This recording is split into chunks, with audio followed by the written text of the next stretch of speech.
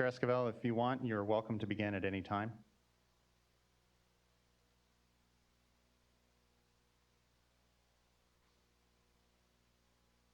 Thank you, Mr. Loffer.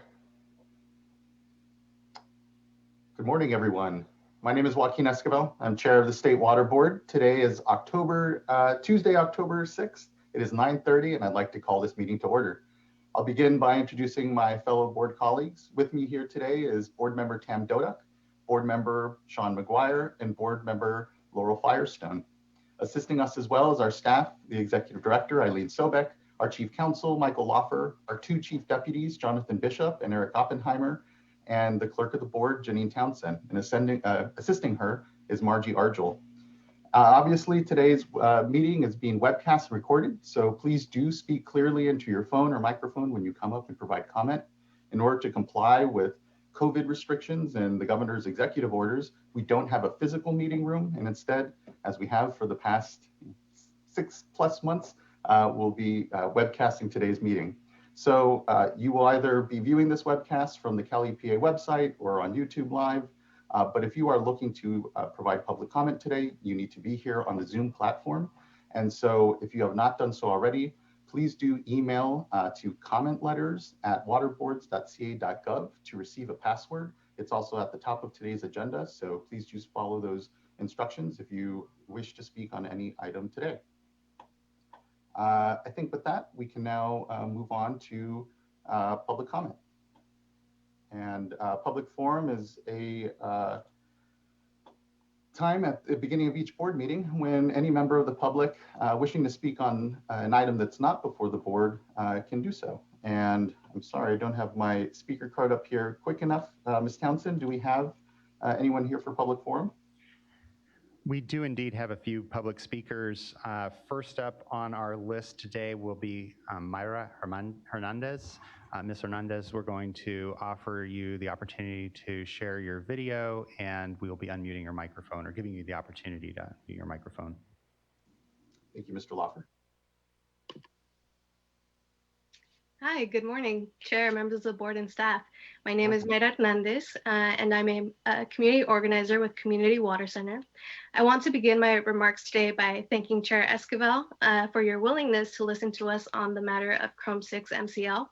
And we know that adopting a health protective MCL as soon as possible is also a priority of yours. CWC has been organizing in the Central Coast for approximately 2 years now. And during that time, we have been able to facilitate 67 well tests in the Central Coast through the Regional Water Board's free well testing program. And we found that 11 households have chromium-6 levels higher than the 10 parts per billion, and 8 households have chromium-6 levels between 7 and 9.9 parts per billion, which is just below the former MCL. That tells us that many more households in the region undoubtedly have toxic Chrome-6 water. And through public data, we also found that 2 schools in the Bajo Valley Unified School District with primarily disadvantaged students have high levels of Chrome-6. In addition, there are 22 schools served by the city of Watsonville's water system, in which 6 of 12 wells have chromium-6 above 10 parts per billion. As we know, currently many disadvantaged communities are facing multiple hardships due to the pandemic and the wildfires, many of which were already faced with the issue of not having safe and affordable drinking water from their taps, not only at home, but at their schools as well. So in this time of despair, we want to ensure that our communities have access to resources, especially resources around water, because it is their human right to have access to safe and affordable drinking water. Due to the lack of an MCL for chromium-6, many communities are in a terrible limbo state between knowing their water is unsafe, yet without the knowledge as to what to do to protect their families from this carcinogen. So we strongly encourage the board to set a more health protective MCL, meaning a level lower than the prior MCL of 10 parts per billion as soon as possible. A more health protective MCL is economically feasible due to the development of new treatment technologies and the implementation of the new SAFER program, which can assist low-income communities that need help to reduce Chrome-6. More importantly, communities are in paying the price now with their health. So we need this MCL established to help these communities obtain the same access to safe water that most of us are already, have the privilege to enjoy. So anything that slows down the process would be inhumane to those with toxic Chrome 6 water. And finally, we ask the board to ensure Chrome 6 impacted communities can access interim bottled water now.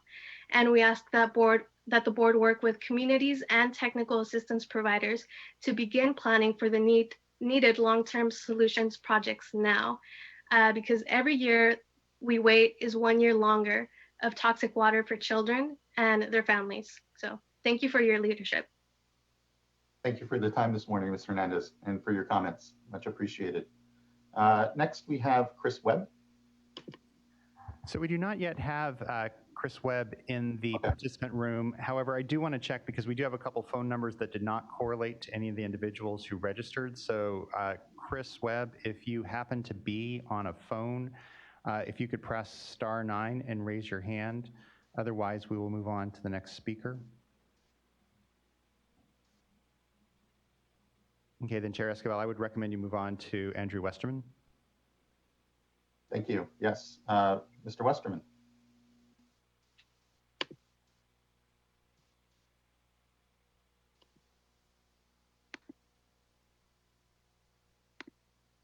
Good morning. Thanks for giving me the opportunity to speak. Good morning. So my name is Andrew Westerman. I'm a homeowner and community member in the Monterey Bay area. Just to give you a little bit of background about myself, I studied geography at UC Santa Barbara. I minored in earth science. I was an operations intern at Goleta Water District, so I have some familiarity with water quality and the issues that we're discussing. I also work for the company that deepened Renaissance High School's water well, which is one of the wells affected by Chrome 6 in the Pajaro Valley area. Most of my life, I lived in the Santa Cruz area, where Chrome 6 is not so much of an issue as it is here. Several years ago, around the time that you guys deleted the MCL level, I purchased a home in the Watsonville area, and I did have my water quality tested for nitrates, coliform bacteria, and the usual basic constituents. Chrome 6 was not detected in this water analysis. For 2 years, I drank, excuse me. For 2 years, I consumed untreated well water from my home, and then later found out, thanks to Community Water Service, that my well was contaminated with Chrome 6.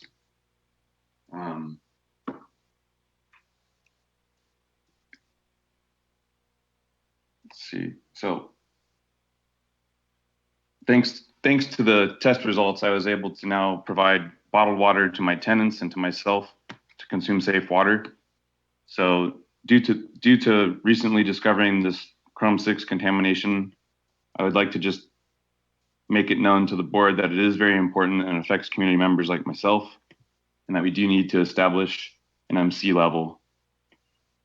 Thank you. Thank you, Mr. Westerman. Appreciate you taking the time this morning to address the board. Next, we have Andrea Ventura from Clean Water Action.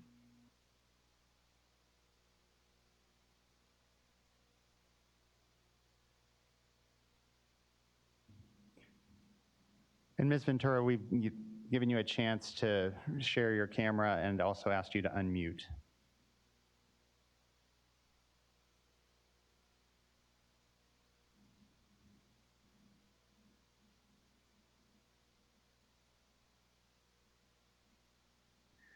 No, still not a.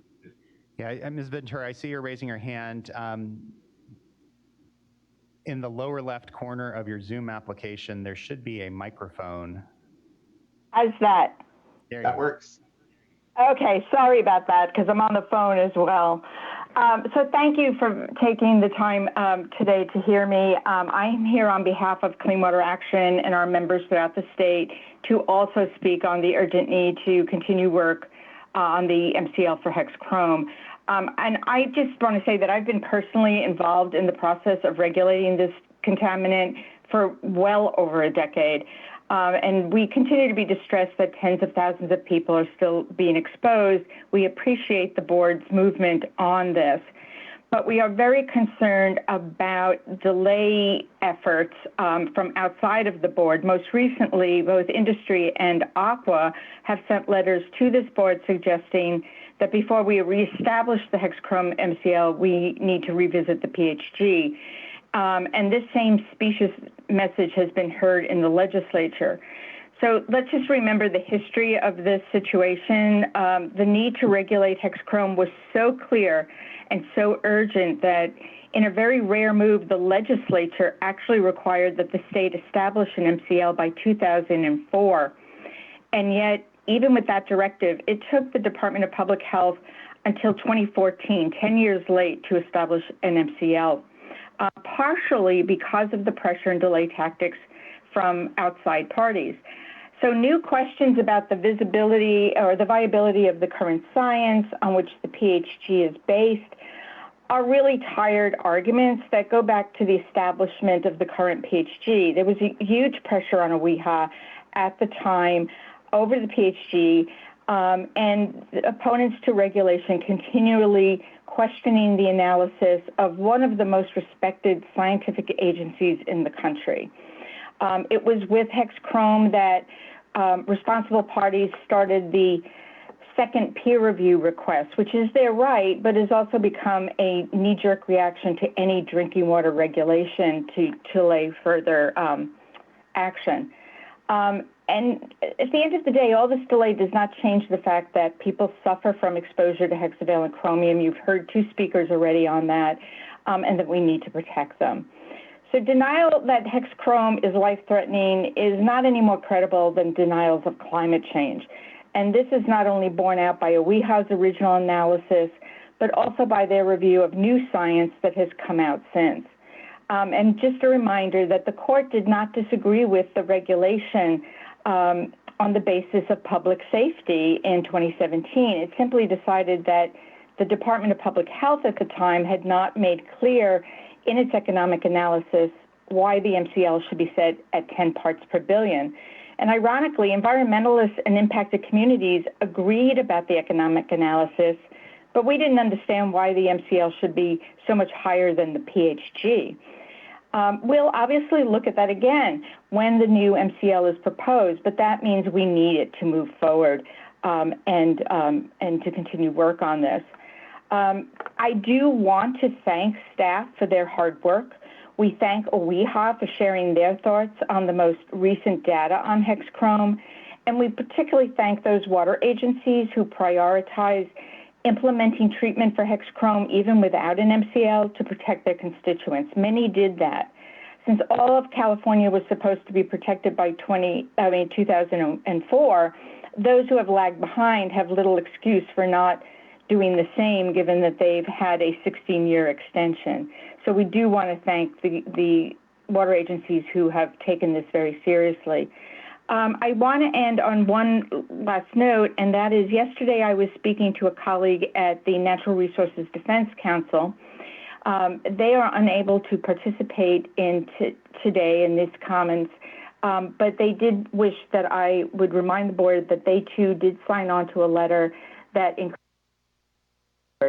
and we thank you very much for working on this and continuing to make this a priority. Thank you. Thank you, Ms. Ventura. Appreciate you taking the time today to address the board. Next, we have Michael Claiborne from the Leadership Council for Justice and Accountability. And I believe at that point, we'll conclude our public forum. Mr. Claiborne. I'll just point out, Chair Esquivel, that Mr. Webb has joined us at this point in time. Okay, thank you. Then it is not, and we will hear Mr. Webb after Mr. Claiborne. Mr. Claiborne.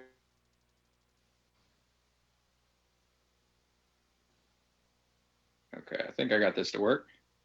Good morning, Chair Esquivel and the board. My name is Mike Claiborne. I'm an attorney with Leadership Council for Justice and Accountability.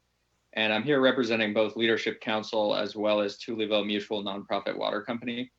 My comments today are in favor of moving with all urgency to set a new MCL that is as protective of health as possible.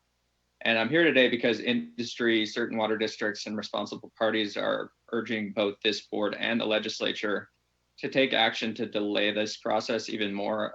And that's a position that we strongly disagree with. Tuleville Mutual in particular supports moving forward with a new health protective MCL.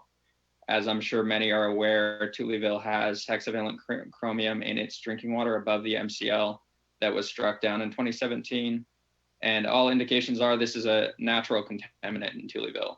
The community has advocated for consolidation with the city of Exeter for the last 2 decades, really since 2001.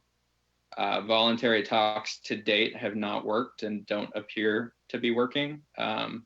And the loss of the MCL in 2017 complicated the state board's authority to order consolidation pursuant to SB 88. Without the MCL, Tullyville residents are exposed to an unregulated carcinogen and rely on bottled water for drinking and cooking. They avoid long showers. We've been told that some parents won't let their kids swim in pools filled with the water during the hot summer. This is really an untenable situation that none of us should accept. I'm not oversimplifying when I say that I believe that if there was a hexavalent chromium MCL today and for the last 3 years, the state board would have ordered consolidation and Tullyville would have safe water today.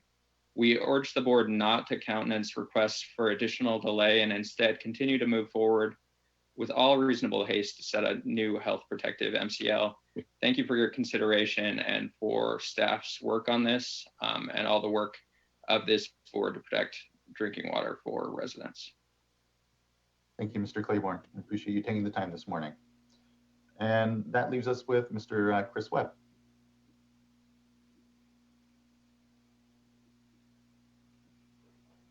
You should be invited here momentarily to share your camera and or unmute. Okay. Hi, so I am a teacher at Renaissance High School. I'm distance learning at this time. I am in favor of us enacting, or the government enacting, a health protective MCL. In 2015, the issue of chromium-6 contamination in the water at my school was raised, and so we were provided with bottled water. And then when the MCL was removed, the services for the water were ceased. And then, but there was no change in the actual quality. So this raised a lot of trust issues with the students and parents in the community. And then we had to fight just to maintain that bottled water service. And it was going to come out of our district, our site funds. So my students would have lost access to resources because of that. Also, the reason I would also want a health protective MCL is because without it, basically the district is saying that we get these annual consumer confidence reports, but the testing doesn't distinguish between chromium-6 and chromium-3. And because the district will say, oh, well, we're following the state guidelines. So because the state guidelines are basically insufficient right now, we cannot get sufficient monitoring. And it's also like, that's just the minimum, getting the monitoring. There's also, like, when it comes to actually fixing the infrastructure issues to have clean water, that's a barrier that without the MCL, they're just going to say, hey, we're following the law. So that's the gist of my comment. Thank you for your time. More importantly, thank you for yours, Mr. Webb, and thank you for the work that you do as a teacher. You know, as the son of educators, I know it's not an easy job, and so just thank you. Really appreciate it. And that now, I believe, concludes our public forum. And so thank you, everyone, for taking the time to come and address the board. Again, public forum is the opportunity to do so on items not before the board discussion today. So thank you. With that, we can move on to our first board item, which is adoption of the previous board meeting minutes. We've also held 3 question and answer sessions where members of the public are welcome to come and bring any questions that they may have related to SAFER. Thank you. Was that Adriana? Oh, okay. Sorry, I think they're unmuting, but okay. Yes. Okay. Sorry about that. Then yes, moved on to item number 1 and adoption of the minutes, and I'll take any. Yes. I mean, We're undecided now. I'll move for adoption of the minutes, but I also just want to make a request to staff in follow up to the public forum.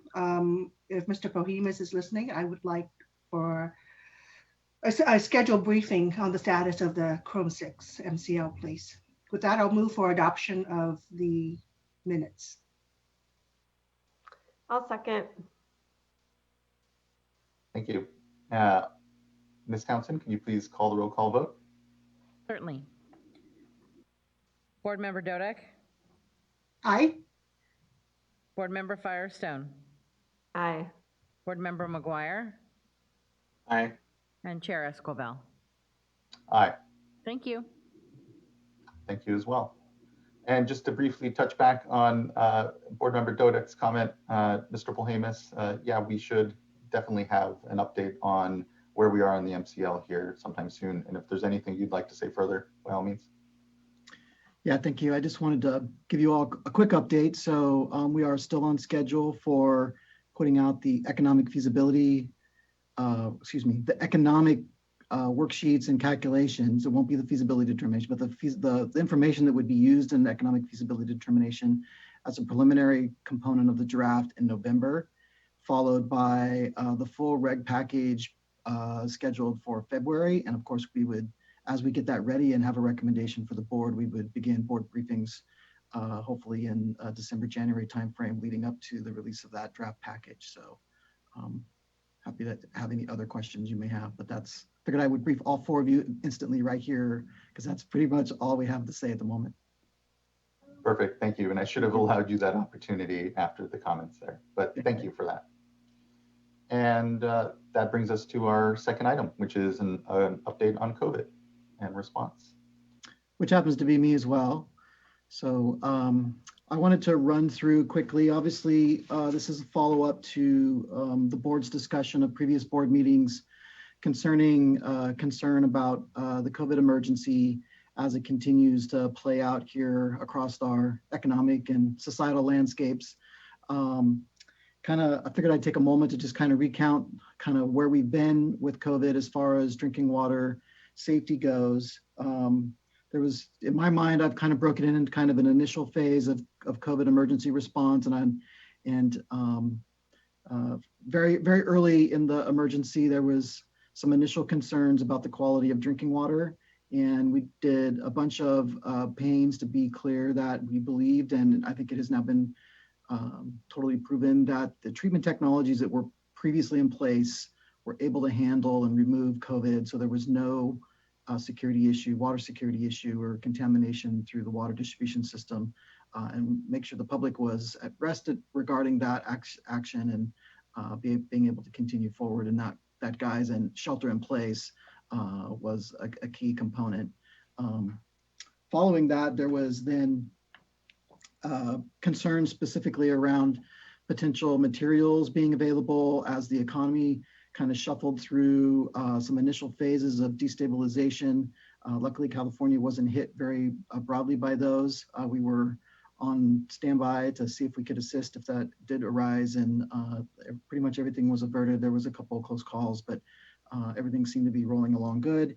And of course, we were always concerned, and many water systems took action to protect their personnel. That was obviously a threat of consideration, was how their personnel, maintaining healthy personnel, able to operate a public water system takes a lot of experience and expertise. And so making sure that they were available and present was key. And I think every water system has managed that to date very well and done a good job in that regard.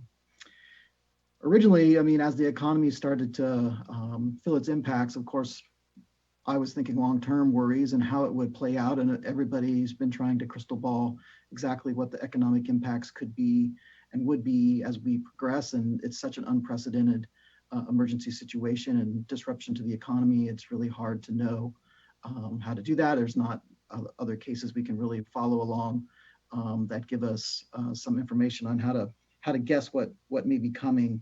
But I kind of always envisioned that this was going to be a second phase, a long-term component associated with the financial capacity and impacts of both water systems themselves and then particular some of the consumers as the economy and different sectors of it were hugely impacted through closures of different types of businesses and whatnot that have limited employment, and the emergency measures that have been taken at the federal level and state level for addressing the workers and economy.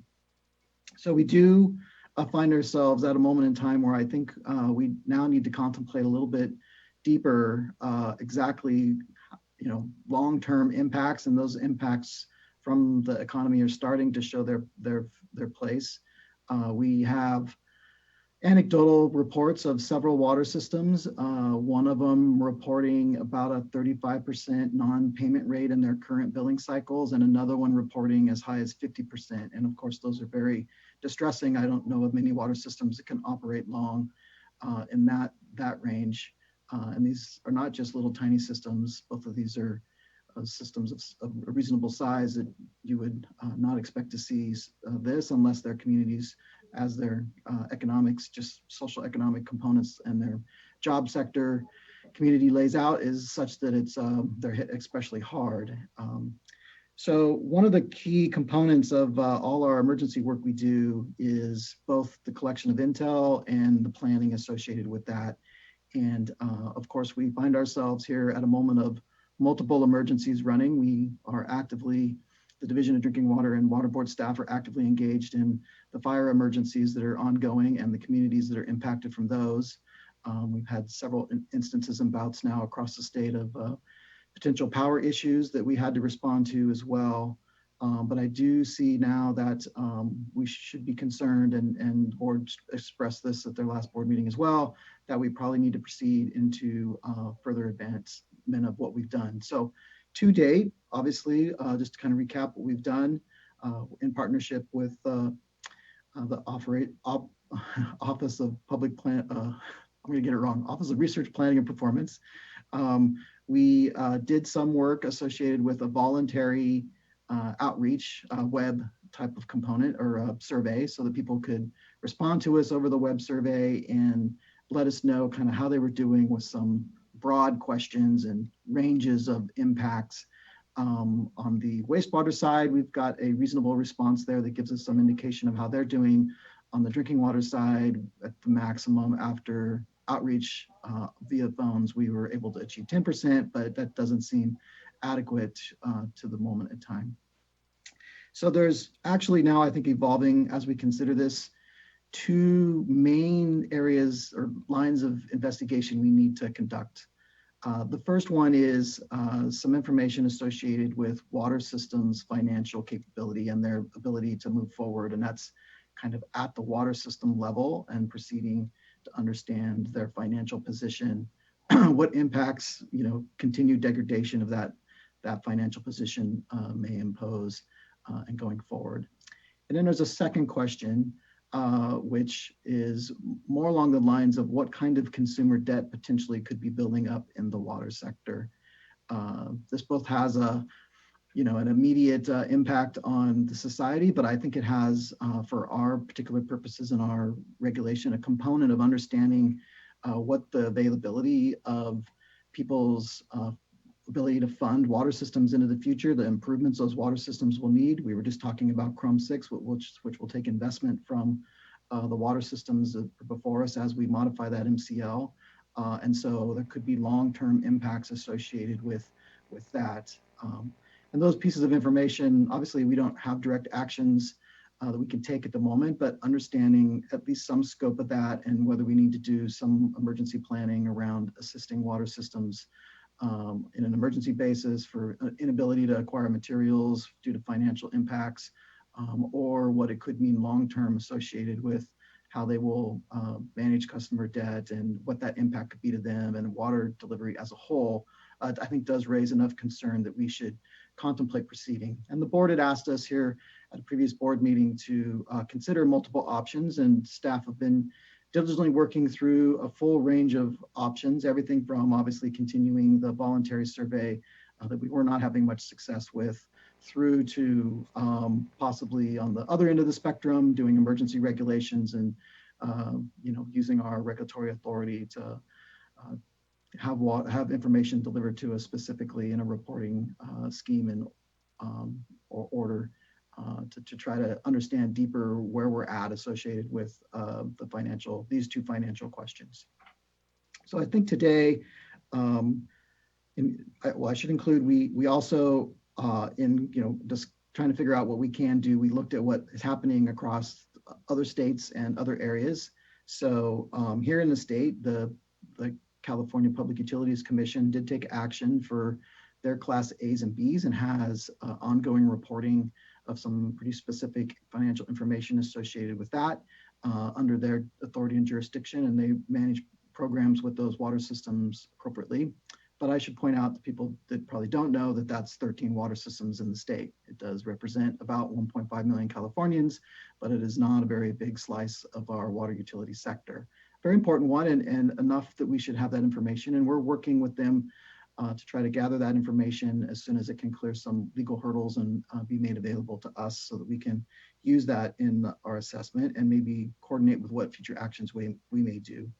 There's also been some national surveys from AWWA and others that were kind of quick surveys that answered some of these questions in a tentative sort of way, but didn't really provide a lot of confidence or specificity as to how different communities in California were performing. And so it doesn't provide an adequate level of understanding for really trying to deal with a possible emergency response. And then also now announced by US EPA is that they will be conducting a survey. What I know at the moment is that it's supposedly 14,000 systems that include a combination of drinking water and publicly owned wastewater works. So presumably that could be split 50-50 or some ratio, which would be 7,000-ish across the nation water systems. They have said that they will let us know what systems in California will be asked to submit that voluntary survey, and will be let know the questions as soon as we can. So we're working to get those. Also make sure that we coordinate as best we can there.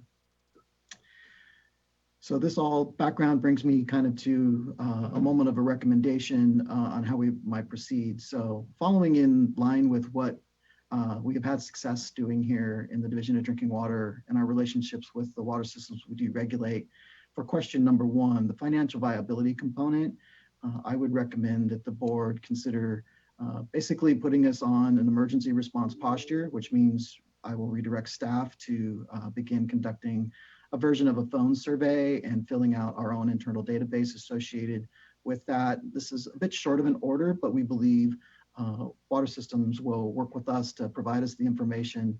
And of course, we can proceed to other measures if we find that for some reason we're having difficulty with that. But generally speaking, when we're working in a response, and I think when we make the case that this is starting to reach the level of importance as far as understanding what could be coming at us as a society here in California and protecting everybody's water quality and delivery of water, it's important to take this next step and do that.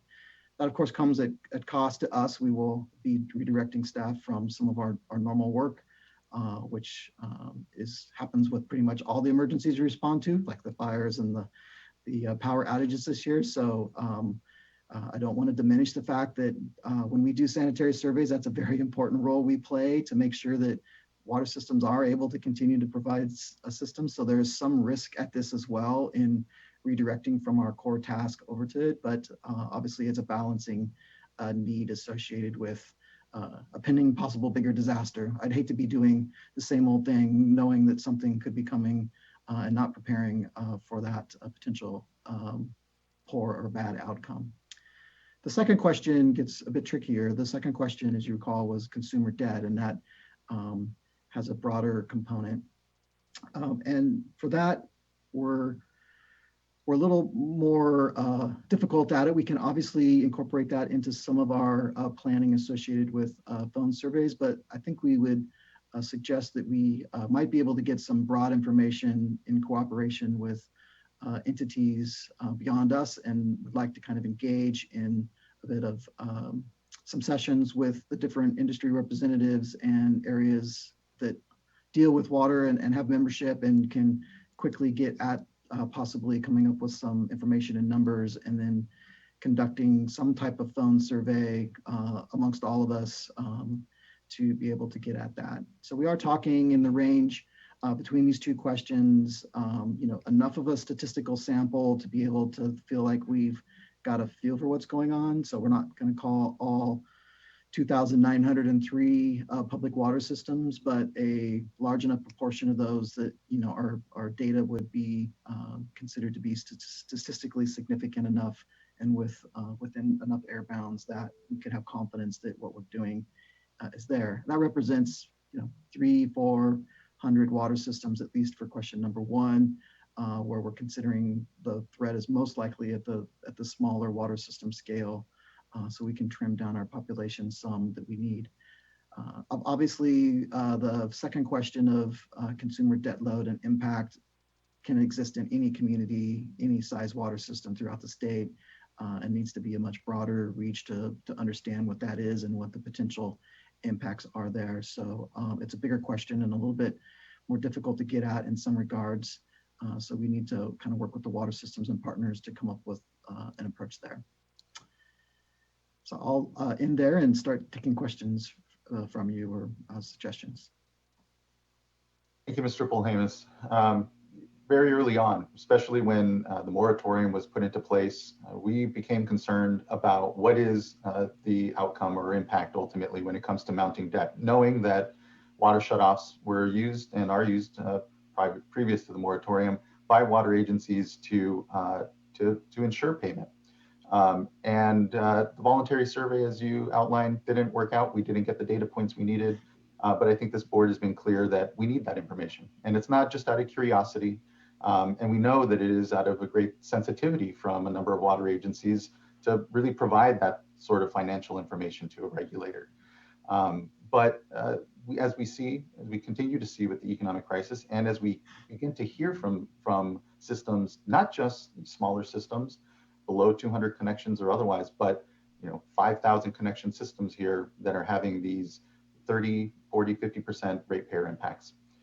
That is not insignificant. And so we need to get a better handle on this. We need to just have this data point because it's really about the follow-on discussions as to what we do as an administration, as a legislature that are really critical. So I hope that, and I know we have a number of commenters here, so I'm looking forward to hearing thoughts and perspectives. But what I hope to ensure is that we all see this as a collective effort, a critical collective effort here in the state to simply understand what's happening in our sector and how we can begin to prepare ourselves for the policy discussions that follow on to it. And that this is just a very first step and should be a little easier amongst us. So I think if we can all commit to the criticalness of this data, its importance, but really then the follow-on discussions even then, and create some trust here first in how we ask the questions, how we best craft it, how we get our best sense here and work. And what I would like to see is Mr. Polhemus and staff to work with all of our stakeholders, many that we'll hear from, I think, here today, the water agencies, environmental justice groups, communities, to figure out quickly how best to ask what we need to ask and get the information that we can. Perhaps a deadline by the end of the year to return to this board with that summary would be certainly very beneficial. Other board members' thoughts here. I know that this has been, again, we've discussed this several times over now at board meetings. We directed staff to come back with some options here. This certainly is kind of threads a needle. One side have the voluntary process, which we did a few months back. On the other, a very mandatory or heavy-handed sort of mandatory order around it. I think what we're proposing here is something of a hybrid in the middle. But I think what we need to make clear is that we need this information and we need to be able to acquire it and hope that we have the trust of the communities and the water agencies to explore this with us. Thoughts from other board members here? Yeah, I'll just add on to that because I know I do think that it's been clear throughout this process that this board is very much recognizing that we're in an unprecedented emergency here with COVID, and that is resulting in really severe threats to drinking water access in the state. And that continues to grow, as we've seen from our limited results to the voluntary survey. There's a significant amount of small systems that are severe risk, sort of teetering on the edge of not being able to operate and provide access to their community. That there's significant deferred revenue for water systems, and that indicates real significant deferred debt burdens on households. So I think it's clear, not just from this, but also from the sort of national studies that have been done, that the extreme and rising water debt burden during the duration of this emergency is continuing to grow, and also that in particular is disproportionately hurting Black and Brown communities. And, given our commitment to racial justice as an agency and as part of this administration, I think that is of particular concern. I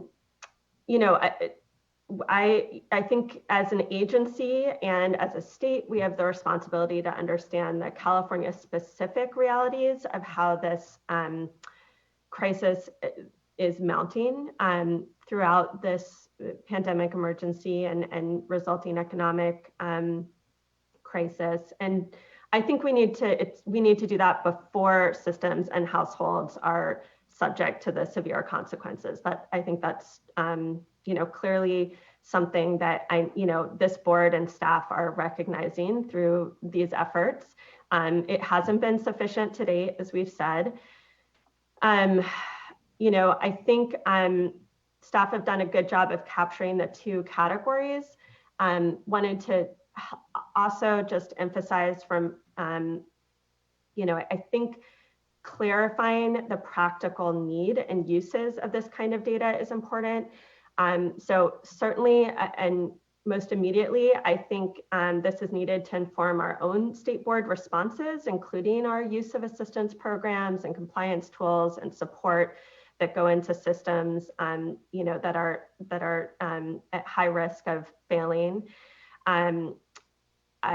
We certainly have limited resources, but we do have some, and we need to understand this looming crisis before more communities don't have access to safe drinking water because of this. I think in addition to that, and we've seen some letters from around federal need and to have this kind of information, and both at the state level and at the federal level, we need to get a characterization and handle on what this is, how the characteristics of it. A basic characteristic of that is necessary to be able to craft appropriate different options for recovery and emergency response.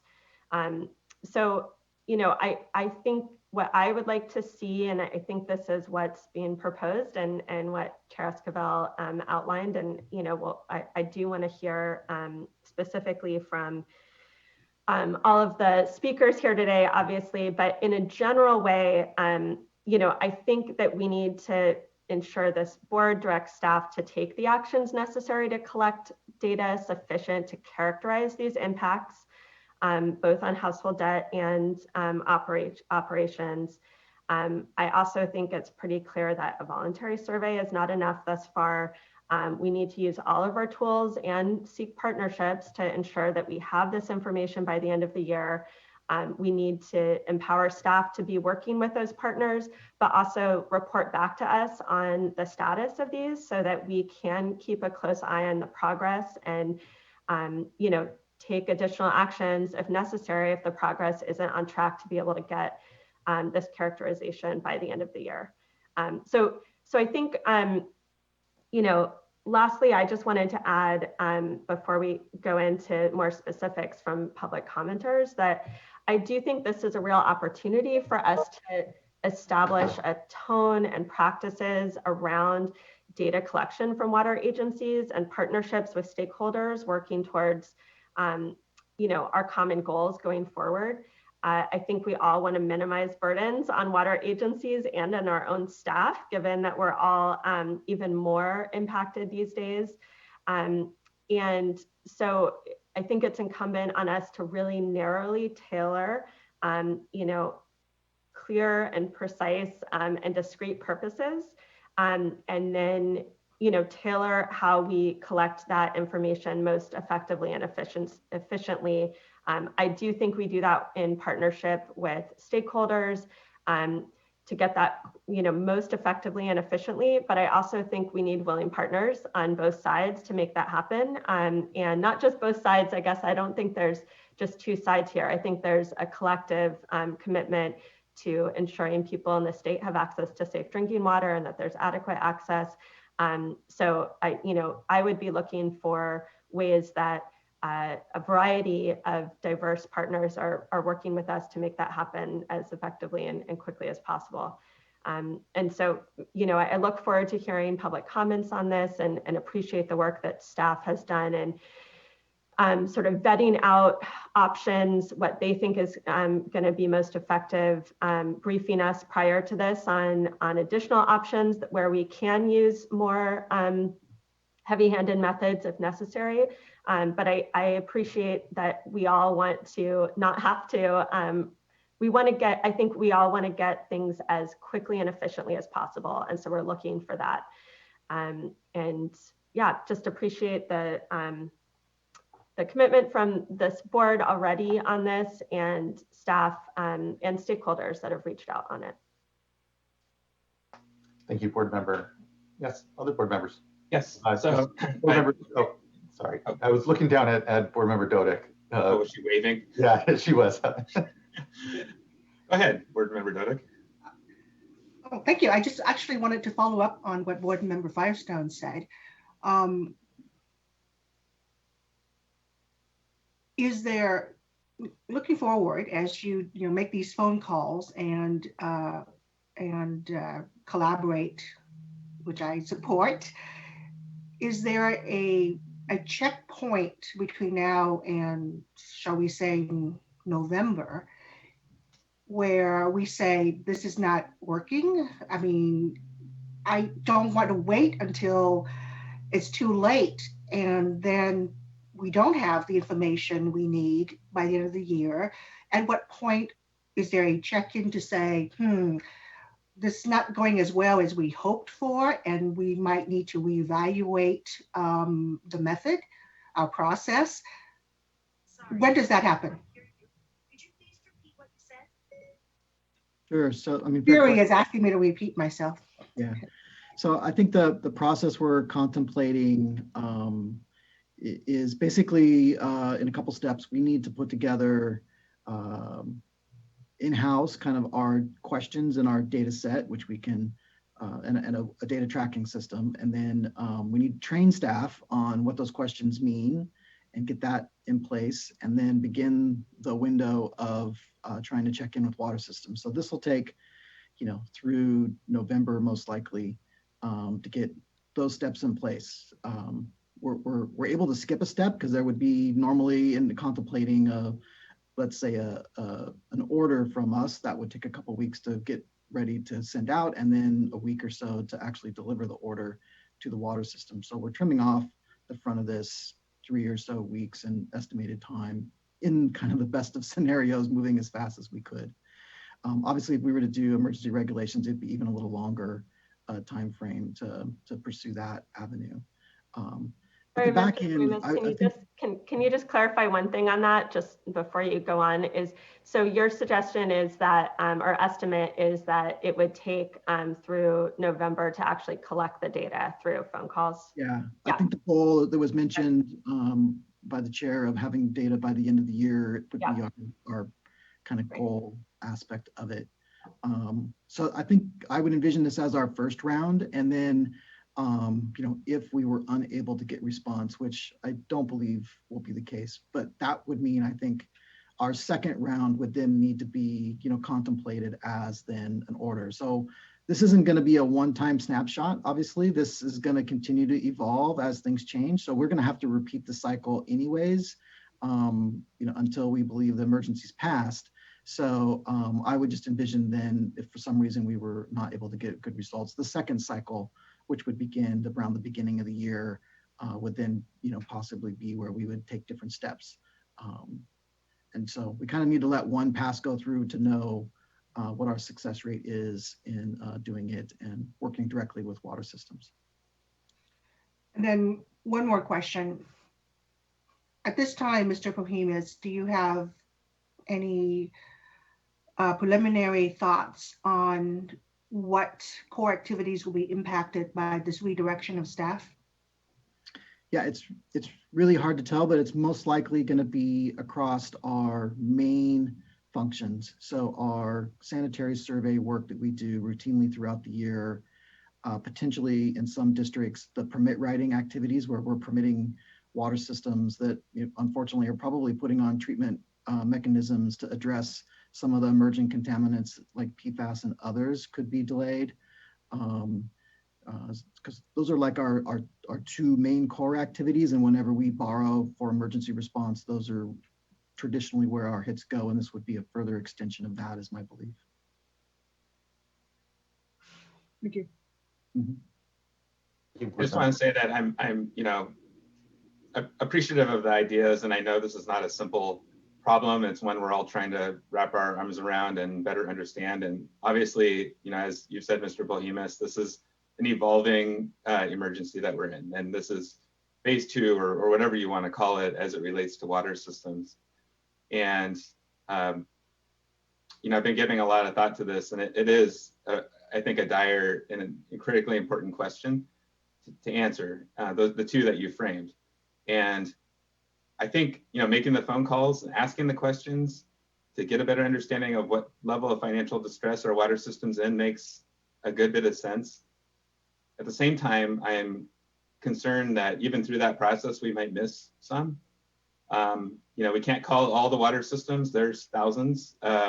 Unless you're planning to do that, I just think that's an incredibly high staff workload. And I'm thinking about the fact that this is an ongoing and evolving situation, as we've said multiple times today, that this is one snapshot that we can get. It's very urgent to get this, and maybe phone calls are the best way to do that right now. But I also think we should contemplate different ideas for how do we provide a way to solicit ongoing input from water systems that may need assistance. And that might be through just a survey or some sort of tool that's just always available for them to reach out and let us know what's going on. I don't know, I want to hear from stakeholders today about that thought, but just knowing that this is going to be going on for the next year, I would guess at least, and maybe longer as we look at recovery. So, we need to be thinking long-term as we work with industry partners, as we work with environmental justice groups. Let's think through those different options so we don't need to keep, reinventing this process over and over again. So similarly, did you want to say something on that? I was just going to just kind of give you a point of kind of where I'm guessing, our time frame. So during the power emergencies, we mobilized and were able to contact over 200 water systems within a day and a half. Obviously, that was a very short conversation, not going to be this nature of quiz, but and we're contemplating, I think, a number around 400 water systems for the survey component to give you some magnitude. And that's helpful, and that'll be good. And I think you can reach a number of systems that we think might be at the highest risk. But as you said, you've already heard from a couple that are larger in size, and I've got to think that some of these challenges are being felt, with many of the larger systems, that you haven't heard from yet, and they really don't know, as they're in the midst of their, financial year, their budget year, they probably really don't know what those impacts are quite yet. And so, anyway, this is just something that we need to keep our fingers on the pulse of for sure. The other thing I wanted to mention that hasn't quite come up yet is, like US EPA is acknowledging that the household debt issues, the household debt can be a result of drinking water bills that have accrued as well as wastewater. And so I just wanted to flag that, we've done a wastewater survey and actually had a good response to that.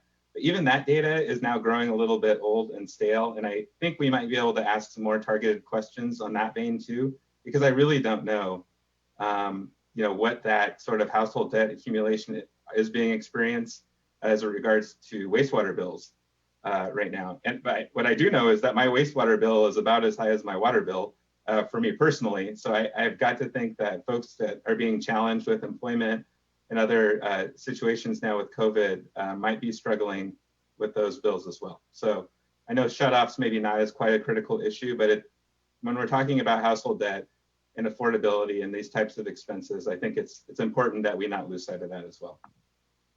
Yeah, thank you for that, board member. I'll note that the PUC has been able to shine a light on the other utilities a little more. Again, very different when we talk about privately owned utilities as opposed to public. And on the drinking water side, it's largely public water agencies along with the wastewater sector. So, as I understand it, the legislature actually passed some fixes when it comes to how, the electric utilities and other utilities are able to actually absorb that household debt that is accruing, but very different, as we know, when it comes to public water agencies and their abilities to, because of Prop 218 and other considerations, to do that. And because it's a zero-sum game when it comes to, a water agency's financial ability to forgive, any cost of service that was provided to a home. So it is a very different animal. There's some movement that we've seen on the private side for utilities, to your point, because it's not just drinking water, it's wastewater, it's electricity, it's the whole the package that we're seeing as an incredible burden. But we're here to do our part and inform, at least when it comes to this sector, knowing that it is very complicated. There's 3,000 plus water agencies out there that we have to try to think and consider when it comes to how we react as a state and support ourselves here. So thank you for that, board member. I have just a couple of follow-up questions based on the discussion that we just had, if that's okay. One is, so Mr. Palamas, you mentioned 300 water systems that the board would reach out, our district engineers would be reaching out to directly. I think my understanding is that is just the small systems that we're worried about, being on the verge of financial collapse. That number isn't going to get us the sample we need to get a handle on statewide household debt. If we're going to try to get a sample, a characterization of statewide household debt, that isn't, that the 300 sample is not how that was going to happen. And so I guess, wanted to ask you to clarify that. And if that's true, just clarify, I think following up on board member Dudek's question, I think we need to figure out how we make sure that we're on track on that second part, or the, any additional work if that 300 number isn't, that we're reaching out to directly isn't covering the household debt part. Can you explain that? Yeah, I mentioned it super briefly, but let's give it a little more time here. So the two questions, you're correct that we would be doing a sampling of the smaller systems. So not all of them by any means, because they obviously, when you look at our water systems, simply a half of them, 1,500 are under 500 connections. And so it's a lot of small water systems compared to our 400 larger systems typically that are considered out of our full 2,900 approximately inventory of community water systems. So in order to look at the finance, you're correct, we would focus a bit on the smaller scale, presumably where the impacts would be more severe and they just tend to have less resources to start with. And smaller communities could be impacted in a faster kind of way. So that just going back to my old statistics books and trying to figure out what a sample size set would be to give us a reasonable answer isn't a 300 to 400 number sampling in order to have some confidence in the results we would get. And again, they would be statistical in nature, not every community. And so to Board Member McGuire's point, we probably ought to have an open line as well of like, if you didn't get sampled and you have a problem, you should still let us know via contacting the districts, and this is how you can do it. Or if you wanted to volunteer to fill out get your information into the survey data, we're not going to turn you away type of scenario. The second question, you're correct, is bigger. That would need to be more on the neighborhood of 800 water systems to be able to have it across the breadth that we think would be able to give us then an answer on the consumer debt question, because it is now focused on a broader population of the state and needs to include the larger water systems that serve our largest populations. And I think just following up on that, then I think that one is going to, I would like to check in sooner, like even hear back, at the next board meeting or in a couple weeks on how feasible we think it is to get that second sample. That's a far greater number, hopefully through various partnerships to sort of accelerate getting that. I just would like to hear progress and some milestones on that pretty frequently to make sure we're on track, because that's a bigger lift and one where I think making sure we're on track with, how partners are able to help us get that is going to be critical to making sure that we're going to have it by the end of the year. The other questions just following up were just on the wastewater side and Board Member McGuire's excellent point on that.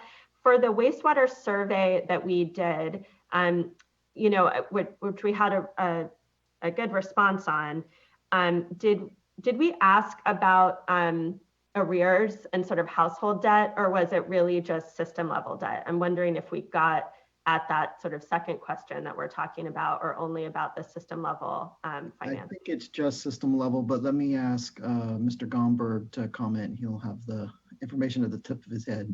That's correct.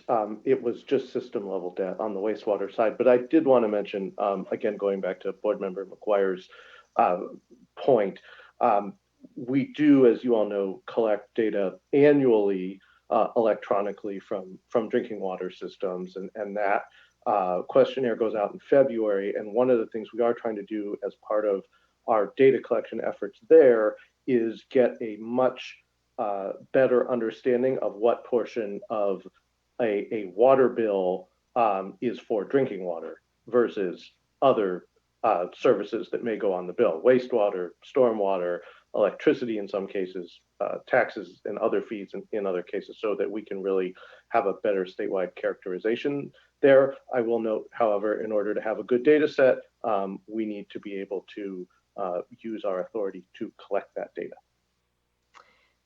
Just on the household wastewater side, I mean, I think partly, and I'm not sure exactly how this works, but my sense is that because wastewater, it's pretty hard to shut that off. You don't have the same shut off issues as you do with water. That, the moratorium, there wasn't a moratorium because there aren't really wastewater shutoffs in the same way. And so I'm not sure that the household debt is building up in the same way, but it would be good. It would be good to get a handle on that.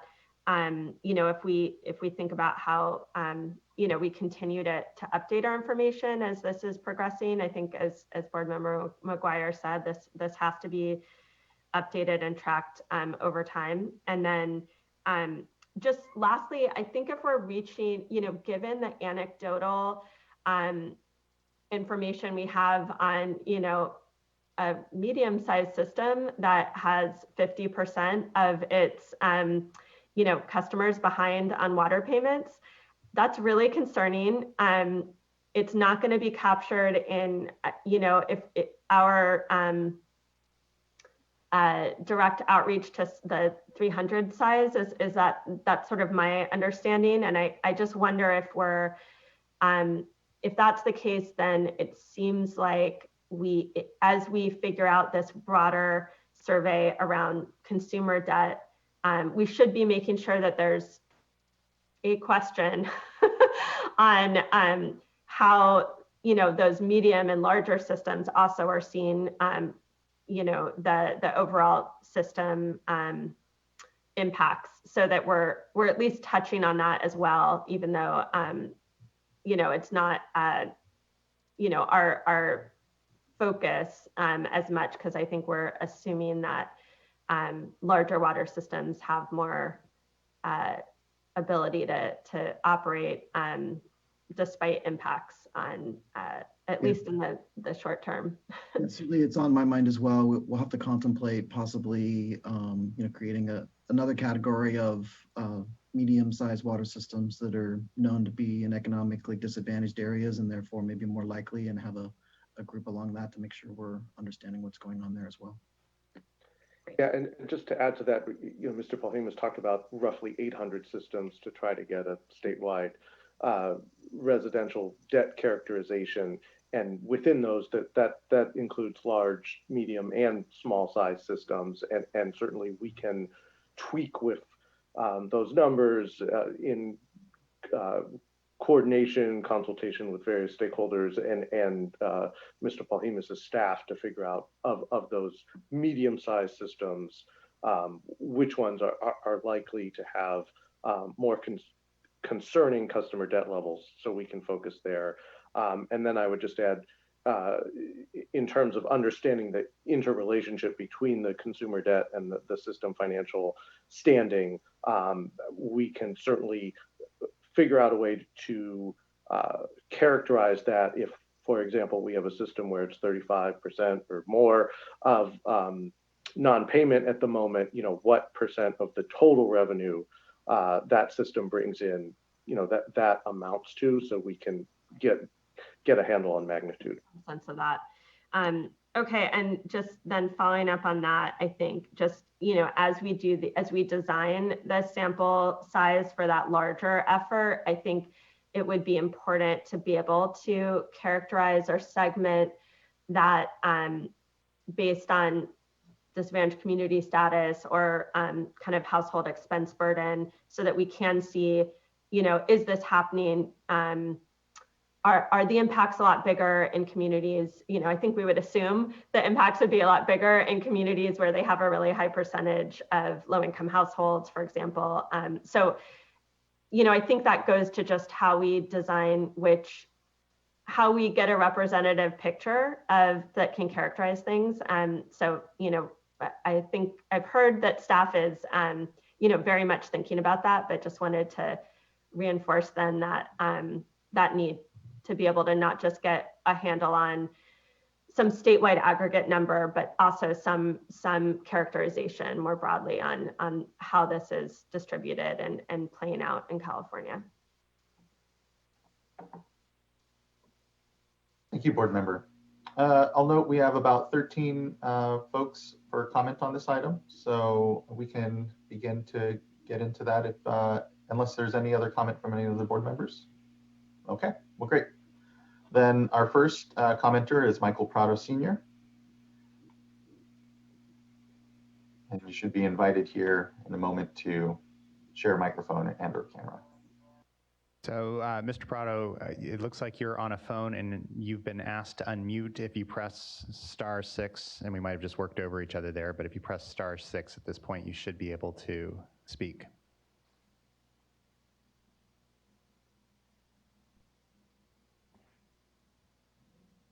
Good morning. You hear me? Good morning. Yes, we can. Thank you for joining us. All right. Thank you. Let me see here. All right. Good morning,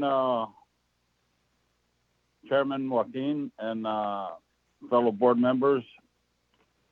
My name is Michael Prado Sr., and I am currently the president of the Sultana-Munson CSD. Sultana-Munson CSD is a severely disadvantaged small water system that serves communities of Sultana and Munson in northern Tulare County. Small water systems like ours are seeing increasing numbers of non-paying customers. We are already down approximately 15 to 20% of revenue and expect that number to increase with the COVID and of course the holidays coming up. If this continues to get worse, it could affect the ability of a small water system to provide safe water. We are also getting questions from the community about what will happen with their water bill debt. People are worried about how they will pay their water bills and if they will have their water shut off. I am concerned about the impacts to drinking water accesses on our communities. That is why I am asking the State Board to please take urgent action now to better understand how the COVID-19 pandemic is affecting California's most vulnerable, severely disadvantaged water systems and households. And I'll end with this saying that right now, currently, our services do provide, like Mr. Aguirre was saying, the wastewater bill added with the water bill. It's all combined. Currently, our customers paying $45.85 for water, and of course, you can add probably another $30 to $50 of bottled water that they have to buy at the store. And then their sewer bill, wastewater, is $40.02 currently, and that was since February 1st of 2018. And I'll end saying thank you very much for taking your time today to listen to me, and I hope we can get on and get things taken care of quickly and as soon as possible and very safely. Thank you very much. Thank you, Mr. Prado. I really appreciate you taking the time today and addressing us here, knowing the challenges that I know folks are seeing on the community level day and day. So thank you for your incredible work and for taking the time today. Really appreciate that. And I just add a thank you in particular to Mr. Prado, because I know he's really been a leader. You have, Mr. Prado, have been a leader in your community for many years and trying to help not just your own community get access to safe drinking water, but also your neighboring community. And I think really a model of how, you know, water systems can be reaching out to serving outside areas and the consolidation extension to Munson. So really appreciate your leadership and certainly your participation today, as the Chair Esquivel mentioned. Thank you. Thank you for that. Thank you, Laurel. I believe that's Laurel. Thank you. And I'll also add that I am also a member of the Iowa Coalition. I've been since about 2009, and I've been very happy with seeing a lot of advocacy for them and moving forward with a lot of it. And keep up the good work. Thank you. Likewise. Thank you, Mr. Prado. Next, we have Brian Osorio. Osorio Trujillo, it looks like. So. Yes. Hello. I don't know why my video isn't showing, but good morning, Chair and board members. My name is Brian Osorio, and I am a council member for the city of Delano, located in Kern County. For those of you who don't know, Delano is the home to a majority Latino population and a significant percentage of immigrants. It is also the home of essential workers, including farm workers, healthcare, and service workers who are in the front line of the COVID response. You know, just like Mr. Prado has already outlined, communities like Delano all across the state are hurting financially, and we will need help paying off water debt or consumer debt, or otherwise face the possibility of having the water shut off. That's something that your board has already recognized, and I'm thankful for that. At the same time, you know, families are already asking what will happen with their water bills. A board member mentioned the wastewater bills because they are joint for us here in Delano.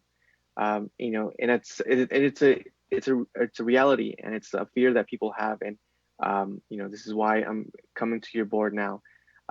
So I think one of the steps to getting us, you know, in a place where we can start to draft solutions together, Chair, I appreciate you saying that, you know, this is going to take a joint effort. It's not just going to be on you, but also on the cities.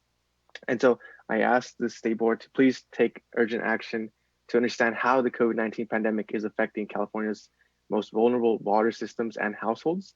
I think collecting data will help us better understand the problem and lead us to these potential solutions. I strongly believe that no one should ever fear losing access to water, especially during a pandemic. This can be considered a matter of racial and economic justice. And as leaders, we have a responsibility to act before a crisis of the magnitude continues to occur. Thank you. Thank you, Council Member, for your advocacy and representation. Really appreciate your joining us today. Thank you. Next, we have Jonathan Nelson from Community Water Center. Hi, good morning, Chair and members. Can everyone hear me okay? Great. My name is Jonathan Nelson, Policy Director with the Community Water Center. I'm here today to speak in strong support of the board taking urgent action now to utilize its authority to collect data on household water debt and needs of vulnerable water systems. And just want to start by expressing our appreciation to this board for this discussion today. Really important and we think really timely. And as we've discussed before, and as we've frankly and unfortunately are seeing with every passing week, the COVID-19 pandemic is disproportionately impacting low-income communities of color on so many levels. And we are seeing that that includes access to safe and affordable drinking water as just one of those impacts. And in short, we are, and I think we have sort of a common understanding of the problem we're trying to solve here at this point, but we are really worried about this rising tide of household water debt for low-income families that we think could really result in a major crisis by next year as protections like the statewide water shutoff moratorium expires. And so just to give an example of what that tangibly looks like and what we want to avoid seeing our families that we know make up a disproportionate share of essential workers receive water bills next year that could range from hundreds to potentially even thousands of dollars, or over $1,000, depending on how long maybe they've been receiving protection. And then be in a situation where their water is shut off because they can't afford to pay that back. And then of course, as already has been discussed, we're worried about our smallest water systems as well and how they could be impacted.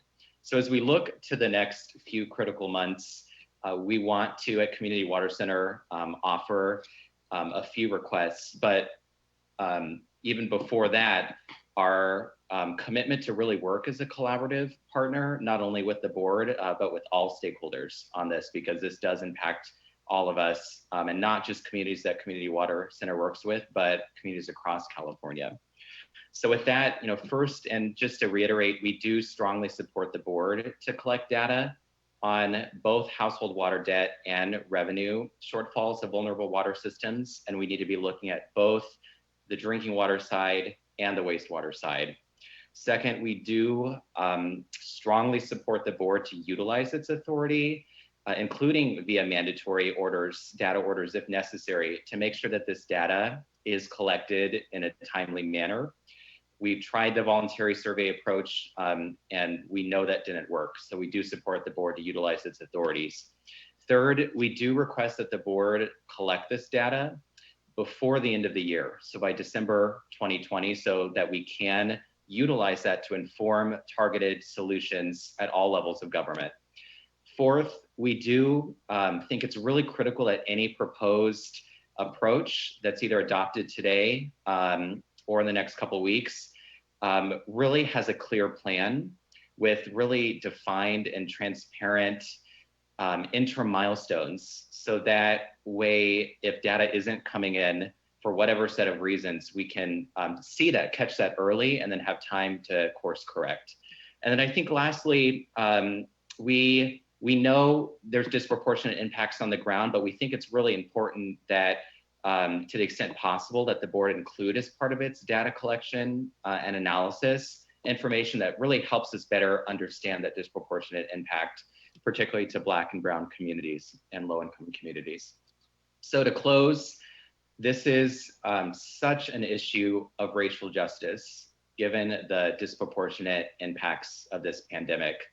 And Community Water Center is committed to working with you all, as well as with all the stakeholders, so that we can do what we need to do over the next 2 to 3 months on this issue for preserving access to safe water in environmental justice communities in California.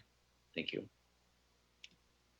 Thank you, Mr. Nelson. Really appreciate you taking the time today and for the constructive and always engaging comments. Next, we have Tracy Quinn from the Natural Resources Defense Council.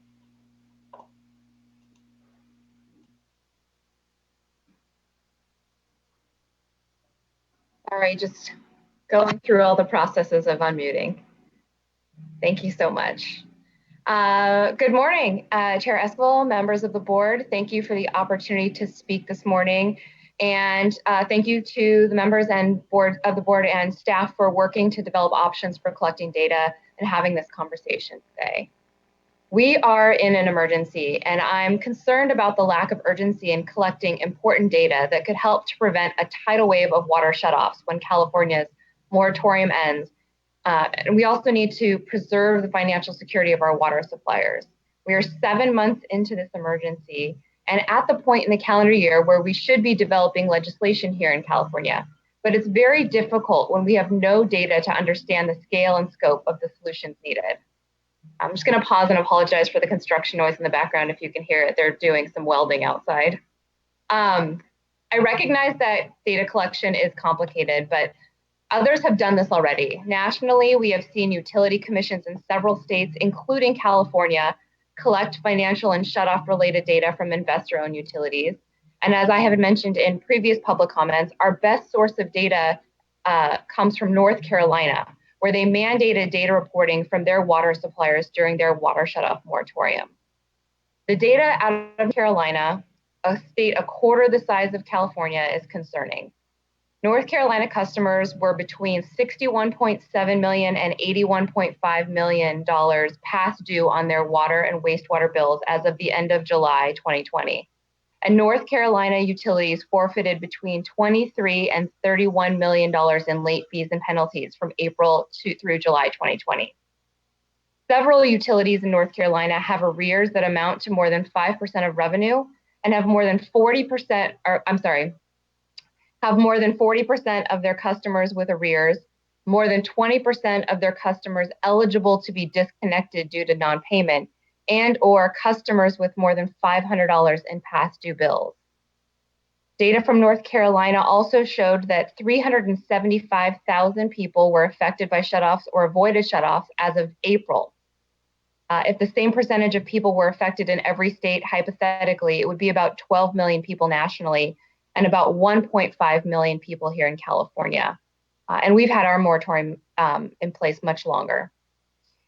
As other speakers have noted, this is not just a safe drinking water issue. This is a racial justice issue. We know that communities of color are disproportionately impacted by these issues.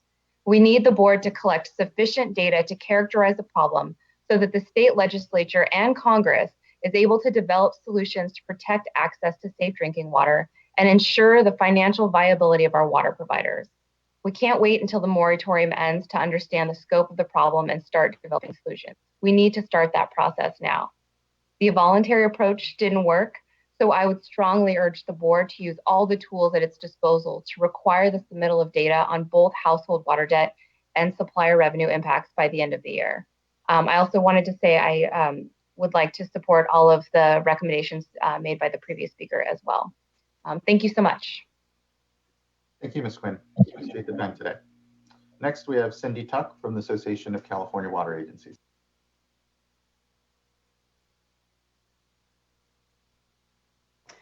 Good morning, Chair Esquivel and members of the board. Cindy Tuck with the Association of California Water Agencies.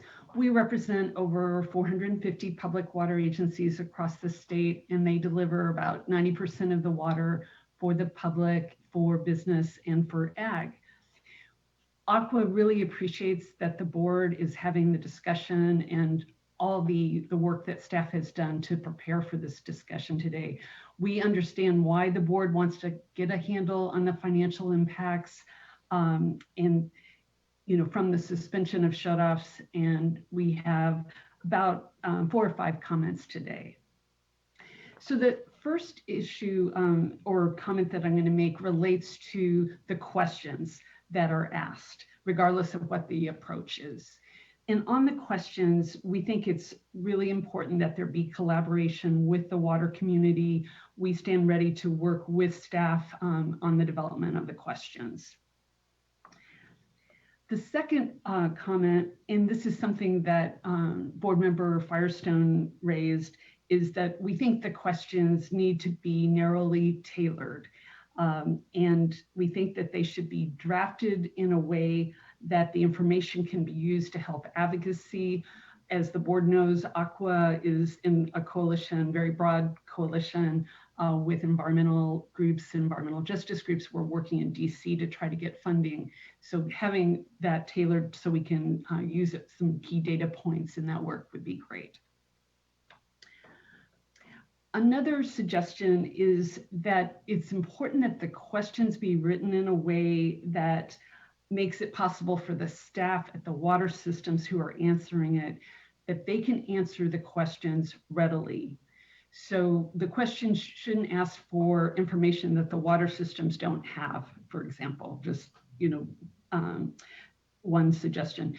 For example, most water systems don't have income information about their customers.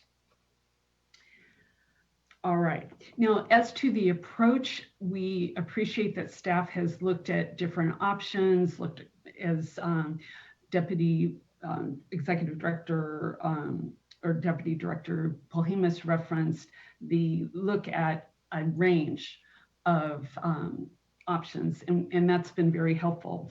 What we are suggesting is look at this in a two-part or a hybrid approach, and I think this is somewhat tracks with what staff was recommending. It may be a little bit different, but what we were suggesting is that the staff work with the associations and have the associations conduct a survey, and that the associations, and these are statewide associations, would provide aggregated data back to the state board.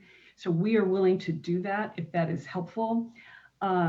We think if that is done, we would want to, of course, have collaboration on what the questions are up front and how data would be aggregated up front so that the information would be helpful. The second part of that kind of hybrid approach would be having the State Water Board work with the smaller systems to get the information. And that's certainly part of what Mr. Polhemus was proposing this morning. But regardless of what the approach is, we stand ready to work with the board and staff on the approach. Let's see. Just a closing note. Before the pandemic, there were obviously shutoffs, and our members, I think, had a good reputation for working with their customers. Water agencies answer the phone, they work with people on payment plans, that kind of thing. And they take working with their customers very seriously. That's something that's very important to them. When the executive order came out, ACWA and our members respected the order. We continue to respect the order. We understand why it's important. And just like the board is having a discussion today, at ACWA, we're starting this discussion about when the pandemic ends, and I knock on wood on my dining room table because we all want it to end, as soon as it can, that we need to be ready for how will the transition happen on the payment issues. So very important questions. We want to work constructively on that, and our members are already thinking about that too. So we're glad to continue this discussion on that topic. And with that, I'll conclude. Appreciate the opportunity to provide input this morning. Thank you, Ms. Buck. Really appreciate you taking the time. Next, we have Caitlin Kalua from the California Coastkeeper Alliance.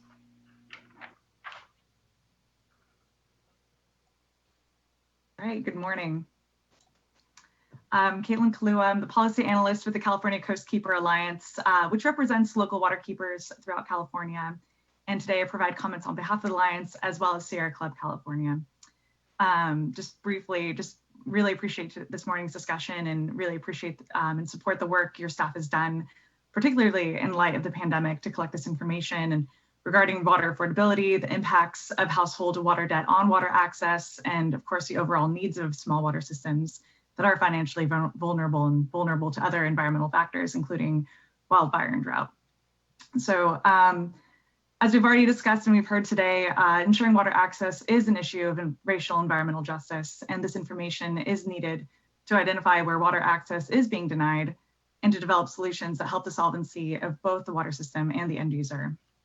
The State Water Board has an affirmative duty and regulatory mandate to address water access and affordability under the Low Income Water Rate Assistance Act, the Human Right to Water, as well as its distribution of the Safe and Affordable Drinking Water Fund.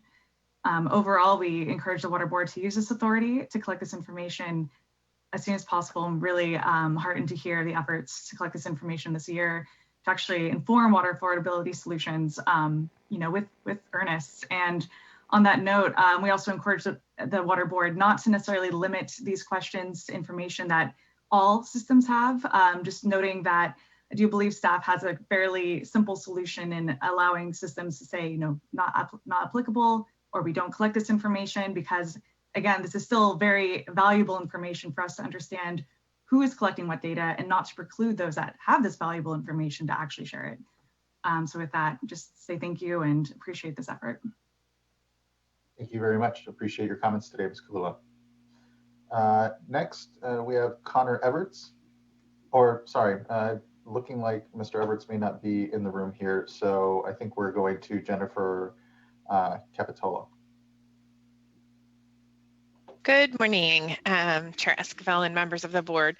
Jennifer Capitolo, Executive Director of the California Water Association. We are the statewide trade association for the drinking water utilities that are regulated by the Public Utilities Commission. You've heard on this item quite a bit of feedback on what the California Public Utilities Commission has been doing to collect data from our members, but I want to just share a little bit more feedback so that you have that background going forward. So in June of 2020, the PUC issued a scoping memo requiring data from our members on COVID-related financial impacts. I'm just going to quickly go through the initial list of what they required in terms of reporting. So number of customers requesting bill assistance, number of newly enrolled customers to low-income rate assistance programs, overall enrolled customers in low-income rate assistance programs, customers that were late or behind on a bill, average, median, and range of arrearage amounts, as well as overall arrearage amounts, and the number of customers making partial payments. So since then, the Commission has revised this biweekly reporting requirement to also include, as of October 2020, data segregated by non-residential customers, as well as residential customers enrolled in our low-income rate assistance programs.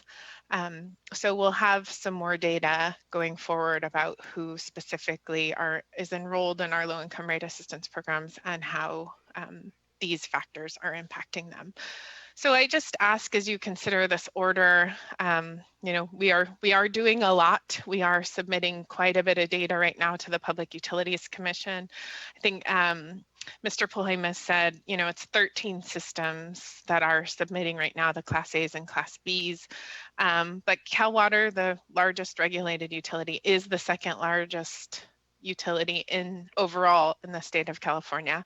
And we are 15% of the state. So it is a fairly good sampling, urban, rural, north, south, different income brackets. So it is a good sampling of what's out there. So I think our request is if we can be excluded from whatever requirement going forward, if you do have an MOU currently with the PUC and the State Water Board to be able to access this data. It is public information though, so it is available. There has been a question about a small piece of data has been submitted by just two companies confidentially. And I think that is tied because we're the ones that did it are publicly traded companies. And so there's a 10K filing that the SEC requires. And I believe that once that SEC filing is made, that all the data can become public, but that is really a unique piece of how we're structured because we are regulated and publicly traded companies. So I think you can imagine we'd rather not submit 2 times. And I do just want to end by saying we have, similar to what's been mentioned, we've really been thinking a lot about how do we address our customers once this pandemic is over. We are very much concerned about our customers on outstanding water bills. We're also very concerned about small companies and helping them get back on their feet.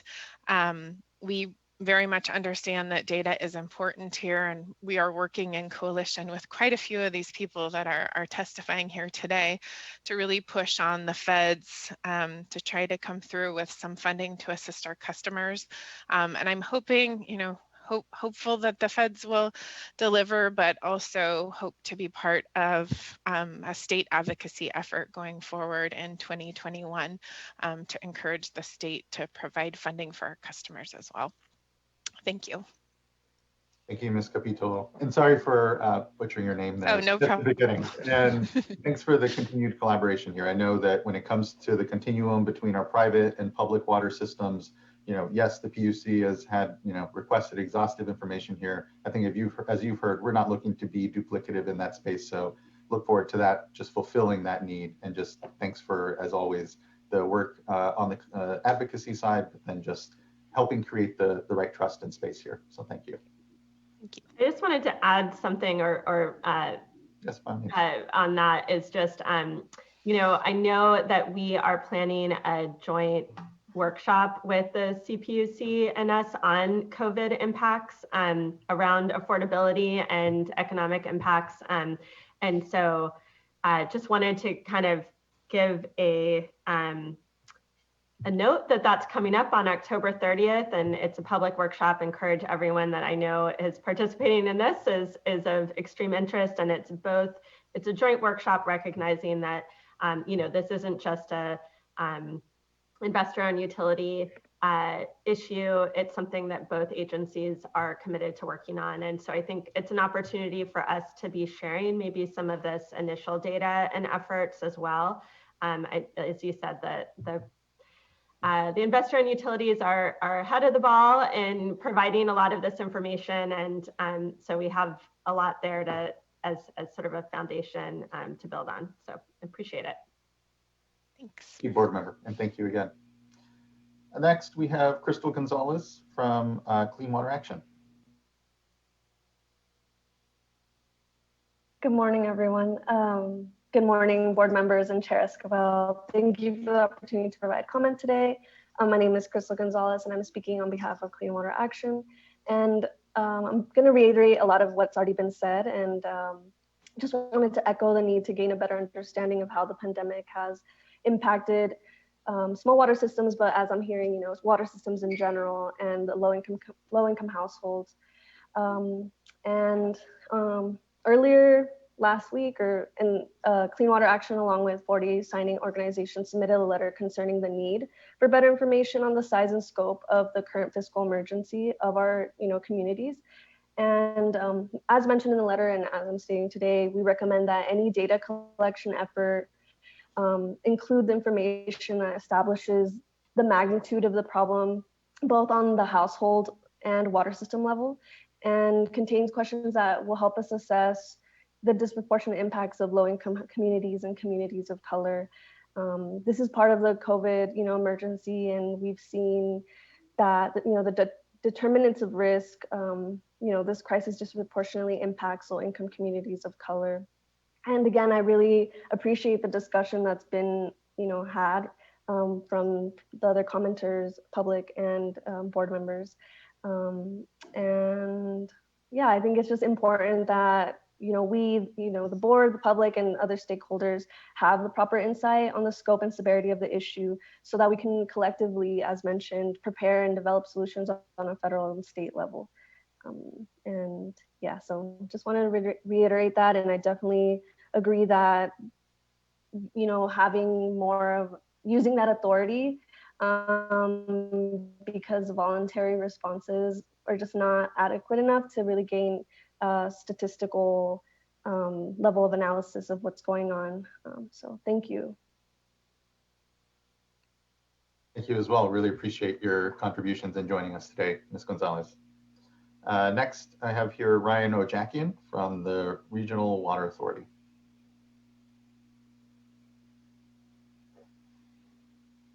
Yeah, it should ask you to unmute here in a moment. It's there we are. Can you hear me now? Good morning. Yes, Sorry. I was getting blocked for a minute there, which may have been a good thing. We'll see. So I did want to start off by sort of underscoring what I heard from all of you board members, Chair Esquivel, Board Member Firestone, Board Member Dudek, and Board Member McGuire. I thought you all had really excellent comments and issues to raise. You know, my mind's racing. I don't know which direction to go here because frankly, we're talking about an issue that's foundational. Should have introduced myself. I'm Ryan Ojakian with RWA, Regional Water Authority. We represent 20 water suppliers in the greater Sacramento area, providing water to 2 million people.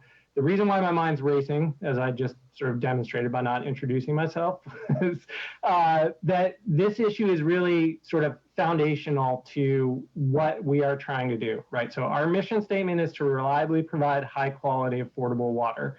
And we are sort of at its core, we're talking about how do we do that? How do we pay for that? So, you know, I really want to underscore what I heard from a number of you, that we need to have partnerships here. We're committed to partnerships, that we need to be, in the specific issue at hand, we need to be really narrowly tailored to the questions that we're asking, because that's going to help us build those partnerships, right? It's going to be a lot easier if we have questions that water agencies can readily respond to. We do have a lot on our plate at this time, and asking us to do something that is new and different is challenging at this moment.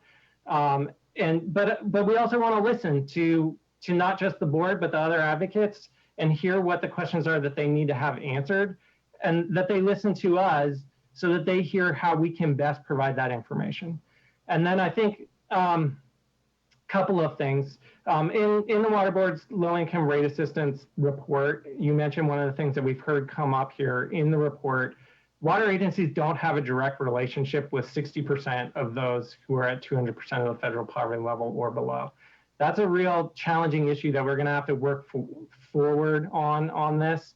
And it's also an indication of what some of the limitations are on the information that we have available. So I just wanted to put a reminder on that. I also want to put a reminder on the fact that local agencies bear 85% of the cost of delivery of water, according to DWR and PPIC. So I also want to underscore what we've heard a couple of times with federal action and partnerships at the federal level, because I think, you know, what we've seen over time was the federal government was 35–40% of that contribution 40 years ago. They're now 4%. And that those chickens sort of are coming home to roost to some extent on where we are today. One other thing that I do want to underscore that Board Member McGuire mentioned is that this is an evolving situation. So day after the governor's executive order came out, Regional Water Authority put out a press release supporting the shutoff moratorium. That's where we were at that point in time. We can't stay there forever. We have to have some sort of plan to move forward. And so we want to partner with all of the stakeholders and the board member to find a path forward there. And I think that that's a good place to wrap up my comments, but looking forward to working with you all as we move forward and stand ready to help develop those questions as needed. Thanks. Thank you. Really appreciate that and appreciate the partnership. And yes, definitely to your point, and I think has been said a few times here, we need everyone to see this as a collective effort, that it's an important data point for all of us to understand, but then to move forward to then the policy questions, to your point, Mr. Ojakian, that are really there before us, which is what do we then do? How do we transition, after, currently the moratorium is tied to the COVID emergency. It's looking like we're still in this yet for, at least a few months longer. So let's have these conversations now. Let's understand that we do need to transition ourselves to a post-COVID space. And that includes understanding this issue of debt at the household level and the issue of ratepayer impacts at the system level. So just thank you. We really appreciate that. Next, we have Nicole Heel. And hopefully I am pronouncing your last name correctly. It was close. Good morning, Chair, board members. My name is Nicole Heil. I'm a research and policy analyst at the LA Alliance for a New Economy. We're an advocacy organization in Los Angeles, and I'm calling in today in support of our colleagues across the state, some of which have you heard speak really eloquently about this issue, just to urge the board to swiftly collect data on customer water debt and the impacts of the shutoff moratorium. It's a huge issue, obviously, as people have been stating in rural communities, but here in Los Angeles too, it's also really important that we have transparency around the magnitude of utility debt. Really, because without this understanding, we know from our own community organizing here that we're going to see a massive wave of disconnections once this moratorium is lifted. So these disconnections and crippling utility debt here in Los Angeles are going to be, and as others have lifted up, disproportionately felt by low-income communities of color. These communities, as we all know, are doubly burdened by the health impacts of COVID-19, as well as the economic crisis that we're seeing here, and just not to mention historic environmental injustices and disinvestment. So just uplifting all the other points that the other organizations have already proposed to the board. It's really important to move quickly to collect this data, and also to provide support to small and disadvantaged water systems who may not have as much ability to collect some of this data, so that we can move forward with a just recovery and avoid low-income ratepayers falling through the cracks. I really appreciate your leadership on this important issue, and thank you for your time today. Thank you, Ms. Heil. Really appreciate your comments and contribution today. Next, we have Alessandro Najera.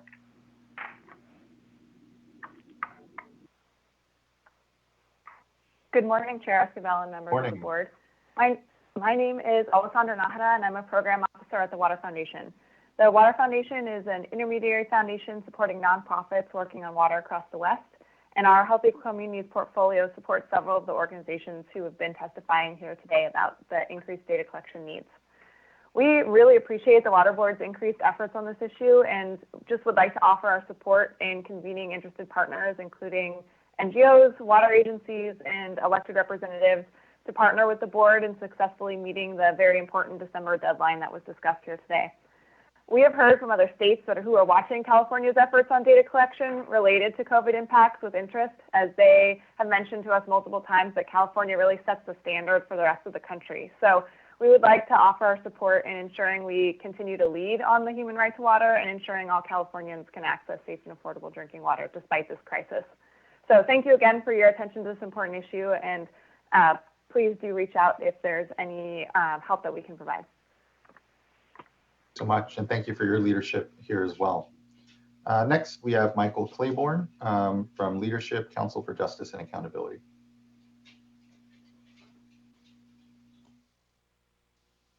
Good morning again, Chair Esquivel and the board.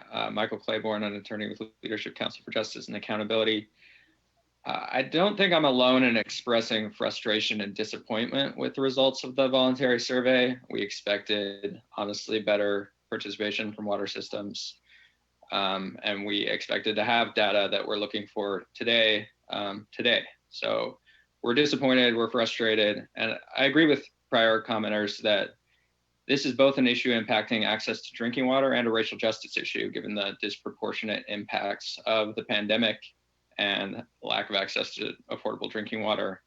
We urge the board to take action to require mandatory reporting of revenue loss and arrearages to give the board, the public, and policymakers the information they need to develop policy to respond to both increasing arrearages and household level debt, as well as revenue loss for small water systems. There's an urgent need to understand the problem. We're only a couple of months away from the beginning of a new legislative session. And I'd note that discussions at the federal level have been ongoing for months around drinking water funding. So this is really data that we need now. Policymakers are already beginning to think through solutions to utility debt and revenue loss impacting especially small water systems serving disadvantaged communities and communities of color. And we need this data to tailor those solutions. The voluntary survey that went out early this year made sense at the time, and we supported it at the time. It was important to give the voluntary approach a try. Unfortunately, it didn't work. And we don't have representative data to understand the scope of the problem. As a result, the board should take a mandatory data collection approach. The best approach appears to be mandatory data orders to a representative sample of water systems that requires reporting of revenue loss and on water arrearages of especially low-income households. We support a tailored approach to minimize, to the extent possible, the staff time required to implement, as well as the administrative burden on water systems to comply with the reporting requirements. This is very important and a key priority for us. We need to have data to understand and proactively respond to this crisis. Without it, as noted by other commenters, we fear that we'll start seeing small water systems begin to fail.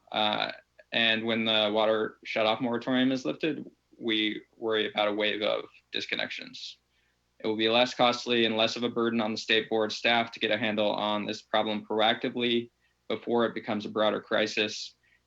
I'd also pose a question as I wrap up. It seems to me that it's not necessarily less of a burden on staff to make 400 phone calls and follow up and help water systems with a survey as opposed to a mandatory order. That also seems very burdensome and not as sure of a thing of getting usable data. So in our view, a mandatory reporting approach is what is required, and we urge the board to move in that direction quickly. And we'd also say that we look forward to working collaboratively with the board and with stakeholders. Several prior commenters noted that we have good relationships with many water systems and their representatives, and we expect those relationships to be collaborative going forward. And thank you for your time. And thank you for yours as well, Mr. Claiborne, and for your comments today. Thank you. Next, we have Erin Rodriguez.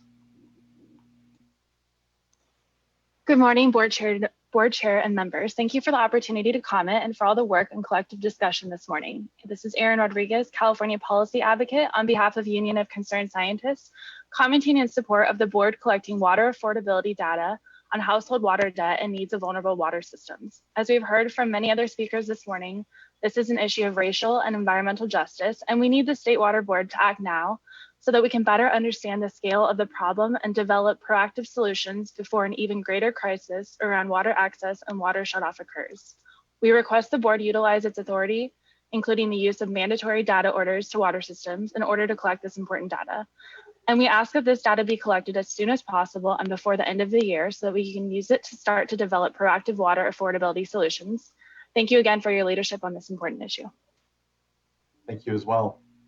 And last here we have Connor Everts.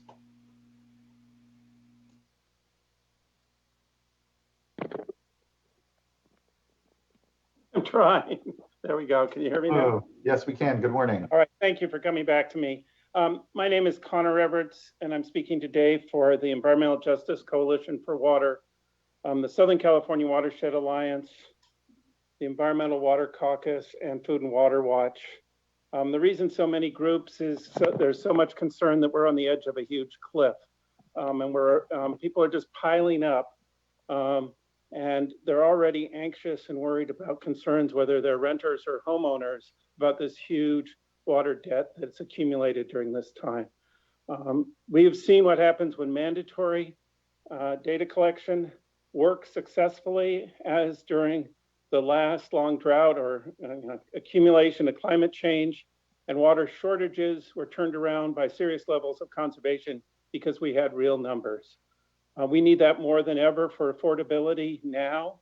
I've attended the Metropolitan Water District remotely on discussions on rate increases, and huge numbers have participated, saying, please don't raise the rates. They're being raised at 3% instead of 5 or 8. Nevertheless, people are aware of what the impact could have on this community across Southern California and across the state. The smaller water agencies, and there are many across all of Southern California. People think of the large wholesale agencies, but we have small retail agencies small cities who are going to be unable in the midst of their own budget crises to deal with this issue. So I insist that you do mandatory data collection and come to a conclusion sooner than later and not a long process as we have tried to do on these issues before. Thank you very much for the opportunity. Thank you. Thank you for your time today, Mr. Everts. That concludes the comment period, or the commenters today, rather, on the item. Any further thought from board members or direction? I think we have heard from Mr. Polhemus, a pretty good path forward here. To board member Dodek's point, wanting to hear a little bit of a check-in here sooner rather than later to understand how our discussion's going, where are we?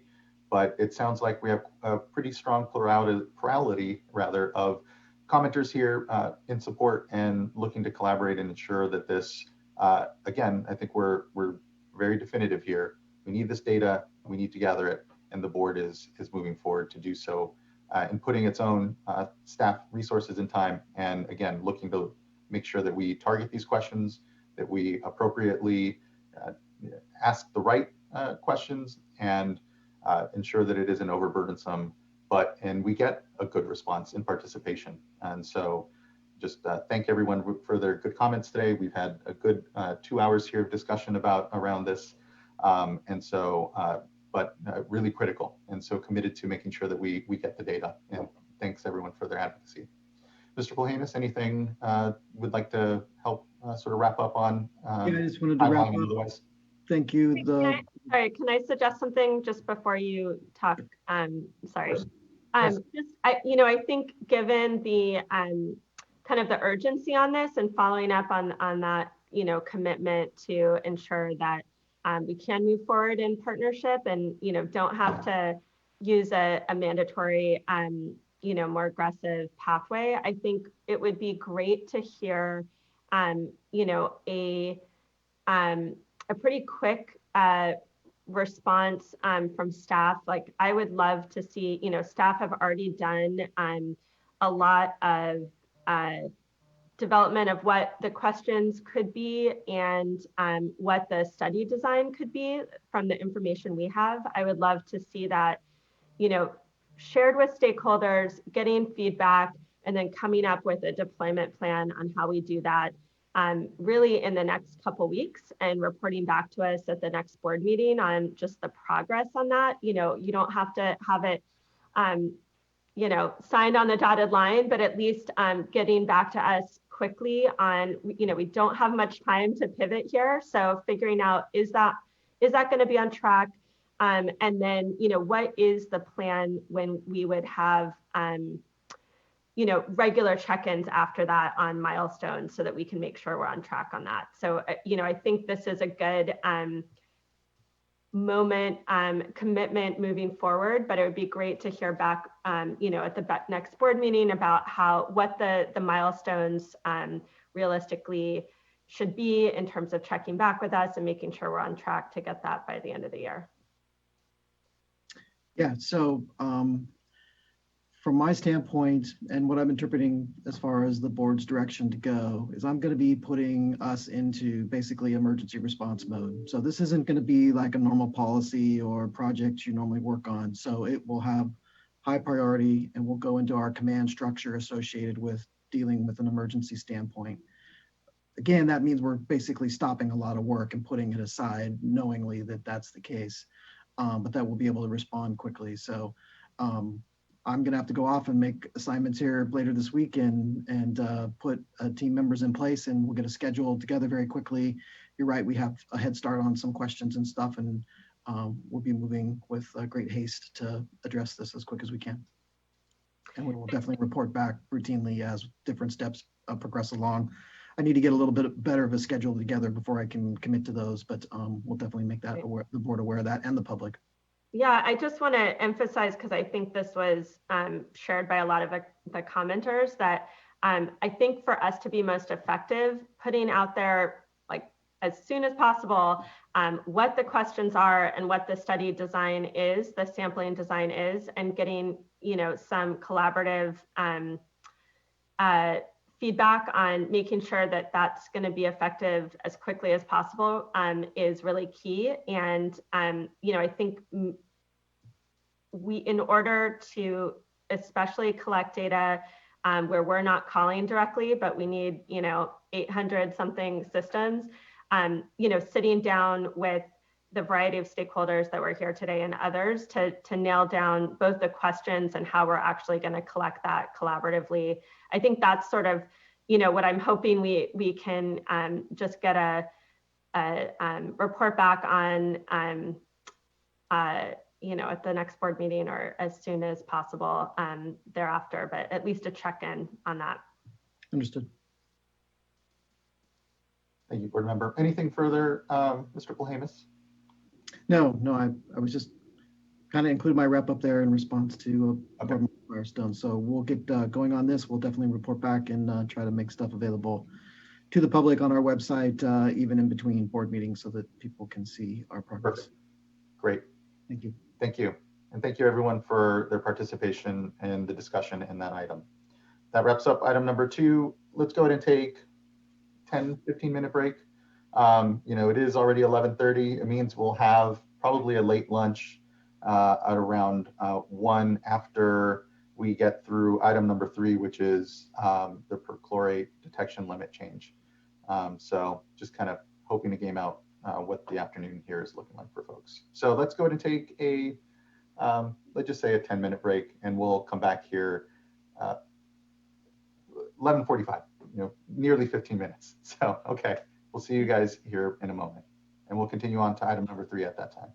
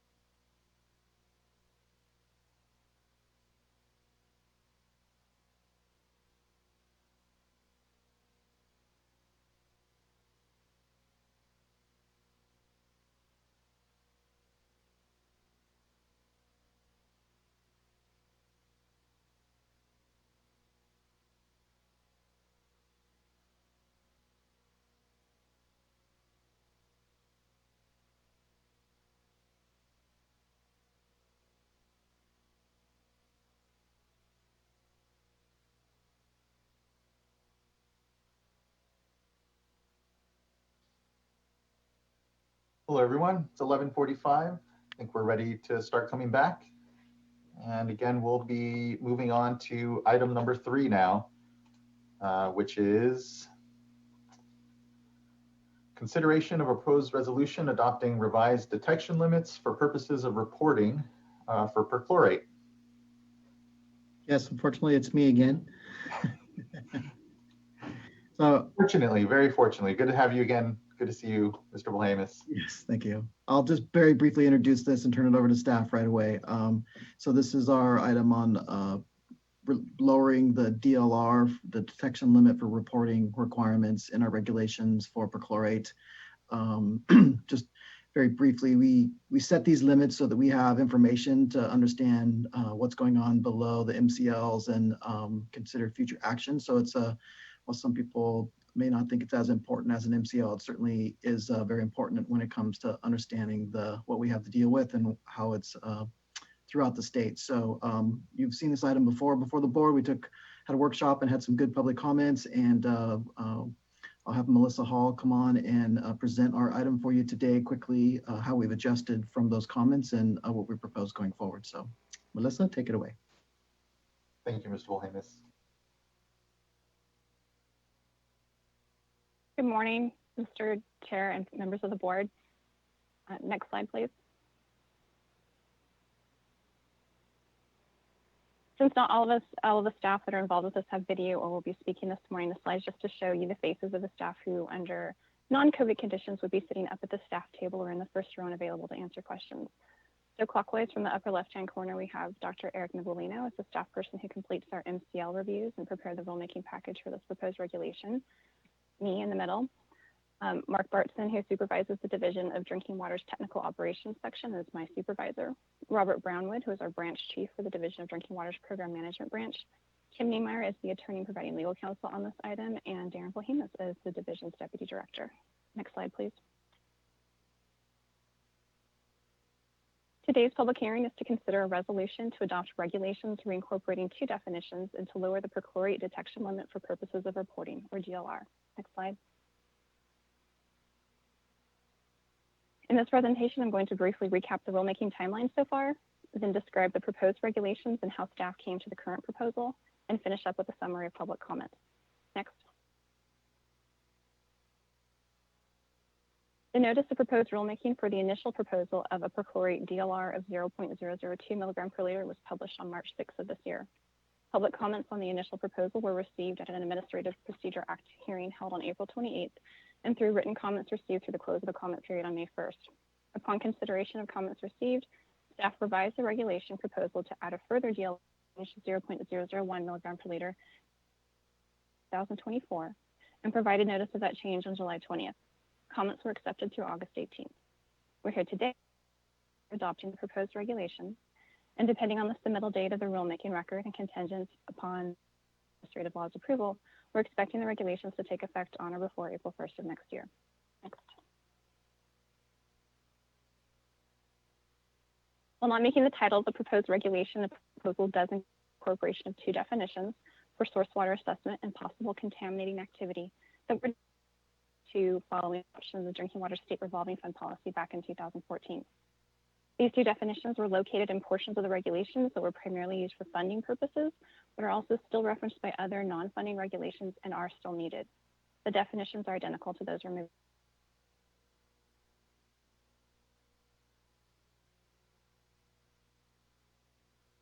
Next slide, please.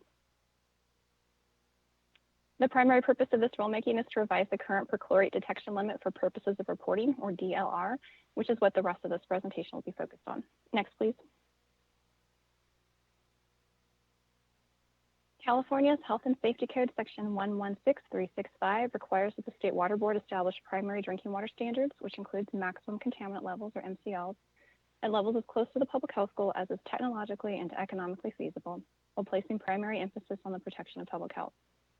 Subsection G requires all MCLs to undergo review at least once every 5 years to evaluate whether there is materially different health risk or whether technology permits materially greater protection of public health, and if so, to revise the MCL accordingly. Next slide, please. So following the Office of Environmental Health Hazard Assessments, or OBHA's, establishment of the original perchlorate public health goal of 0.006 milligram per liter in 2006, the California Department of Public Health set the MCL at the same value with a corresponding DLR of 0.004 milligram per liter. In 2015, OBHA revised the public health goal to 0.001 milligrams per liter. In conducting a subsequent MCL review, staff determined that there were insufficient data in the range between the new public health goal and the current DLR to make an adequate determination regarding revision of the MCL. In 2017, the board directed staff to revise the perchlorate DLR ahead of and to prepare for a potential revision to the MCL. Next slide, please. The regulation proposed for your consideration today would amend the perchlorate DLR from its present value of 0.004 milligram per liter in 2 stages. The 0.002 milligrams per liter whenever the approved regulations are filed with the Secretary of State sometime early next year, and then to 0.001 milligram per liter as of January 1st, 2024. Next slide, please. To adequately determine whether we can lower the perchlorate MCL, we need a lower DLR. Right now, while there are several analytical methods available to report to lower concentrations, most water systems and laboratories are reporting only to the DLR. As a result, staff are unable to evaluate how many sources have perchlorate occurring at concentrations greater than the public health goal, but less than the DLR. That means we don't know how many people might be drinking water with perchlorate in that concentration range. And without knowing how many sources might require treatment, staff are also unable to determine the economic feasibility of moving the MCL closer to the public health goal. So for those reasons, staff are proposing to lower the perchlorate DLR. Next slide, please. To take a step back, the DLR is defined in regulations as the designated minimum level at or above which any analytical finding of a contaminant in drinking water resulting from monitoring required under this chapter shall be reported to the state board. In other words, findings of contaminants at or above the DLR must be reported. DLRs have historically been set at concentrations at which the drinking water program has found there to be sufficient laboratory capacity and to which laboratories could confidently quantify. As with the MCL, these are intended to be widely feasible concentrations. While some laboratories may be able to do better, it's expected that laboratories providing drinking water regulatory analyses can reliably quantify to a concentration that is at least as low as the DLR. Next slide, please. The initial proposal for perchlorate DLR of only 0.002 milligram per liter was based on a survey of ELAP accredited laboratories currently submitting drinking water perchlorate results.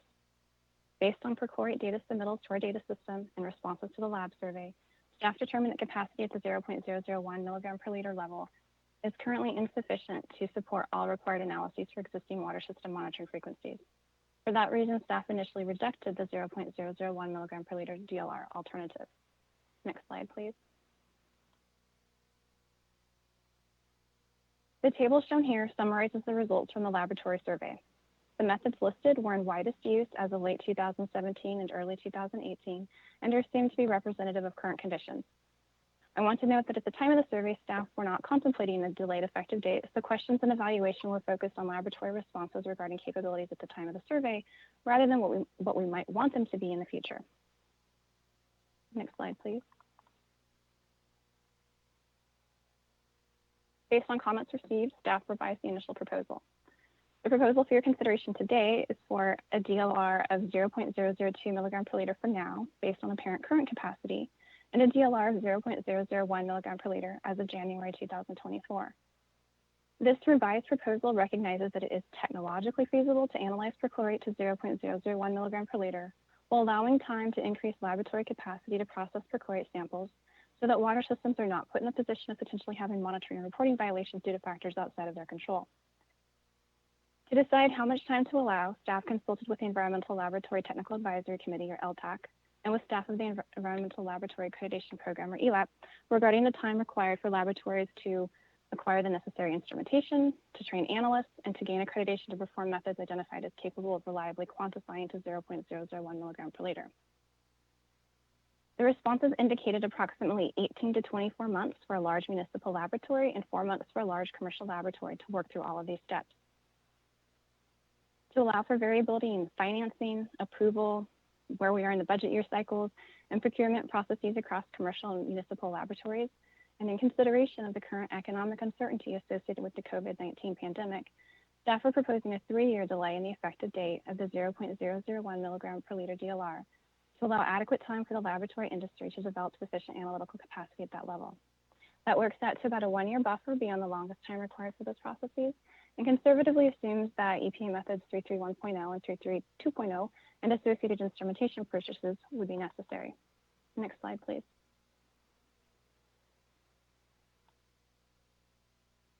The underlying assumptions regarding cost increases remain the same for the revised proposal, with consumer and water system cost impact based on a combination of source monitoring frequency and cost per analysis. For a DLR of 0.002 milligram per liter, there is expected to be no increase in per analysis cost, as the methods reported in the lab surveys being currently able to achieve this concentration are already in use by more than 80% of the labs currently submitting drinking water perchlorate results. For a DLR of 0.001 milligram per liter, assuming current lab charges for the use of methods shown in the survey to be currently and reliably capable of quantifying that level, per analysis costs are expected to quadruple. For perchlorate, regulatory monitoring frequencies are based on whether perchlorate has been detected in the source. A lower DLR is expected to result in more detections. Staff assume that new detections will be most likely for sources near to the other sources where perchlorate has already been found. Cost impacts were calculated assuming that all sources located in counties with prior detections, the counties shown in blue on the map, would eventually detect perchlorate under the new DLRs. Staff believe these to be conservative assumptions. In particular, method development, analytical and instrument maintenance refinements, and market conditions may result in more methods and less expensive analyses than projected. Next slide, please. I'm going to move on to public comments now. Next slide. For the original proposal of 0.002 milligram per liter, we had 4 commenters speak at the April 28th Administrative Procedure Act hearing and later received 4 written comment letters. The proposed change is effectively a compromise between the original proposal of 0.002 milligram per liter now and the originally rejected alternative of 0.001 milligram per liter now, as described in the initial statement of reasons. As such, it's considered to be a sufficiently related change and falls within the scope of Government Code Section 11346.8C for a 15-day notice. In response to commenter requests, however, the comment period deadline for the proposed change was extended to August 18th. We had a much larger turnout on the revised proposal, including approximately 130 form letters expressing support for lowering the DLR. Next slide, please. We did have some comments from water systems and laboratories in particular that expressed concern that some costs were not considered and that we might be restricting the analytical methods that can be used. Next slide, please. There were concerns that, based on some commenters' reading of the initial statement of reasons, that we would no longer allow EPA 314 to be used once the DLR of 0.001 milligram per liter took effect. In particular, there were concerns, especially from the laboratories, about if that were the case, about the instrumentation costs. These instruments are running about $250,000 to $300,000 and are a significant investment for many laboratories. From the water system side, there were concerns about increased analytical costs, because if methods 331 and 332 were required, that would mean a 4-fold increase in their per analysis cost. And there were comments that EPA 314.0 is capable of measuring to 0.001 milligram per liter already, so why would we take that away? Next slide, please. The proposed DLR is a performance standard and neither prescribes nor prohibits any specific method. The proposed regulations are silent with respect to analytical methods and do not state that EPA method 314.0 or any other analytical method cannot be used for analysis of perchlorate in drinking water. Any method proposed for use by a laboratory in analyzing required monitoring samples to a specific concentration would need to be demonstrated to be capable of reliably quantifying perchlorate to that concentration. This allows continued flexibility for the regulated community and decreases staff resource requirements to continuously update regulations with respect to method developments. The initial statement of reasons, which is where the methods are discussed, includes an assessment of analytical methods and laboratory capacity currently available for the analysis of perchlorate in drinking water. As stated in that document, the findings are for the time of the survey, which started in September 2017, and are considered reasonably representative of current laboratory capabilities. At the time of the survey, there were a limited number of laboratories that, in practice, were reliably achieving a reporting level at or below 0.001 milligram per liter. The discussion of the different methods and their availability and performance was included in the initial statement of reasons to demonstrate a feasible option to achieve compliance with the regulation and as the basis of a cost estimation. Next slide, please. We received comments that water systems that are already treating for perchlorate might be subject to additional costs not considered in the rulemaking files. Specifically, some water systems may have operational requirements tied to a reference to the DLR without referencing a specific concentration. A change to the DLR concentration in the regulations might then trigger requirements that are part of system-specific permit conditions or operations plans, such as changing out treatment media when perchlorate is detected above the DLR, whatever it might be. Next slide, please.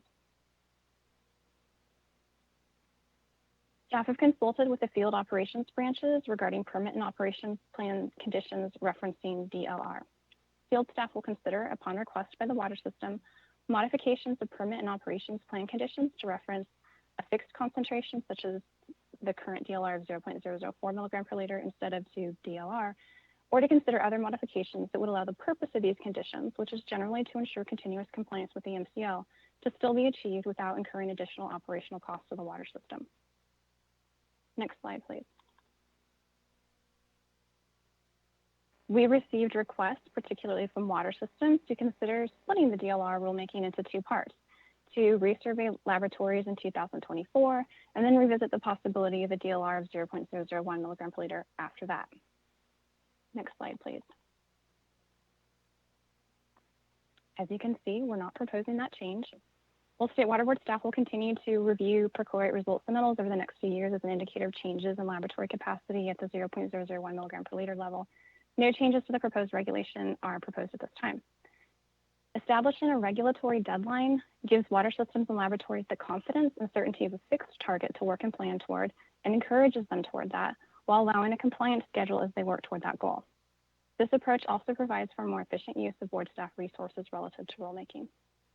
Next slide, please. We received comments suggesting that the regulations should describe the limitations for use of the various methods available and that we should caution laboratories against deviating from method protocols. Next slide, please. Staff agree that adherence to method protocols is a hallmark of good laboratory practices, but disagree on the need to incorporate that requirement into this rulemaking. Statute and regulations already require that analyses be conducted by an ELAP accredited laboratory, and to be accredited or certified for a given analytical method, a laboratory must, among other things, pass full proficiency testing requirements and an on-site assessment demonstrating capability with the method. And while existing ELAP regulations require a quality assurance program of accredited laboratories, ELAP recently adopted new regulations for laboratory accreditation that increase the emphasis on quality management system requirements for consistent and uniform implementation by the laboratories.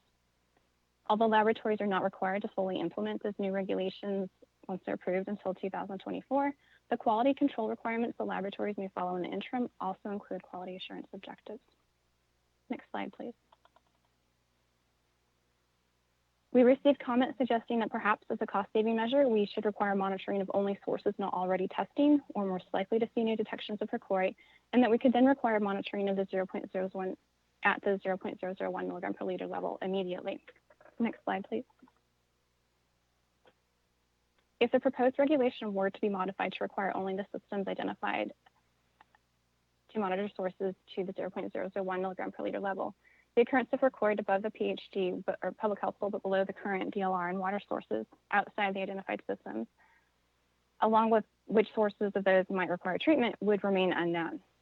As described earlier and in the initial statement of reasons, at the present time, there doesn't appear to be sufficient laboratory capacity to analyze samples and quantify perchlorate to 0.001 milligram per liter should the State Water Board require all of those water system sources subject to perchlorate monitoring requirements and not currently being treated for perchlorate to monitor to this level.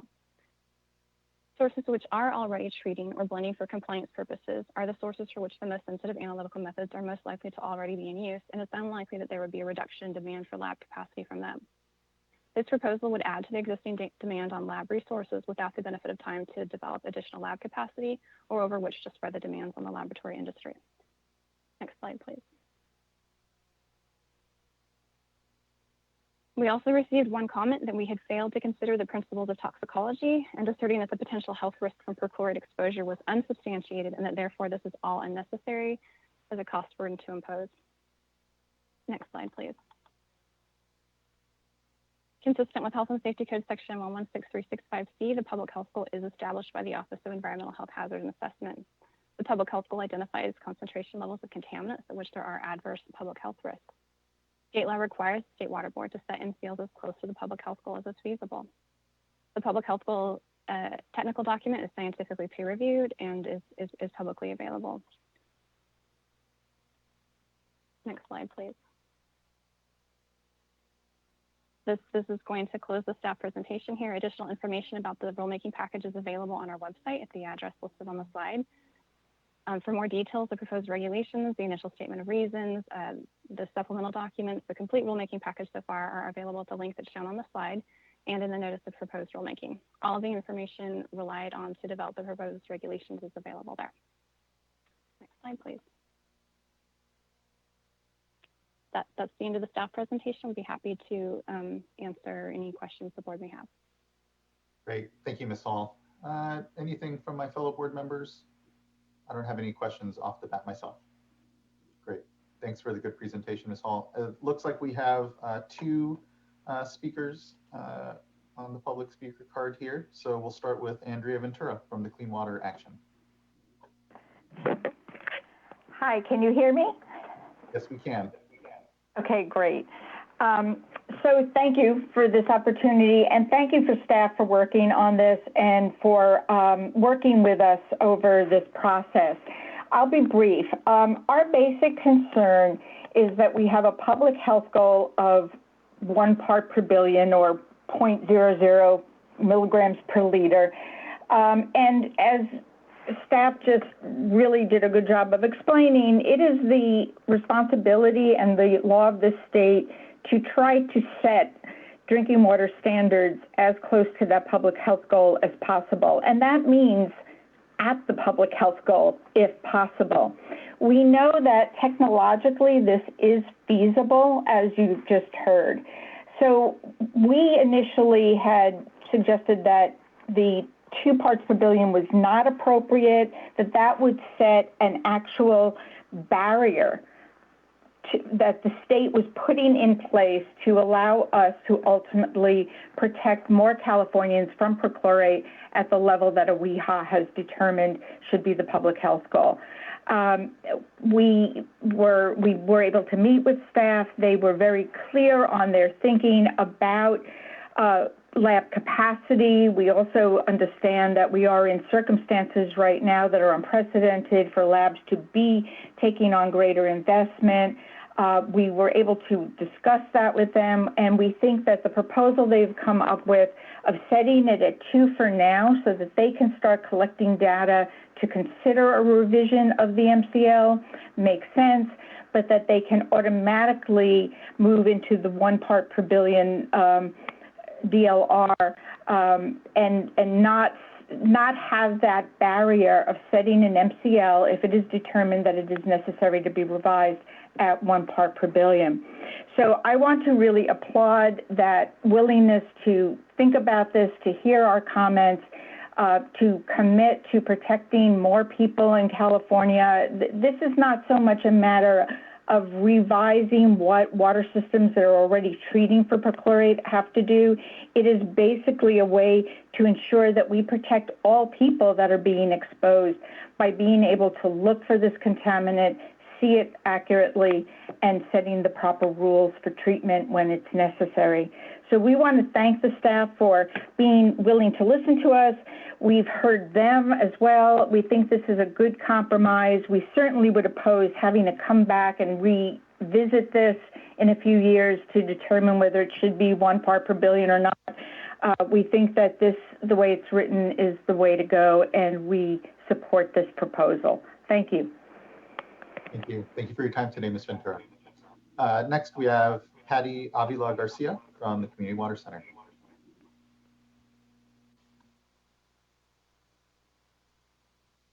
Hi, can you hear me? Great. Good afternoon, Chair Esquivel and members of the board. My name is Patty, and I'm calling from Community Water Center. And I just call in support of the proposed plan and in agreement with Clean Water Action's comment to first establish the detection limit of 2 parts per billion to allow them to collect basic information needed to determine if there needs to be a new MCL or consider a new MCL later, and then set it at the 1 parts per billion so that if that determination is made, we would not be precluded from setting the MCO at the public health goal. That is all. Just wanted to call in support. Thank you for the opportunity to comment today. Thank you for your comments. Much appreciated. And that's all we have for public comment on this item. Any further thought from fellow board members on thinking here?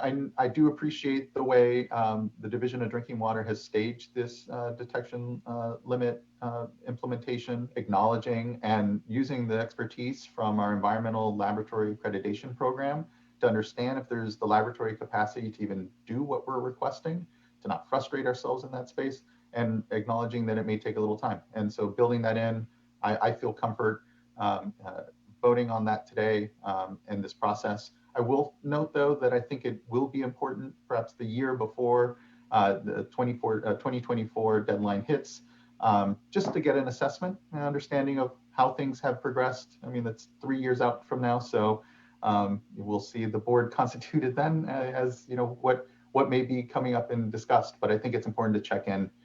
So I'm sure we'll have some check-in even as the policy moves forward. So with that, I don't have really any further question. Fellow board members, any thoughts? Okay, well, I would entertain.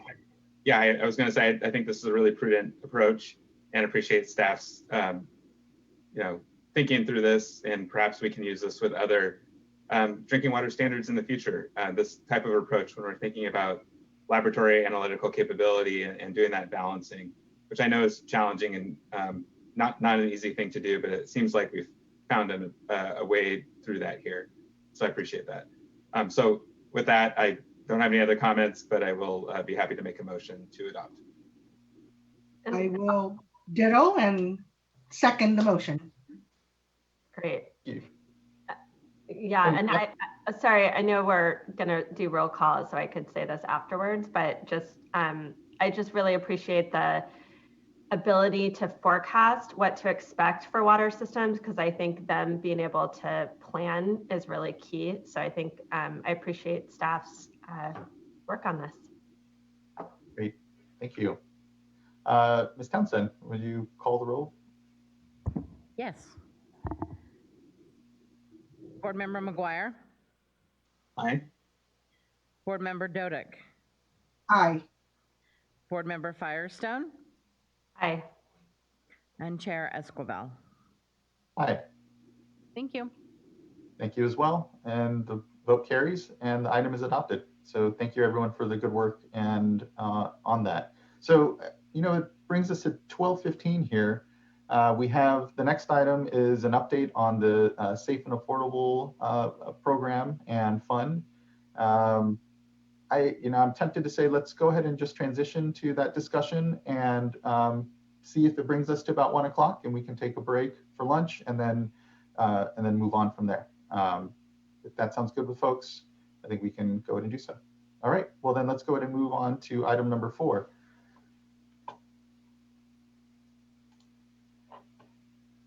Which is, yes, again, an update on the Safe and Affordable Funding for Equity and Resilience program. And so, good afternoon, Ms. Oaxaca. Good afternoon, Chair Esquivel, members of the board. My name is Jasmine Oaxaca, Supervising Water Resource Control Engineer from the Division of Financial Assistance. Also presenting today are Michelle Frederick, Supervising Engineer in the Division of Drinking Water, Adriana Renteria, Director of the Office of Public Participation, and Russell Hernandez, Branch Chief in the Division of Information Technology. Together, we will be providing an update on the Safe and Affordable Funding for Equity and Resilience, or SAFER program. Next slide, please. I wanted to take a moment to provide an overview of the SAFER Drinking Water Program. SAFER stands for Safe and Affordable Funding for Equity and Resilience, and the SAFER program's overarching goal is to provide safe and affordable drinking water in every California community for every Californian. The SAFER program, a term coined after the passing of Senate Bill 200 last year in July, formalizes work which the Water Board has already been doing for a long time. The creation of the new Safe and Affordable Drinking Water Fund with $130 million per year for 10 years towards drinking water projects, primarily in small disadvantaged communities or DACs, was intended to fill funding gaps in that pre-existing program. At the Water Board, the SAFER program is primarily implemented through the Division of Drinking Water, the Division of Financial Assistance, and the Office of Public Participation by working with drinking water systems, funding short and long-term solutions, and engaging with the communities served by those systems along the way. These efforts are supported by our Office of Chief Counsel, Division of Administrative Services, Division of Information Technology, Division of Water Quality, and the Office of Information Management and Analysis. The SAFER Advisory Group, with 19 members representing various parts of the stakeholder community, was formed late last year to bring their local expertise to the table to advise on the SAFER program, specifically each annual fund expenditure plan. Next slide, please. As a reminder, the SAFER program's goal of providing safe and affordable drinking water will be accomplished by identifying high-risk systems and areas, promoting consolidation and regional solutions, accelerating project timelines from application through implementation, providing comprehensive solution assistance, building local capacity through community engagement, and providing interim solutions. Next slide, please. I wanted to provide an update on this fiscal year's $130 million for the Safe and Affordable Drinking Water Fund. As a reminder, this fund is primarily funded by transfers from the Greenhouse Gas Reduction Fund, or GGRF, which gets its revenue from quarterly cap and trade auctions. For the Safe and Affordable Drinking Water Fund, we will receive quarterly deposits of $32.5 million to make $130 million per year. The timing of these deposits are expected to be October, January, April, and July. Since the last deposit of the year is not until July, there will actually be only 3 quarters of deposits available to go towards projects and staff costs during this fiscal year, or $97.5 million. The good news is that starting with this fiscal year, the Safe and Affordable Drinking Water Fund will be continuously appropriated. So for the next 9 years, there will not be this gap, and there should be $130 million available to use each fiscal year moving forward. The August cap and trade auction generated over $400 million, which is significantly better than the May auction. And the Safe and Affordable Drinking Water Fund will receive $20 million from the GGRF for this first quarterly deposit. The recent baby budget, SB 115, allows a quarterly transfer from the Underground Storage Tank Cleanup Fund as a loan to the Safe and Affordable Drinking Water Fund to make up any shortfall from the GGRF. As such, the first quarterly deposit into the Safe and Affordable Drinking Water Fund will be in full, expected in October 2020, with $20 million from the GGRF and a $12.5 million loan from the Underground Storage Tank Cleanup Fund. Next, please. While SB 200 established the Safe and Affordable Drinking Water Fund, this fund is just one part of the larger SAFER program. This slide shows an updated estimate of funds available to achieve the SAFER program's goals this fiscal year for drinking water projects in small communities, totaling about $492 million. There is $80 million from the Safe and Affordable Drinking Water Fund. Again, this is based on 3 quarters of deposits being available minus staff and implementation costs. 31 million from the general fund allocation and 35 million from Proposition 68 groundwater. These three sources are available to fund both capital and non-capital projects. For capital projects only, there is 151 million available from drinking water bonds, 85 million from the Drinking Water State Revolving Fund grant, and 110 million from the Proposition 1 groundwater. This is an estimate of funds that are available to us to go towards drinking water projects in small disadvantaged communities. We are working on training up our new staff, streamlining our processes, and using our technical assistance resources to commit as much of these available funds towards projects as we can this fiscal year. Next, please. These are our target expenditures for the Safe and Affordable Drinking Water Fund by type of solution for the current fiscal year, as adopted by our board in the fiscal year 2020-21 Fund Expenditure Plan. I want to emphasize that although we won't be able to commit the full 130 million within this fiscal year due to the timing of the deposits, that does not change the work that the SAFER program is doing to line up and commit projects towards these targets. Next, please.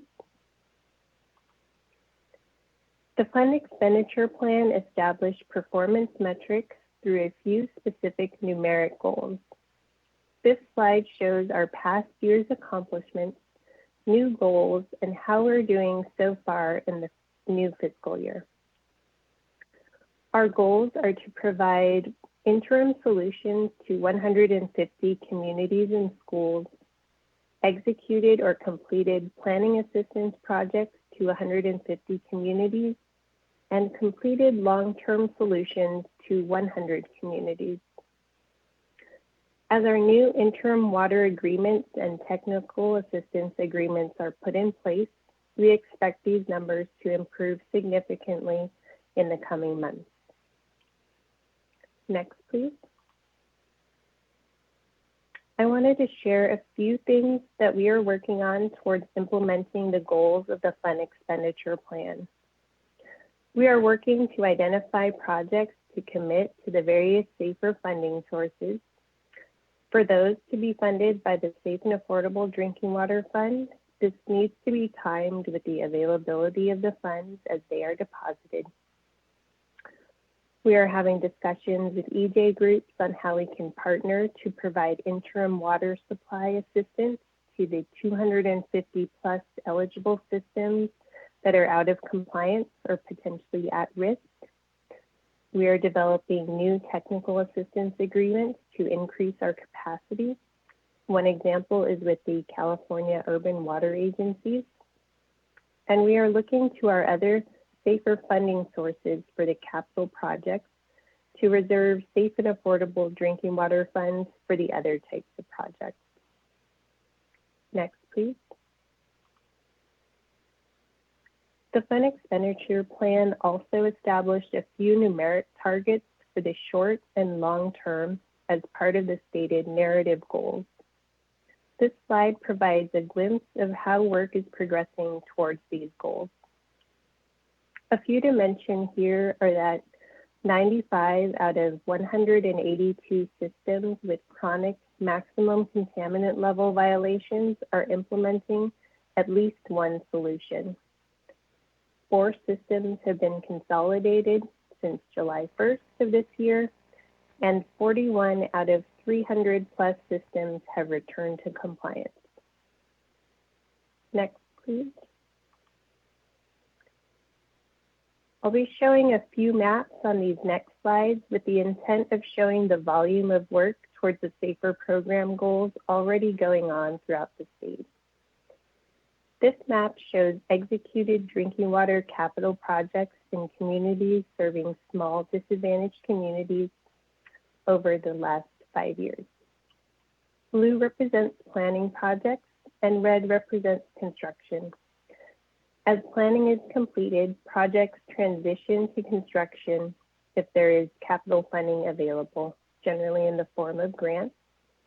And an active project is one with an executed funding agreement with work that has not yet been completed. Next, please. This map shows the active drinking water planning and construction projects in small disadvantaged communities, but also as in the 500 technical assistance projects we have going on. Those are the green dots. Next, please. And lastly, this map shows the 200 plus emergency and interim assistance projects we have funded since 2014. And now I will be passing on the presentation to Michelle Frederick from the Division of Drinking Water. Next slide, please. Hi, this is Michelle Frederick. I just wanted to thank you first, Jasmine, for your part of the presentation. As Jasmine said, this is Michelle Frederick, and I am with the Division of Drinking Water to share our SAFER updates. The Division of Drinking Water has initiated 9 administrators to date. We have also created an administrator website where the tracking of these systems can be followed and where our new administrator FAQ can be found. We are currently preparing an administrator request for proposal process to allow people and organizations that are interested in becoming administrators to apply to be part of an approved administrator candidate pool. And we expect that RFP process to be out by November 2020. And we'll send out notifications on our SAFER subscription email list to solicit interest. Next slide.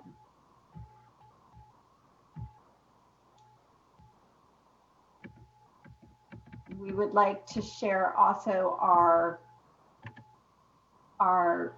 work that the SAFER unit of DDW has begun. One of our biggest efforts has been around human right to water system consolidation. We have changed. Originally, we were working on consolidations focusing on all types of water systems, but we are sort of focusing in on those human right to water systems, looking at mandatory consolidations, working on reviewing everything from the beginning piece, looking at preliminary engineering reports to ensure that they are comprehensively looking at consolidation and are not excluding that. We are also looking at supporting water systems throughout the funding process. These include lots of times our larger receiving water systems are concerned about liability that may be related to the funding, terms and conditions, things like that. So we're working through that. We're also working to make sure that we're including state smalls and domestic wells and tribal systems as we're looking at those projects. Our engagement team is also working on the administrator program, which you saw. We're also working on human right to water, non-consolidation tracking and support. This includes coordination of meetings between the Division of Drinking Water and Division of Financial Assistance to ensure that projects are moving forward on those non-consolidation projects. We're also reviewing preliminary technical reports for new water systems, particularly those where consolidation may be an option, and really, viewing that as the other end of the spectrum of by preventing a water system through consolidation, we're actually creating a much more sustainable and holistic environment. So, and also working on interim water supplies for some of our systems that may need additional support and aren't getting those either through technical assistance or potentially through DFA and helping to connect people. So we are looking at consolidation efforts. Is about 41% of the human right to water systems are consolidation is being considered. For the other 59%, there is either point of use or new sources or treatment that's being utilized as another alternative. Next slide. So we also wanted to share a success story. Ceres West Mobile Home Park was a mandatory consolidation project that started in August of 2017 due to arsenic and 1,2,3-TCP. After 6 months of voluntary negotiation period and 2 public meetings that ended in October 2018, the City of Ceres agreed to voluntarily consolidate with Ceres West Mobile Home Park under their own terms and conditions. And as part of that voluntary consolidation, the City of Ceres provided a schedule of proposed milestones, which were generally met. The owner of the Ceres West Mobile Home Park self-funded and constructed a 4,500-foot pipeline to the city. And the construction and consolidation was completed in August 2020, and the residents are now obtaining water from the City of Ceres. And with that, I would like to thank the parties that were involved in making this a successful project: the City of Ceres, the mobile home park owner, the Stanislaus County staff, and their LPA, and also the Stanislaus County LAFCO, who also played a big part in this. We also have a website there where you can see other partnership success stories. So, and with that, I will pass the mic to Adriana. Thanks. Thanks, Michelle. So my name is Adriana Renteria. I'm the director for the Office of Public Participation. And today I'm going to be giving an update on the SAFER Advisory Group and on outreach and engagement efforts. So this year we will have held 6 SAFER Advisory Group meetings. Each advisory group meeting includes an update on our SAFER efforts and also focuses on 1 or 2 discussion topics. The meeting for our last advisory group was focused on our drinking water needs assessment, and we discussed feedback on risk indicators and on measures of affordability. The last meeting that we're going to be having this year is taking place on December 10th. And at this meeting, we're going to be reviewing our 2020 accomplishments and progress made on the Fund Expenditure Plan metrics and goals. We'll be highlighting key milestones for our 2021 timeline. And we're also going to be announcing our newly appointed advisory group members. So the application period to join the SAFER Advisory Group has closed, and there are currently 11 openings for the 2021-2023 term. So in addition to our SAFER Advisory Group, we've also begun doing a number of general presentations across the state to raise awareness about the SAFER program and to encourage participation. So on the slide, you'll see we have names of some of the groups that we've done initial presentations to. We've had presentations and discussions with the California Environmental Protection Agency's Tribal Advisory Committee, specifically about how SAFER can support tribal water systems. And in addition to these discussions, we've also sent out our tribal-specific frequently asked questions document to tribal environmental directors and tribal partners throughout our state. We've also held 3 question and answer sessions where members of the public were able to come and ask any questions related to SAFER that they had. So State Water Board staff has also held a number of workshops and webinars to create opportunities for stakeholders to engage in the SAFER program. As part of these engagement opportunities, 3 of these webinars have been focused on the drinking water needs analysis, 3 on the groundwater aquifer mapping efforts, and 1 on the process for applying to join the SAFER Advisory Group. So next slide, please. So in addition to these webinars and workshops, we've also developed a number of resources to help the public learn about SAFER and to learn about safe drinking water in their community. So this includes a number of different frequently asked question documents that we've developed on specific topics, such as funding, drinking water solutions, or specific considerations for tribes. And the updated SAFER website also includes a visualization tool where members of the public can select their water system and learn about current funding and on progress being made to achieve drinking water solutions in their community. So all of this can be found on our updated SAFER website. And lastly, we just wanted to highlight a couple of upcoming events, but we'll go over these in a little bit more details when we review the overall program timeline at the end. So now I'm going to pass the mic to Russell Hernandez from DIT, who's going to be sharing an update on the SAFER Clearinghouse. So we can go ahead and move to our next slide, please. Thank you. Thank you, Adriana.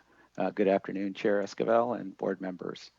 Thank you for the opportunity to share our progress in developing solutions for this program.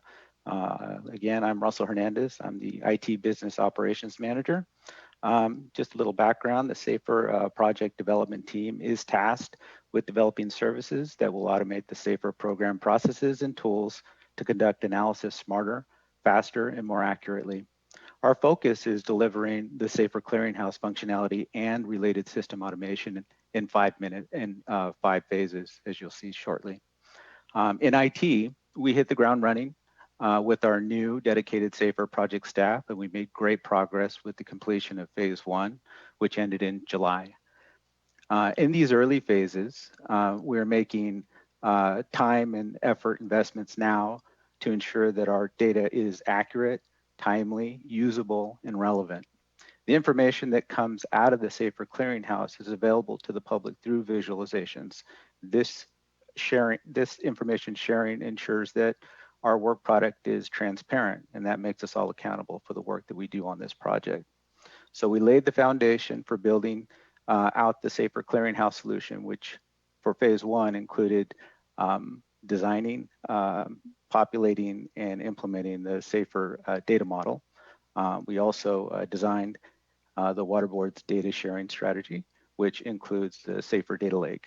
This effort has enabled information sharing with the public through report visualization. Next slide, please.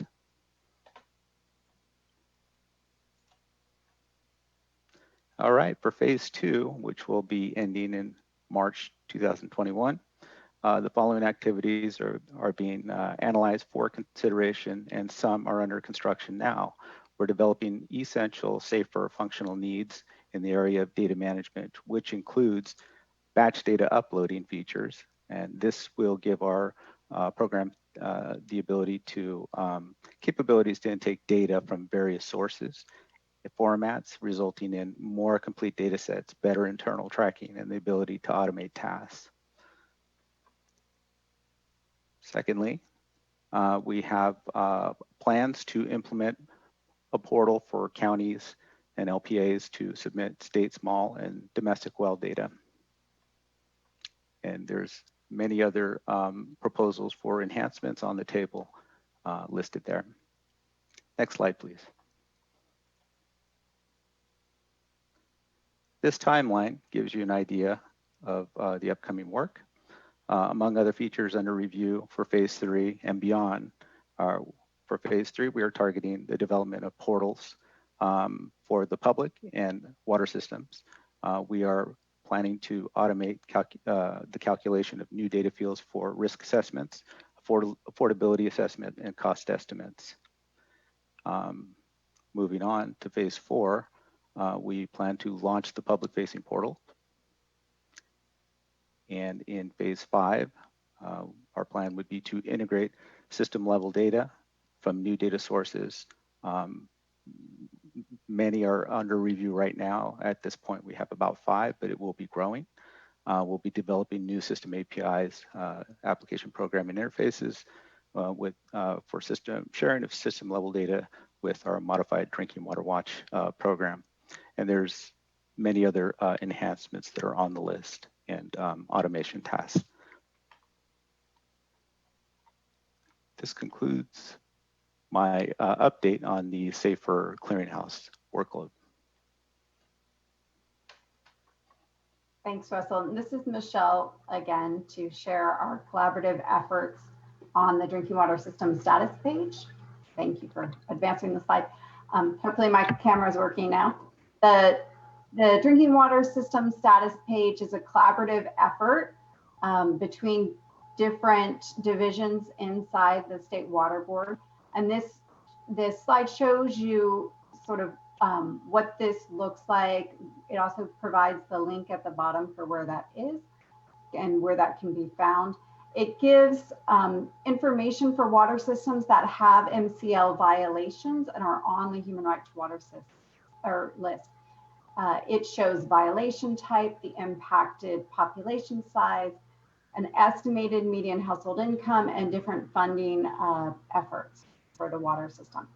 So you can search for using various filters, including county, water system name, whether it's school or not, and also by the funding category. These web pages are being updated quarterly, and the next update is expected this month. Next slide.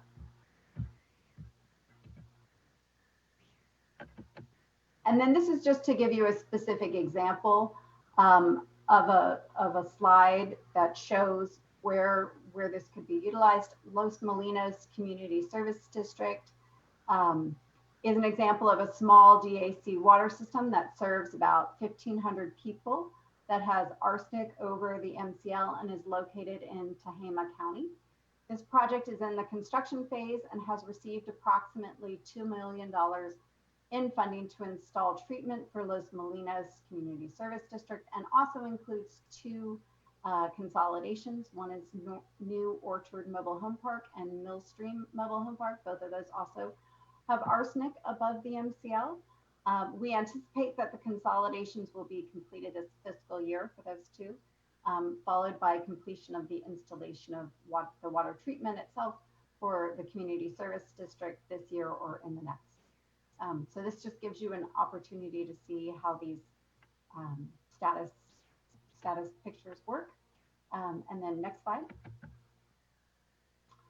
And then the SAFER program timeline. We just wanted to share some of the upcoming events. In October 2020, between the 8th and the 14th is Ensuring Equitable Engagement in Water Management. That's a virtual interagency conference that's being held, looking at regional solutions. And then on October 9th is the Aquifer Risk Map webinar presented by the Division of Water Quality. On the 13th is a follow-up risk assessment webinar brought through the Division of Drinking Water. And then on the 30th of October, the University of North Carolina at Chapel Hill will be sharing sort of our pilot financial database presentation. And we anticipate releasing the administrator FAQ in October, which actually was released a few days ago, so we're on schedule there. And then in November 2020, we're anticipating on the 20th, a cost estimate webinar related to the needs analysis. On the 30th, we anticipate another SAFER advisory group, the SAFER advisory group member selection, and the release of the administrator RFP. Also, we anticipate there will be probably 2 administrator public meetings during the month of November. The first one will be for North Edwards on November 9th. And then in December, we have an additional risk assessment webinar where we're going to talk about thresholds and scorings on the 14th, followed by additional public meetings for administrators. And then in early 2021, we anticipate there'll be a POE public workshop and a few extra administrator and consolidation public meetings. Sorry to interrupt, Michelle, but POU and POE, you might want to spell those out for folks. Okay, thank you, our board chair Esquivel. POE is point of use, and POU is point of use, and POE is point of entry. So those are treatment techniques usually at individual households. And I think with that, we will conclude our presentation. Thank you. Great. Thank you, Ms. Frederick, and thanks, Ms. Oaxaca and Ms. Renteria for just a really comprehensive and great update. Really appreciate the incredible work that we've been able to do in this first year as the program has stood up. And as we see from the timeline, an incredible amount of work and engagement here stacked up in the months and the year ahead. And so just incredible thanks to all the staff that have done, and stakeholders when it comes to the communities, our advisory group, and the water agencies, everyone. Again, very much a state effort when it comes to getting our hands around the challenge of Californians without access to clean and safe water. Very complex challenges. And as we heard even from some of the success stories, you know, each project unto itself unique circumstances, relationships, contaminants to address, and responsible parties and sometimes not. And how we all fit that together requires a tremendous amount of time and resources. But critically, we have them here now, and we're very fortunate to be in this space, and just feel very thankful for it. I don't have too much question further, just again, a lot of recognition and thanks. We have 3 commenters here, but would open it up to my fellow board members for any reflection or sort of thought. And then hearing none, we can move on. Sorry, I do have a couple of questions. Don't be sorry in the least. Yes, by all means. And I retract my apology. If we could go to slide 6, please.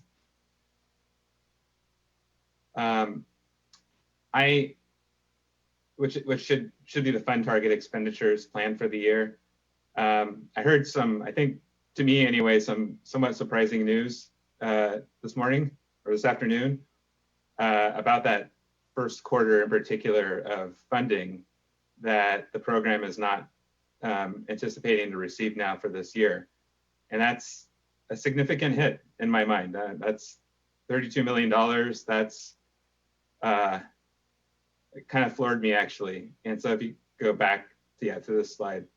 So, I mean, I think there was a recognition all along that there was going to have to be some adjustments as time went on. I mean, obviously we didn't know, how with COVID, how the GGRF auctions are going to go, and we still don't. And it's good to hear that there's some contingency for that now with the ability to take a loan from the underground storage tank fund. But I'm concerned really about this year still. And given that first quarter news, Ms. Oaxaca, have you thought through what changes are going to be necessary to this fund expenditure plan that I'm looking at right here on the screen, and how we're going to adjust going forward for this year? Thanks, Board Member McGuire. Yeah, I just wanted to say that we will still receive that last quarter deposit, except that it will likely be in July when that happens. And so it doesn't mean that we won't be getting the $130 million for the year. It just means that we will not receive all of it by the end of this fiscal year. So we would still be targeting all these same expenditures, and we are working to commit and line up projects. Again, we have to kind of go through our list by the amount we're anticipating each quarter. So for example, this month we expect to get the first 32.5, and we'll be trying to commit those as soon as we can. And then when the next quarterly deposit, we'd be doing the same. So I guess it doesn't mean that we're not working towards these same goals. It just means that we won't be receiving all of the money within this fiscal year. Hopefully that helps. That's a very helpful clarification.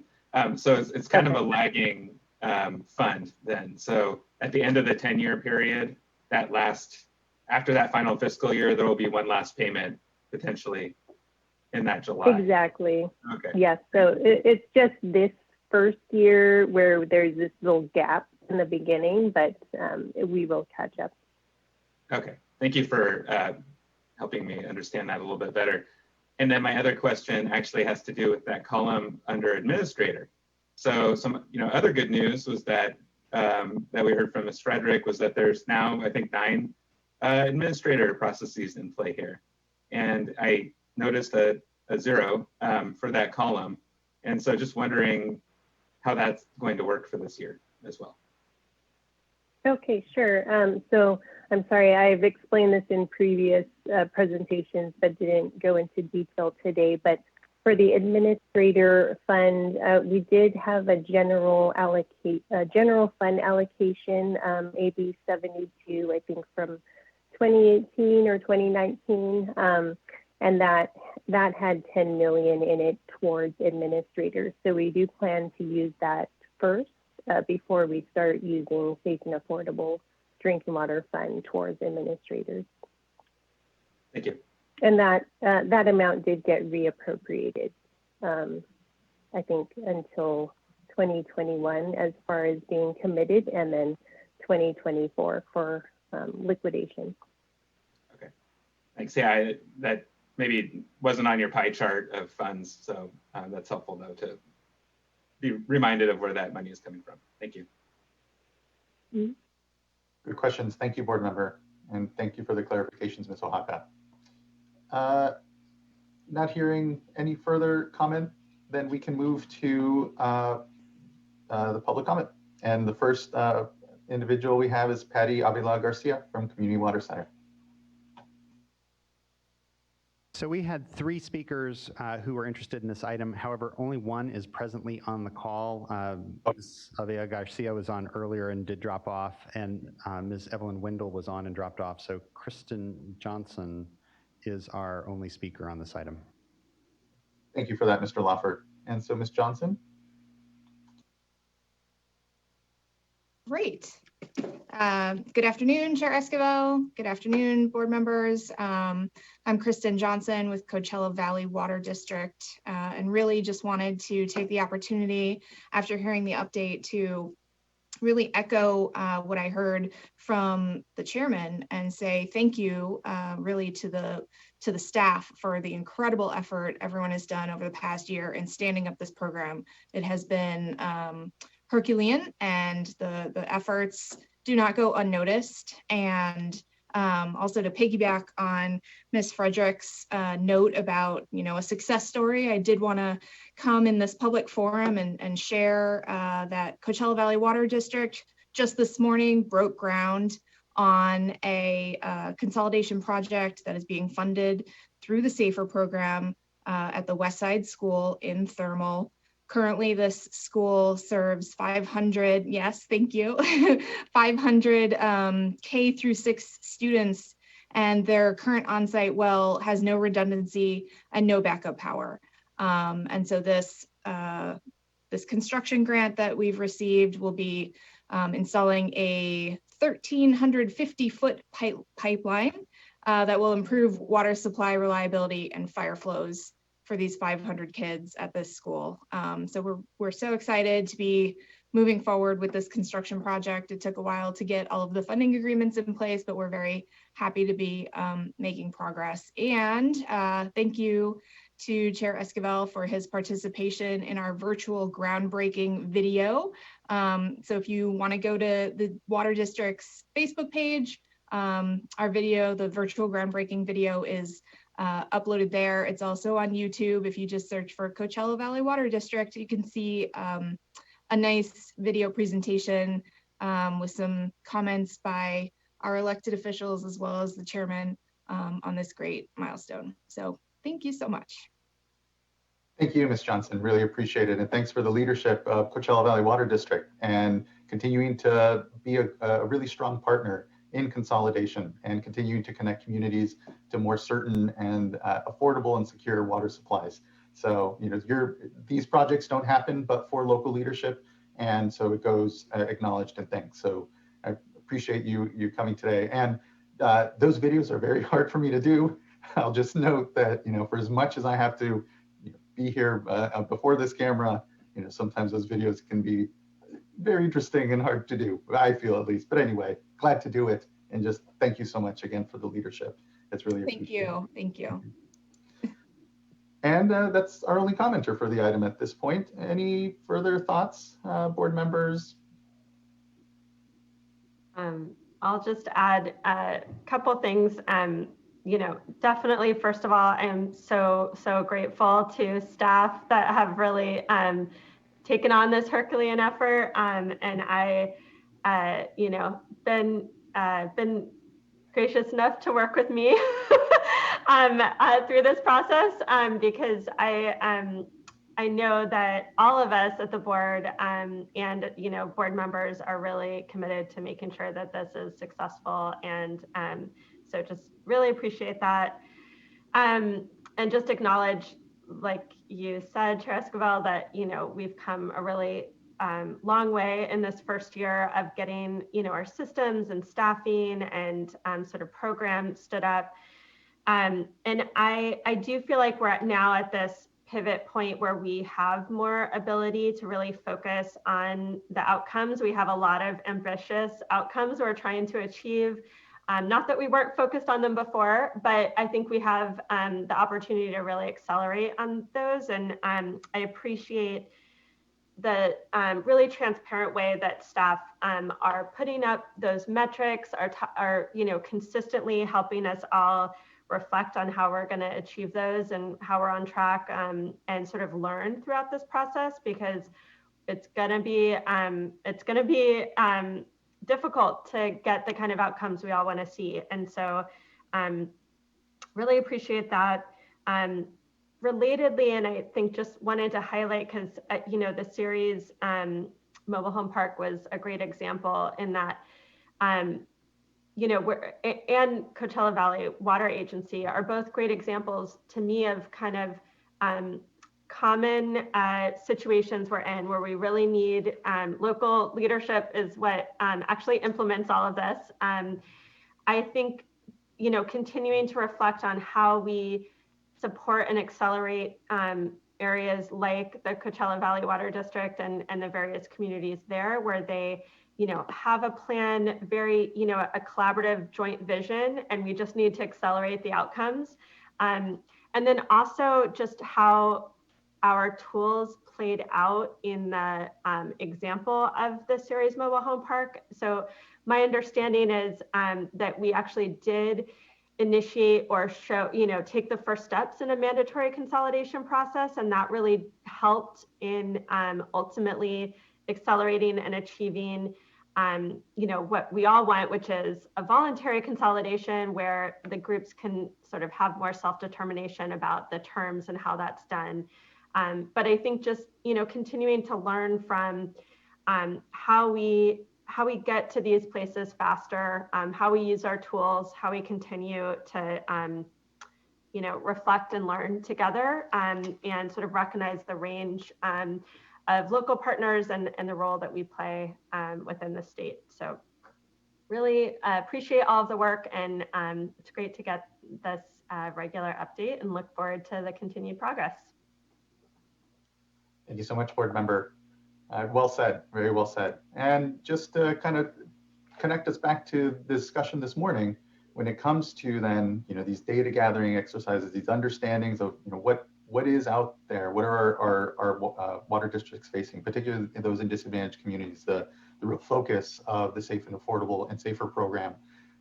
We need to get a sense, because we know this 130 million wasn't enough, we'll say, even before the COVID crisis and the economic downturn, and so are sensitive to really big expectations when it comes to this limited amount of dollars. And as the board member rightfully highlighted, we're trying to do this best in a transparent way as possible, so everyone can see what our sort of decision making is with these very limited funds, and invite everybody to come and help us have a better program and better product in the end. So just thank you, everyone, for the continued good work. Well, with that, then we'll conclude this item, and again, appreciate everyone's good work and thoughts today on it. That does leave us quickly for board member reports, so that we can go off to lunch. And what we'll do is then hit the workshop on item number 6, which is a public workshop on the draft water quality order reviewing the Los Angeles Water Board's executive officer's approval for MS4 running. So we'll just start that workshop right after lunch, and quickly then transition to board member reports. Any reports my fellow colleagues would like to make?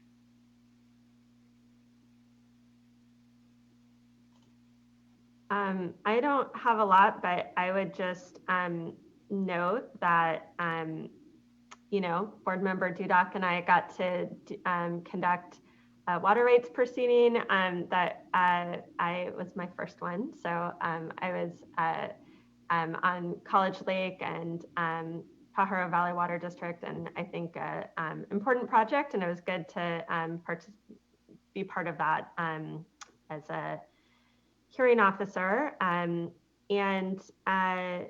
And then I think just, looking forward is later this week, as I think was mentioned in the last presentation, there's this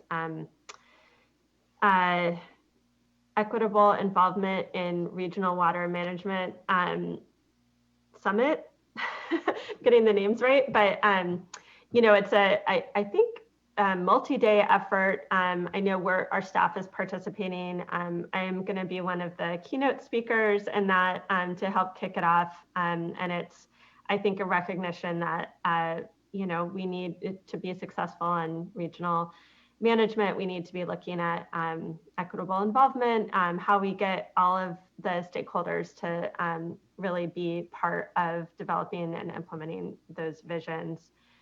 And I think, I think that's my report. Thank you, board member. Anyone else? I'll just add one thing, following up on, I guess, Mr. Chairman's direction to us during the fees discussion. Vice Chair Diadamo and I connected on the issue of cost of compliance. We also talked with some staff. I discussed with some stakeholders on how we might proceed in a strategic, focused manner on this issue. And without getting into a lot of details now, I think we're going to, after some discussion with stakeholders and staff, focus a little bit on stormwater, since it's a priority for us, it's a priority for many of the regional water boards. It's an area where we have the potential to have a lot of information, data on cost, as well as the effects of our regulations and requirements the last 10 plus years.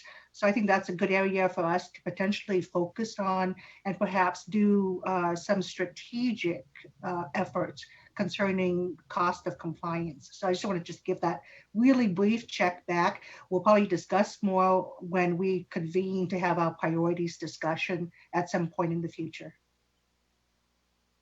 Fantastic. Really appreciate that, board member, and the follow-up and the good work that I know you and the vice chair are doing to move along that discussion, hearing during that fees item the need for it. And so really appreciate that follow-up and leadership. And so look forward to hearing what starts to come back there. Board member McGuire, anything to touch on? Sadly, no. No update for me this time. The only thing I would just mention is that I, along with Secretary Crowfoot, did provide some testimony before Congress on the Salton Sea.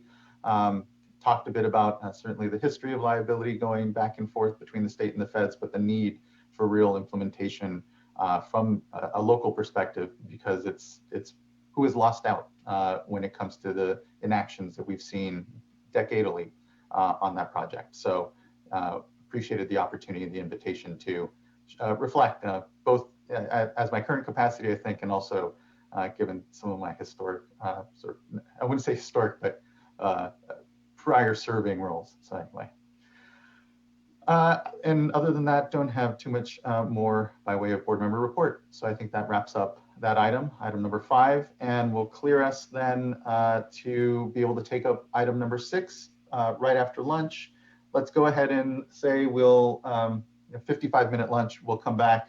Well, do we want a full hour or do we want to do 30 minutes? I keep forgetting I don't give ourselves a full hour for lunch at this point. Let's go and do a 30-minute lunch. We'll come back. We'll just say at 1:35. Give ourselves a full 30. Thank you, everyone, for a productive morning session. I look forward to the workshop here when we come back after lunch, and we'll see you soon. Thank you.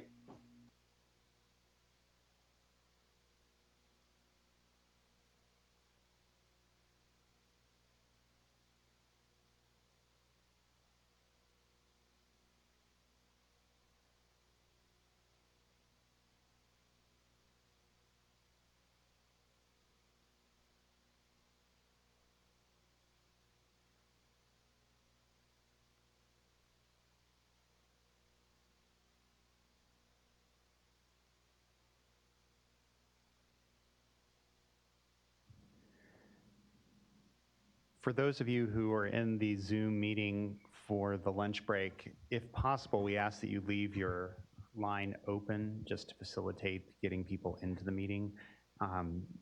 If for some reason you do have to drop off, that's fine. We'll get you back in, but do come back in at least 5 or 10 minutes beforehand in case we end up with a lot of individuals who need to rejoin the meeting.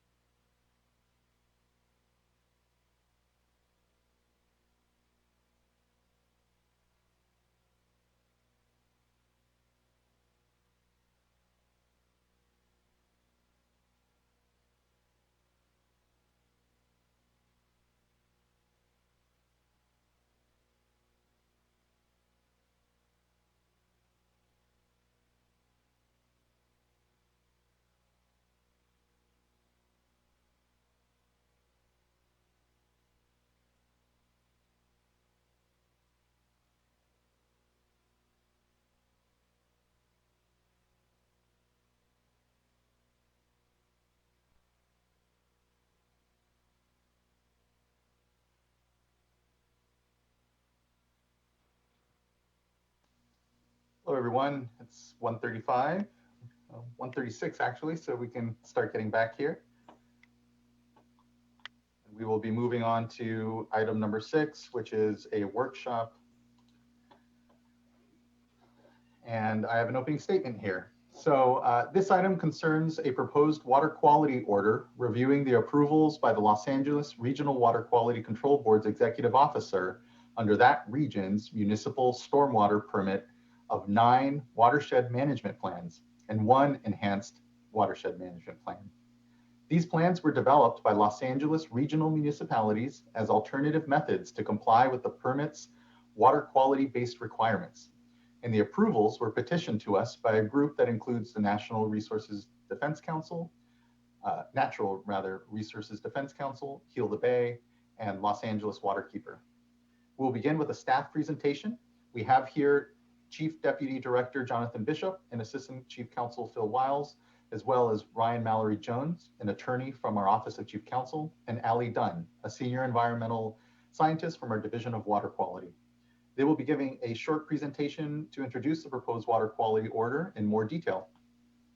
Following the staff presentation will be public comment. If there are any elected representatives wishing to give comment, we will make an effort to allow them to speak first.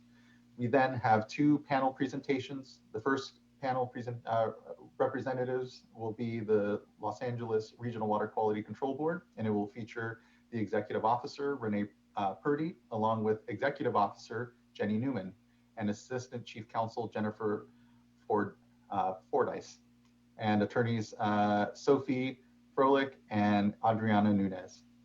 They have requested 20 minutes total to speak, and so the next panel after that represents the petitioners with Corinne Bell from the Natural Resources Defense Council, Annalisa Moe from Heal the Bay, and Daniel Cooper from the Los Angeles Waterkeeper, and they have requested 15 minutes to speak in total.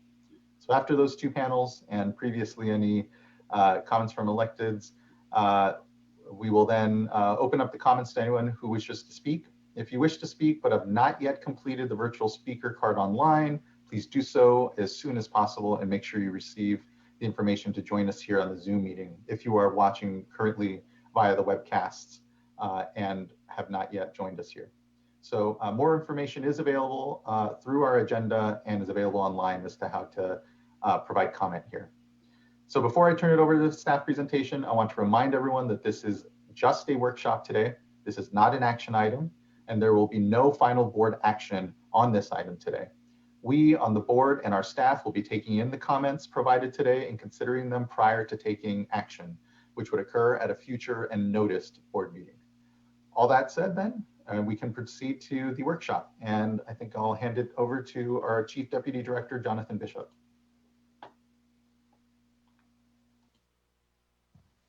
And thank you, Chair. Sorry, thank you, Chair. I'm going to turn it over to staff to start us off, and I'll provide some comments further on in the discussion. Okay, thank you very much.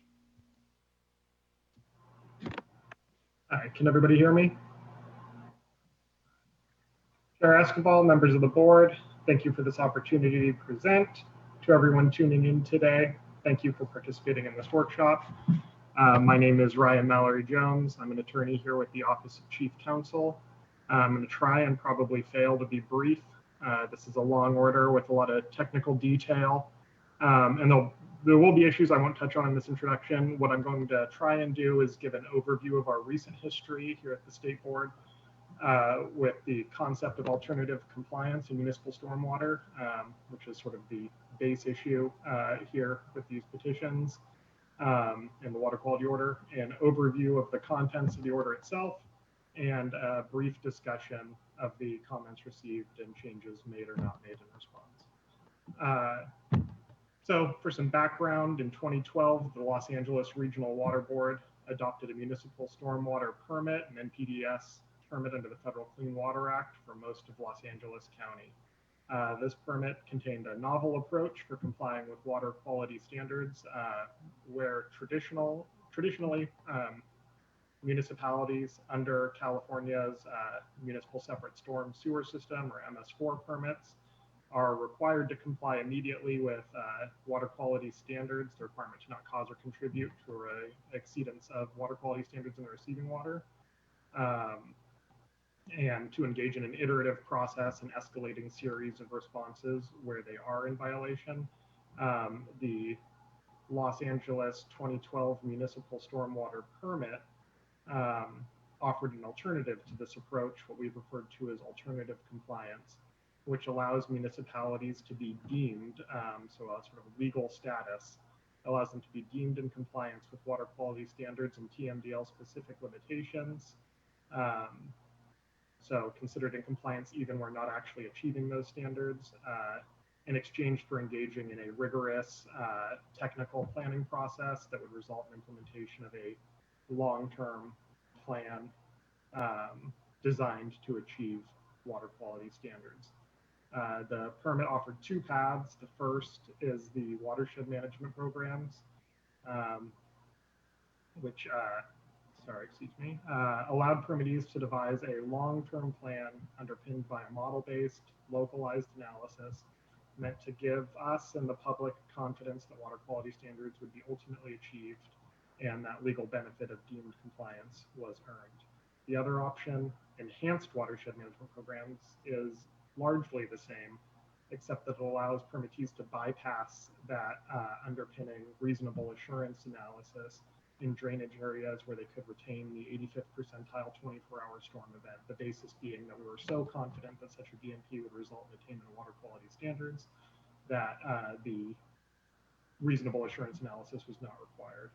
Enhanced watershed management programs also allowed, in contrast with the watershed management programs, deemed compliance with final TMDL milestones for a limited time in areas addressed by one of these large-scale BMPs. In 2015, the State Water Board adopted Order 2015-0075, reviewing these alternative compliance paths generally. With some modifications, we upheld the permits approach. Among other things, we inserted a requirement for permittees engaging in these approaches to redo their reasonable assurance analyses and plans in 2021, following 5-ish years of implementation and monitoring. We recognized that the pathways, the WIMP and EWIMP pathways, may not be appropriate in all MS4 permits, but in order to provide guidance to regional water boards preparing phase 1 permits, phase 1 MS4 permits, we laid out several principles to be followed in developing these compliance alternatives.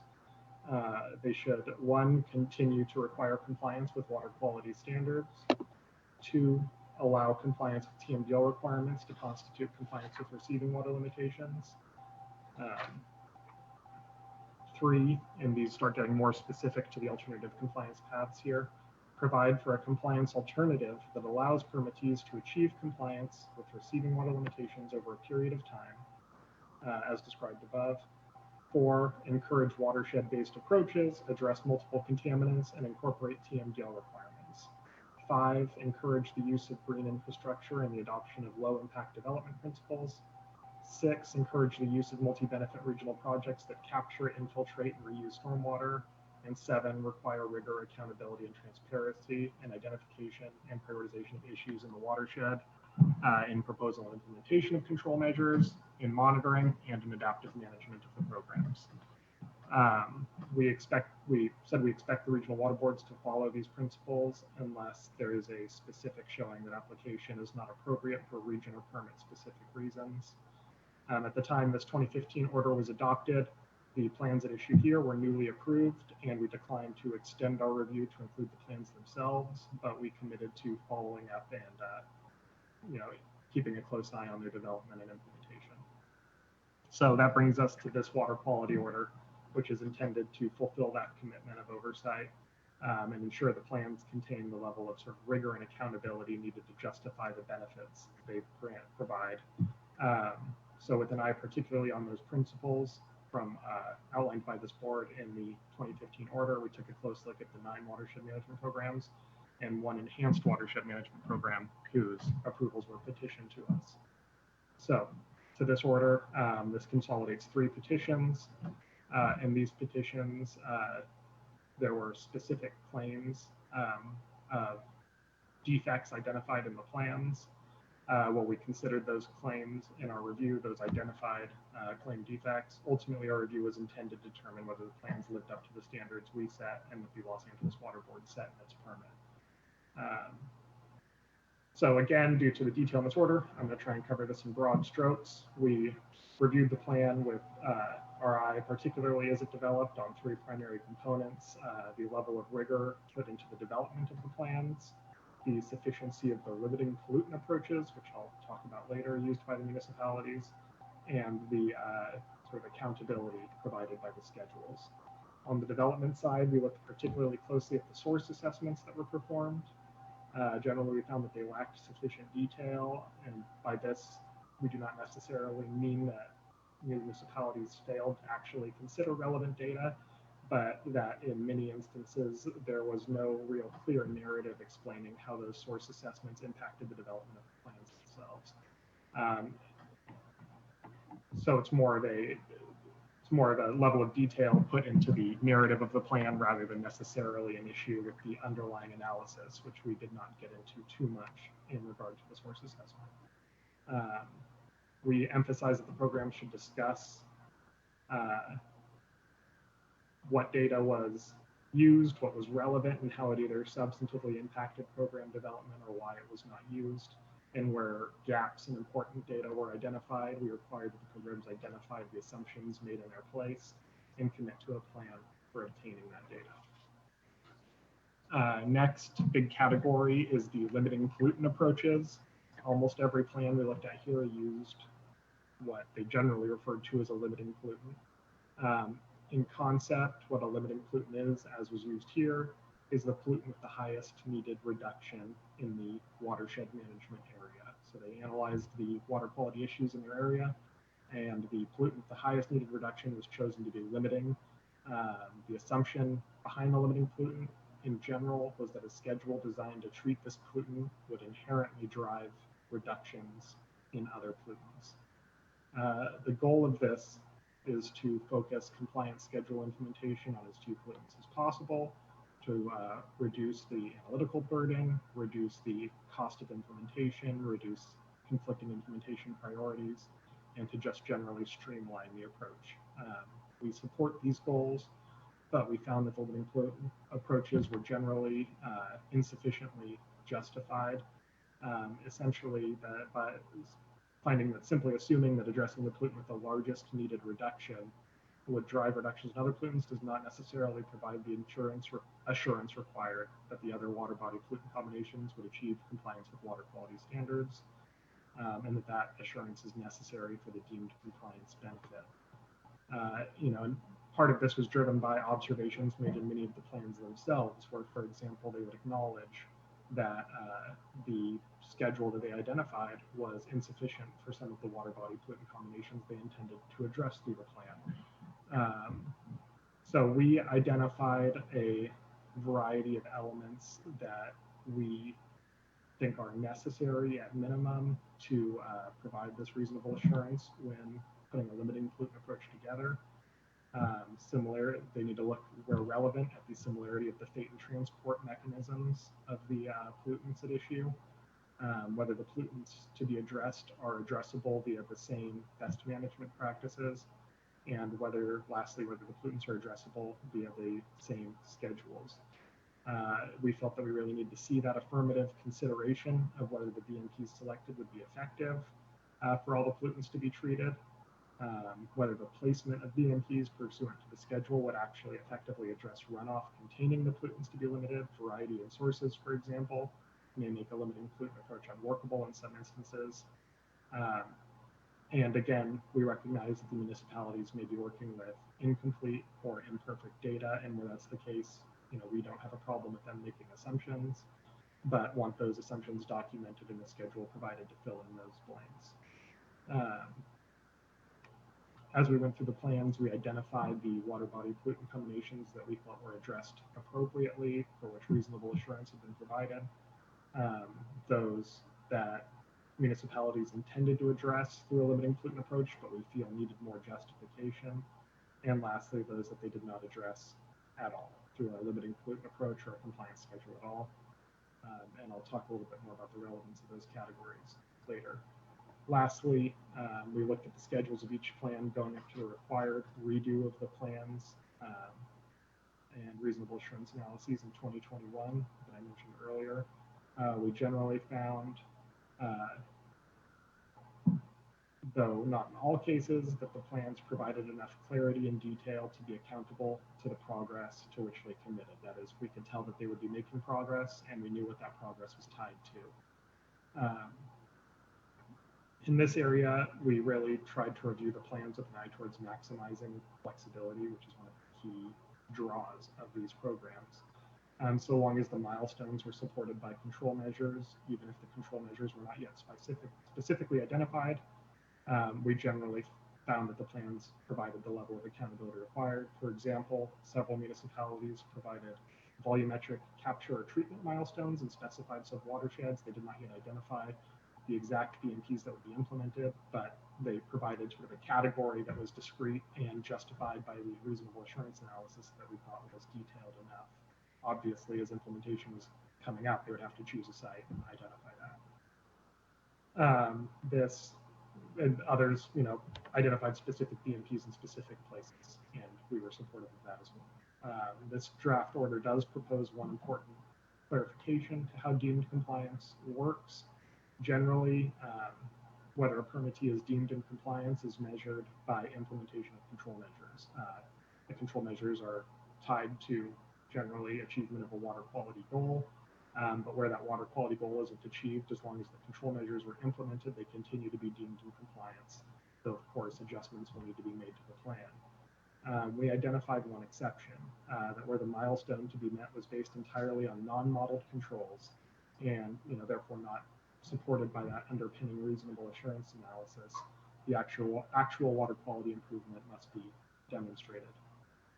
One last element of these schedules that I want to address is that we disavowed, as did the Regional Water Board's executive officer when the plans were approved, any language that made implementation of the schedules contingent on obtaining funding. We recognize, of course, that funding may be a reason to submit a request for an extension or to engage in adaptive management, but it cannot be something that is built into the schedule itself. Again, we're trying to maximize the level of flexibility the permittees have to build their own schedules, but wanted to ensure that once they are written, they provide something that we can actually track and identify. And where adjustments are needed, the permit provides a process for that. So on moving along, we identified two important timeframes in the proposed order. The first is 6 months from the date this order is adopted. By that point, the permittees need to demonstrate, and they may have already done this with the regional board, that they have done all the work they committed to by that. All their work associated with their past milestones. If they have done that, they'll remain deemed in compliance for all water body pollutant combinations they intended to address in their plans, even if we found that they were addressed by a flawed limiting pollutant approach. This is essentially us saying that we recognize that time has passed, they've relied on their plan approvals, and that so long as they've done what they said they were going to do, we're not going to interrupt their deemed compliance status at this point. If they haven't done that, then they shouldn't be deemed in compliance regardless of our work. That's just how the programs work. This continued grant of deemed compliance continues through the required program updates that must be submitted to the Regional Water Board on June 30th, 2021. It can last for up to a year from that time, at which point the updates must be either approved or disapproved. Following that point, they should only be deemed in compliance with water body pollutant combinations addressed sort of in conformance with the standards we set out in this order. There's one other aspect of this order I'll mention that's not really tied to the watershed management programs and enhanced watershed management programs directly, and that is our discussion of areas of special biological significance. These are areas along California's coast for which special protections were adopted by the board in 2012. And one of the, two of the petitions, the petitioners argued that in some instances, one of the groups here, the EWIMP group, the North Santa Monica Bay Enhanced Watershed Management Program group, had not appropriately reacted to alterations of natural ocean water quality. The ASBS protections require that municipalities not cause or contribute to alterations of natural ocean water quality. In this case, we agreed with the petitioners that for purposes of ASBS requirements, ultimate compliance is required in the receiving water. The ASBS standards do put up some design standards for outfalls, but that meeting those design standards is not necessarily sufficient, that where there's continued alterations, there needs to be a analysis of whether or not the municipalities are continuing to cause or contribute to that, regardless of whether or not their outfalls meet design standards.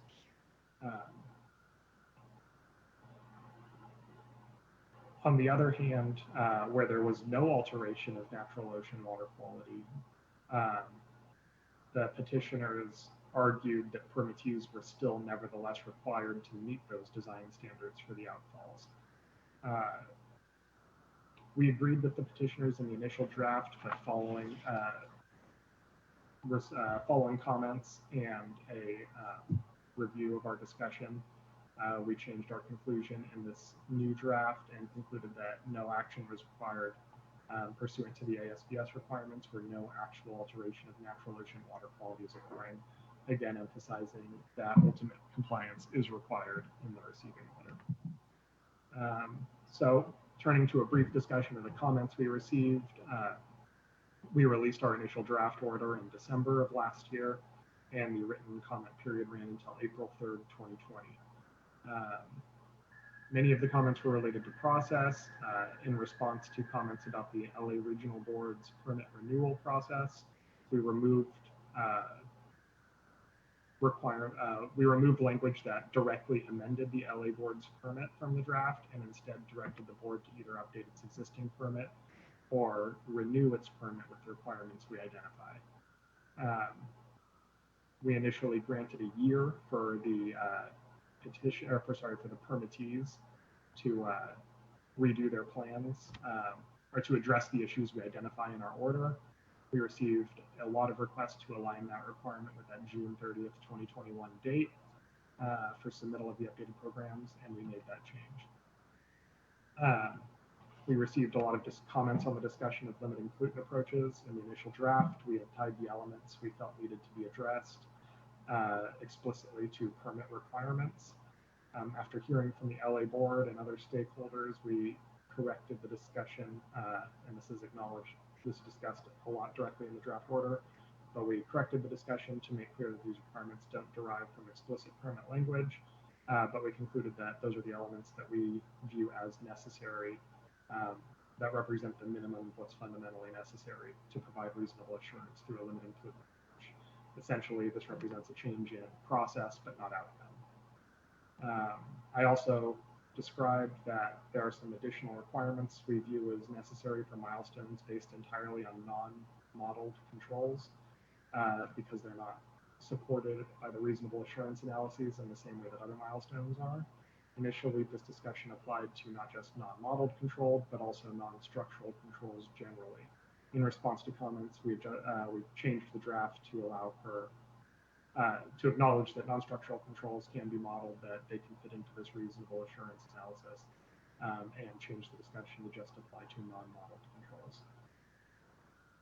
We also removed language due to the amount of time that has passed since these plans were approved that raised the possibility of retroactive loss of deemed compliance in response to comments that emphasize the level of effort expended in good faith reliance on the approvals of the plans. This essentially means that this order does not take a position on the past deemed compliance status of the permittees if they should have lost deemed compliance pursuant to the permit. This order doesn't change that. If they should currently be deemed in compliance based on the way their plans were written, they will continue to be deemed based on the way their plans are written. We additionally made a variety of smaller scale specific changes to different aspects of the order based on the comments we received. And lastly, one important comment note, we received comments that this order amounts to enforcement of the permit's numeric effluent limitations in a way that's inappropriate in light of pending litigation. Phil Wiles, our Assistant Chief Counsel, will be discussing that litigation more in a few minutes, but I want to draw out a distinction between actual enforcement of the numeric effluent limitations and what this order does. This order is not an enforcement order. It simply reviews the plans to ensure that they meet the standards for rigor and accountability we set in our 2015 water quality order. If the underlying water quality based requirements change, the plans will change as well. Regardless of our order, the status quo is that failure to comply with the requirements of the plans means that the permittees have to comply with the baseline requirements of the permit. This order does not change that. So I'm finally going to wrap up. I just want to say that more broadly, we're aware of the broader financial struggles that these municipalities are facing right now, particularly in light of the ongoing pandemic. Compliance costs are always an issue, and as we develop this draft order, that was in our minds. We're supportive of methods like the limiting pollutant approach that, when properly implemented, help reduce the cost of compliance while providing assurance that water quality standards will be met. To talk more about compliance costs and funding, I'm going to turn it over to Chief Deputy Director John Bishop. I'd like to thank everyone here for their participation, and I'm looking forward to hearing what everyone has to say. Good afternoon, Chairman and members of the board. My name is Jonathan Bishop. I'm Chief Deputy Director.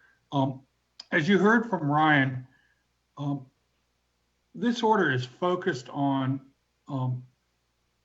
determining how well the WIMPs and EWIMPs were at implementing the requirements of our 2015 order.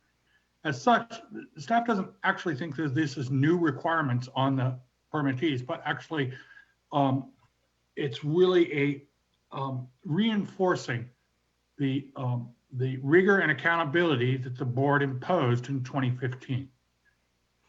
But we are cognizant that the cost of meeting their requirements under the Clean Water Act and the State Port of Cologne Act are high for municipalities under the stormwater permit. And as such, as Board Member Dodak had hinted at earlier today, we're proposing a strategic approach of looking at the cost of compliance for stormwater in the upcoming years to focus our efforts on gathering the data that we need to understand the true costs and to devise a methodology for the permittees to submit that a standardized approach to cost accounting, and then guidance for our staff on how you utilize that in developing permits as we move forward. And so with that, I'm going to turn it over to Assistant Chief Counsel Phil Wiles to talk about our timing a little.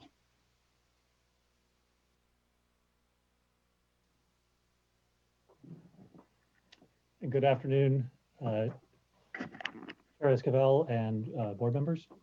Phil Wiles, I'm an Assistant Chief Counsel with the State Water Resources Control Board's Office of Chief Counsel. And I just have a couple of notes. I'm actually just going to be speaking about the context in which the board is considering this order, that is the litigation context, because with this order, as with the underlying 2012 municipal stormwater permit and the State Water Board's 2015 order, there is litigation that's currently pending. I want to just briefly explain that and explain how this fits in. So there were two cases brought against both the LA Regional Board and the State Water Board challenging the 2012 permit and the 2015 State Board order. The first case brought by two of the petitioners here, NRDC and Los Angeles Waterkeeper. That case is currently back in Superior Court on limited issues, remanded from the Court of Appeal. In fact, there's a hearing tomorrow on that case. The issues that are in front of the board in this draft order very tangentially related to that litigation. That litigation is primarily at this point about anti-degradation issues. The second case is actually it's cases brought by both Duarte and Gardena separately. They've been consolidated. And in that litigation, the state board and the regional board are currently at the Court of Appeal. We are appealing a judgment from the Superior Court, which essentially required that the permit provisions that pertain to numeric effluent limitations, specifically pertain in any way to any and all numeric effluent limitations in the 2012 permit, be essentially set aside and replaced by the LA board. Rather than doing that, we filed an appeal. That appeal is still pending at the Court of Appeal. And in late 2019, the Court of Appeal issued an order determining that despite the Superior Court's judgment, the public interest would be best served by maintaining the status quo, which the Court of Appeal pointed out was that the 2012 permit had been fully in effect and therefore should remain fully in effect while the matter was pending before the Court of Appeal. And the Court of Appeal also observed that part of the status quo was what it termed a lack of aggressive enforcement of the numeric effluent limitations in light of the pending litigation. And so the Court of Appeal expressed its expectation that that lack of aggressive enforcement would also continue pending the resolution of the matter at the Court of Appeal. So our view, Mr. Mallory Jones just touched on it a few minutes ago, is that this draft order is not at all related to enforcement. And it also is not related to numeric effluent limitations. Rather, it's all about the alternative compliance approach. As we've kind of described in a little bit more detail in footnotes 2 and footnote 31 of the draft order. So again, as Mr. Mallory Jones and Mr. Bishop just now explained, this draft order in front of the board today, it really is just affirming the principles of the board's 2015-0075 original order, which laid out the board's principles and expectations for both this permit and also for any other municipal stormwater permits that included an alternative compliance approach. So with that, if there aren't any questions, I believe it's time to turn it over to the speakers. Thank you. Thank you, Mr. Wiles. Hearing no questions, at least, or seeing no hands waving, we can go ahead and move on to the panel then, and thank you. And I believe this first panel then is consistent of the Los Angeles Regional Water Quality Control Board. And there we are, Executive Director Renee Purdy. Good to see you. Good afternoon. I should invite you here in a moment to unmute. Great. Just a little bit of a delay there. Yeah. Thank you so much, Chair and members of the board. My name is Renee Purdy. I'm the Executive Officer of the Los Angeles Water Board, and I'd like to thank you for the opportunity to provide comments on the second proposed order today. I will dispense with doing introductions, since thank you, Chair, for doing that for me. I am going to try to keep my comments to 20 minutes. There's a possibility I may go a minute or two longer than that, but I will try to be efficient with my comments. I'm going to be focusing on just a few key comments in 5 key areas of the second proposed order, and I'll identify each of these as I move through our comments.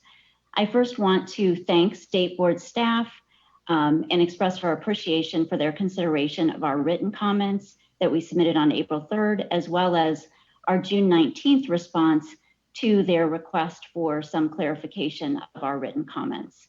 The first key area that we want to comment on are findings regarding the reasonable assurance analyses and the limiting pollutant approach. We appreciate State Board staff's consideration of our comments and clarifications, regarding the limiting pollutant approach. And we support the finding in the second proposed order that State Board agrees generally that the limiting pollutant approach may be appropriate and that it welcomes its explicit incorporation into the next iteration of the permit. Nevertheless, despite this new finding, the second proposed order continues to repeatedly refer to a flawed limiting pollutant approach. It's our understanding that these references are really intended to refer to shortcomings identified in specific watershed management programs. And we understand the ease of referring to it in this way throughout the second proposed order, but we believe using this phrase, particularly in part 6, the section titled order, suggests that the State Board doesn't support a limiting pollutant approach at all. And it seems inconsistent with the finding that I just mentioned earlier. As I'll discuss in subsequent comments, there's growing interest in reasonable assurance analysis beyond just the Los Angeles region. And as we gain more experience with it, it is evolving, as it did even through the Technical Advisory Committee that was formed following adoption of the 2012 LA MS4 permit. And the role of that TAC was to advise and participate in the development of the initial WIMPs and EWIMPs, including the reasonable assurance analyses. The development of the limiting pollutant approach was a part of that technical evolution that's happening. We therefore request revisions to the final order to clarify that the limiting approach is not conceptually flawed, but that in certain cases, the analysis supporting its application in specific WIMPs and EWIMPs was inadequate. We have one other comment related to the second proposed order's finding regarding the limiting pollutant approach. On page 70 of what I'm referring to as the comparison version, meaning the track changes version, the order still ties pollutant classifications to the limiting pollutant approach, suggesting that the same analyses underlying the pollutant classifications are also necessary for a limiting pollutant approach. However, in the subsequent paragraph, the order acknowledges that similar fate and transport may not be necessary to justify a limiting pollutant. As we explained in our written comments, we agree that a pollutant may not need to share the same fate and transport characteristics with other pollutants to be used as a limiting pollutant in the reasonable assurance analyses. To avoid any misunderstanding, we request that the newly added language on page 70 of the comparison version is deleted and that the second sentence of the first full paragraph on page 70 is revised as follows, and I'll quote, "This requires at a minimum an express justification in the WIMP for any limiting pollutants. This justification may include, but is not limited to, a discussion of the pollutant's similarity of fate and transport mechanisms, or why fate and transport differences are irrelevant, rationale for how the proposed BMPs will adequately control the other pollutants, and support for the contention that all the pollutants are treatable via the same schedule," end quote. And then corresponding changes would need to be made elsewhere in the order, including, for example, the bottom of page 65, continuing to page 66 of the comparison version. With regard to the RAA findings, the regional board requests a change to the second proposed order's requirement that the RAA guidelines be made part of the Los Angeles MS4 order itself. And this discussion is on page 66 of the comparison document. The field of RAA is highly technical and it's rapidly evolving, as I just discussed. And having spearheaded this approach in the 2012 LA MS4 permit, the regional board is now working with additional agencies, including US EPA Region 9, as well as State Board through STORMS, that are interested in advancing this analytical approach to support the use of alternative compliance plans in other MS4 permits. While the regional board appreciates that the RAA guidelines contain important guidance that is relied upon by permittees in developing their watershed management programs, it would be a significant administrative burden to update the RAA guidelines by reopening the MS4 permit. This change could constrain the ability of the board to efficiently update the RAA guidelines in response to improved analytical tools and guidance, and then undermine the utility of the RAA guidelines in the long run. The regional board supports making any such guidelines available for public review and comment, particularly if developed by the Los Angeles Water Board. And we did so with the 2014 REA guidelines through the technical advisory committee that was formed under that permit.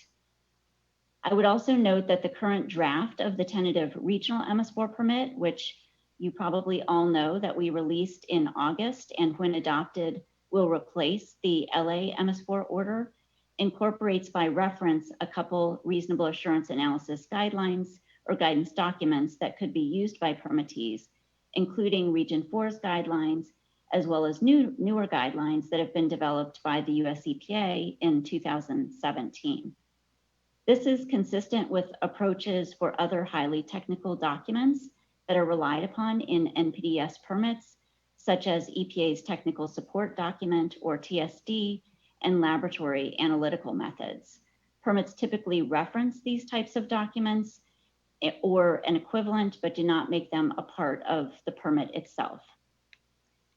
So moving on to the second key area where we have a couple comments, this relates to the order's direction regarding deemed compliance status for specific programs.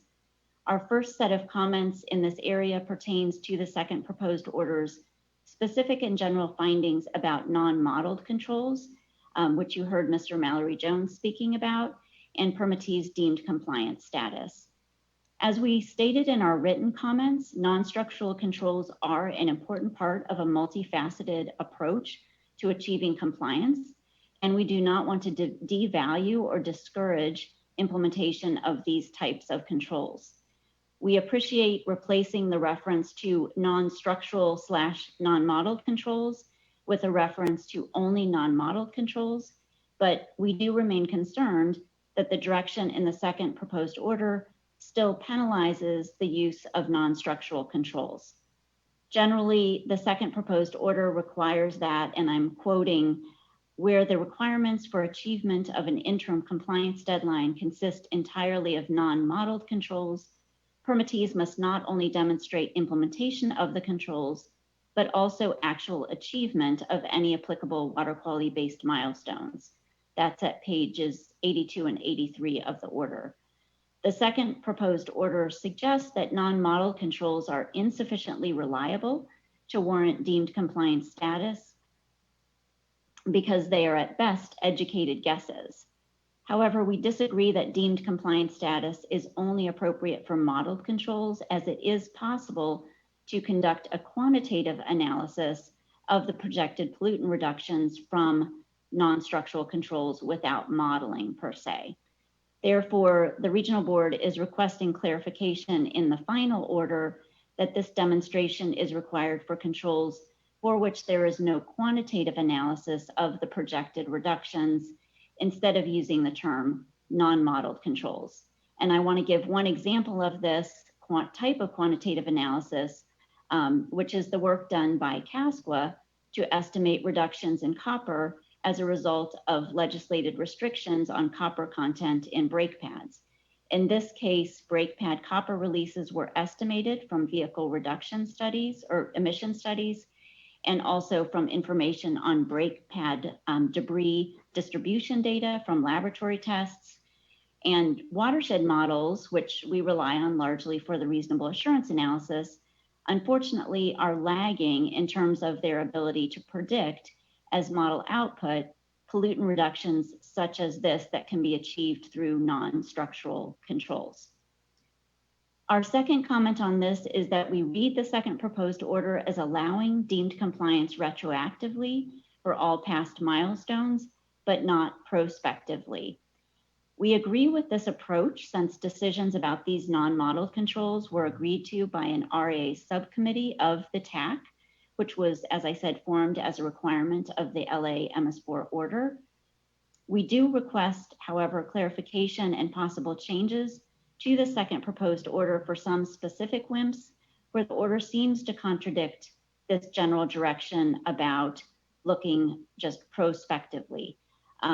Two examples of this are with the Alamitos Bay Los Cerritos Channel Group. The discussion in question is on page 122 of the order, and also for the East San Gabriel Valley Group and the discussion in question is on page 110 of the order. We also request that the State Board strike the newly added sentence at the top of page 89, which seems to conflict with the order's general direction that it will not require retroactive demonstration for non-modeled controls. While we understand that the order is trying to treat all milestones the same, we don't think it's practical for past due non-modeled milestones. And the difficulty here is that the monitoring programs associated with the WIMPs and EWIMPs were ramping up over the course of several years, since a significant number of new outfall and receiving water monitoring stations were being established under the 2012 LA MS4 permit. Therefore, there's limited outfall and receiving water data to demonstrate on a watershed scale that the early water quality outcomes anticipated from initial implementation of non-modeled controls were achieved. An example of this is a 10% pollutant load reduction using non-modeled controls by 2017, for example. So moving on from our comments on non-modeled controls, I have one other comment on the deemed compliance findings of the order.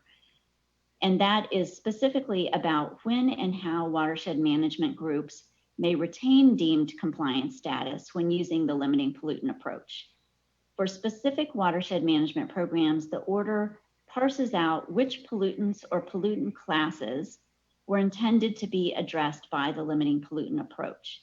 However, it's not clear to the regional board that permittees necessarily had the same intentions as those ascribed to the groups in the second proposed order. To the extent that there may be some discrepancies in this, we request that the permittees have the opportunity to clarify which pollutants or pollutant classes are addressed by their limiting pollutant approach, and that permittees deemed compliance status for these pollutants not be disturbed at least until they have the opportunity to update their RAA and watershed management program by the June 30th, 2021 deadline, consistent with the final, or I should say the proposed, at least as proposed in the order right now. Moving to the third key area where we had a comment, this is regarding the order's finding and direction regarding compliance schedules in WIMPs and EWIMPs. Namely, we request that the second proposed order acknowledge interim TMDL deadlines as appropriate milestones in watershed management programs. We bring this up because the second proposed order seems to take issue with the legitimacy of a 2018 deadline in the North Santa Monica Bay EWIMP. This milestone date was included in this EWIMP as required in the LA MS4 order, which requires that schedules incorporate all interim and final water quality-based effluent limitations and schedules associated with those, referring to the TMDL provisions of the permit. And that 2018 deadline is a deadline that's set forth in the Santa Monica Bay Beaches Bacteria TMDL. Additionally, while the EWIMP sets forth a, quote, proposed implementation schedule and states that the proposed schedule may be altered, the regional board wishes to clarify that we took this proposed schedule as the group's commitment regarding milestones, and any change would need to be handled through an extension request by the group, and then approval of that request per the procedure that's outlined in the LA MS4 order. So to summarize, we don't believe TMDL interim milestones should be disregarded. And we want to clarify for the state board that whenever permittees presented a, quote, proposed schedule, including in the North Santa Monica Bay EWIMP, these are treated as milestone commitments unless a request for extension is submitted and permittees, by permittees, and the request is approved by the regional board. The fourth key area we have some comments on are regarding the proposed deadlines for complying with the state board's order. First, we request that state board consolidate the two deadlines in the order into one, since the two will likely be very close to one another. One is 6 months from adoption of the state board order, and the second is June 30th, 2021. At most, these dates will be no more than 2 months apart. Consolidating the deadlines is cleaner, it's less of an administrative burden, and would not appear to result in any practical difference. And board staff would be hard pressed to review all of the 6-month submittals prior to 30th, 2021, since, as I said, they'll likely be at most a month or two between the two deadlines. Second, we appreciate State Board's efforts to align the deadlines in the proposed order with the existing deadlines in the 2012 LA MS4 order. We did want to verify that the permittees will retain deemed compliance status for the entire duration of the Regional Board's review and approval of the updated WIMPs and the associated reasonable assurance analysis. We don't interpret the order as intending for permittees to lose their deemed compliance status on June 30th, 2021. And I think I heard Mr. Mallory Jones say that that deemed compliance status would be retained for up to a year. I think I missed that in the second proposed order, so perhaps that could be pointed out to us when we get into some questions and discussion, because it does seem as though there might be some potentially contradictory language. And I think that given the permittees' longstanding and good faith reliance on the Regional Board's approval of the watershed management programs and EWIMPs, that allowing deemed compliance until the Regional Board approves or rejects the updated watershed management programs and associated reasonable assurance analysis would be appropriate. The final thing that I wanted to comment on is the precedential nature of the State Board's order. The second proposed order clarifies that it is precedential in all cases for those implementing the WIMP-EWIMP provisions for the LA MS4 order, including for future iterations of the Los Angeles MS4 order. Generally, we agree with the direction to address specific aspects of alternative compliance plans consistent with the State Board's order, and the Regional Board will comply with the specific directives outlined in the order section. However, the alternative compliance plan of the LA MS4 order, which is embodied in our WIMP and EWIMP approach, is evolving based on the experience and lessons learned that we, along with the permittees and stakeholders, have acquired under this first permit term of employing this approach. We want to ensure that the Los Angeles Regional Board is afforded the same flexibility as other regional boards to change and adapt the alternative compliance path in future MS4 orders in the Los Angeles region when appropriate, provided that these changes conform to the general principles that are articulated in the State Board's order. Since there might be specific findings in this State Board order once finalized that become inapplicable to future iterations of the permit, we request a small change to the second proposed order. We suggest adding where applicable to the end of the first sentence under section 4 on page 164. This change, I think, is consistent with the proposed order's general sentiments that the order is not intended to curtail the flexibility of the regional water boards to adopt alternative compliance plans that best fit their particular regions.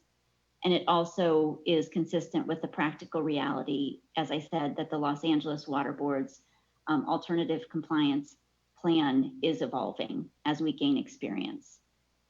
In closing, I just want to say that we appreciate State Board staff's recognition of the value of a watershed-based approach to MS4 permitting, and State Board staff's optimism that permittees in the Los Angeles region are on the right path.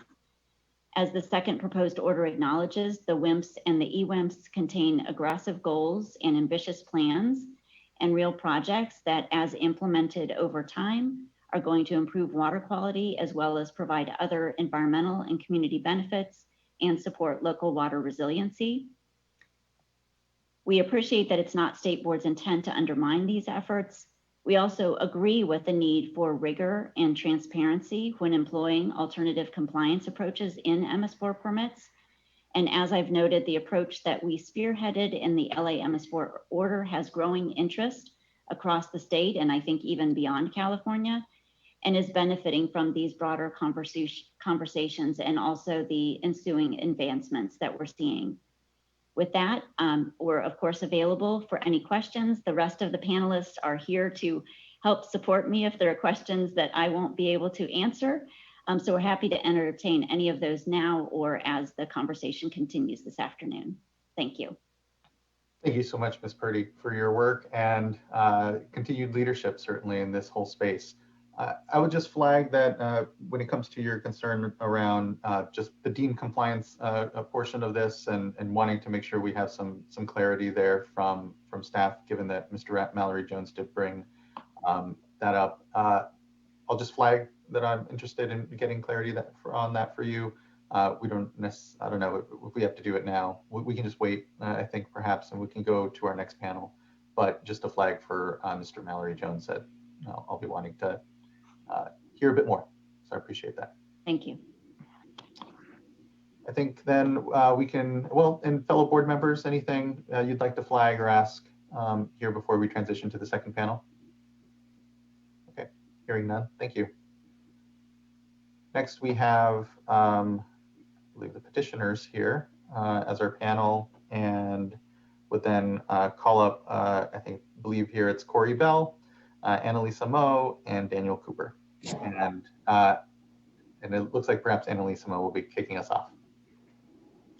I will. Thank you, Chair Esquivel. We'll jump right on in. Good afternoon, Chair Esquivel and members of the State Board. For the record, my name is Annalisa Moe with Heal the Bay. I'd first like to thank the State Board and your staff for the thorough work in reviewing these watershed management plans. Stormwater is the primary source of pollution in our rivers, lakes, and oceans, particularly in the heavily urbanized Los Angeles region. It is therefore imperative that our management plans are adequate to drive meaningful action to reduce the stormwater pollution and achieve water quality standards. So we generally support this order. We agree that the challenged WIMPs and EWIMP do not satisfy the standards of rigor, accountability, and transparency that the State Board established in its 2015 order. We also agree that the WIMPs and EWIMPs lack clear enforceable commitments. Currently, permittees that enjoy deemed compliance status and therefore are allowed to violate water quality standards must show their work. But so far they have failed to do so, yet no enforcement action has been taken against them. The effect of this is tangible. Recent analyses by the regional board itself shows that there are many areas where water quality is stagnant or even declining across the region, including in areas covered by the programs challenged in our petition. Additionally, areas of special biological significance, also known as ASBS, are the jewels of California's coastline. However, the incorrect interpretation of the permit terms results in pollution control by permittees, meaning that ASBS are awarded less protection from polluted municipal stormwater than the Los Angeles River or Ballena Creek. Now, because water quality is suffering and therefore public and environmental health is suffering, we urge the board to promptly finalize the order with the current proposed 6-month and 12-month deadlines. Petitioners challenged the WIMPs and EWIMP over 5 years ago, so a final order is long overdue. And we remind the board that the draft order outlines requirements for permittees to comply with the existing MS4 permit. It doesn't create new requirements. So I would like to thank board again for all the work that has been done on this matter and for the opportunity to speak today. And with that, I will pass it over to my colleague, Daniel.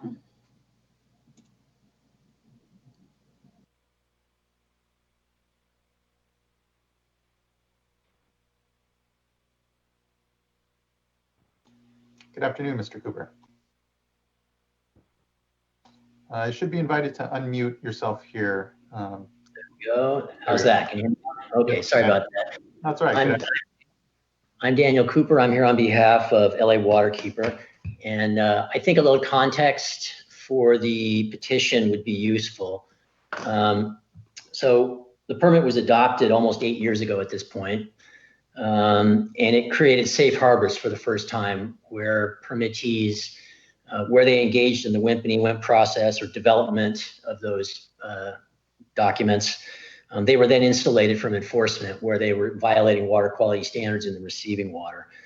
In response to NRDC and LA Waterkeeper's challenge to the safe harbor concept, the state board issued an order and specifically stated that the process for us to ensure rigor in the WIMPs and EWIMPs and real progress toward water quality standard compliance was via the petition process, what we're looking at right now. that we would challenge those documents and they would be promptly acted on. The WIMPs and EWIMPs would be corrected by state board oversight and then implemented as appropriate. And in fact, here we are now, 2 years at least, more like 3 after the expiration of the permit term, and 5 years after our original petition on the WIMPs and EWIMPs, and we still don't have a final order. And those WIMPs and EWIMPs have been implemented for the entire life of the permit and beyond that were inadequate. And that's what has been going on during that period. And I guess it's also worth noting, as Annalise pointed out, that a survey of the data in the receiving waters by NRDC and LA Waterkeeper and a parallel survey by the regional board has confirmed that the receiving waters for these MS4 permits have not improved. They've in fact declined since the permit was implemented.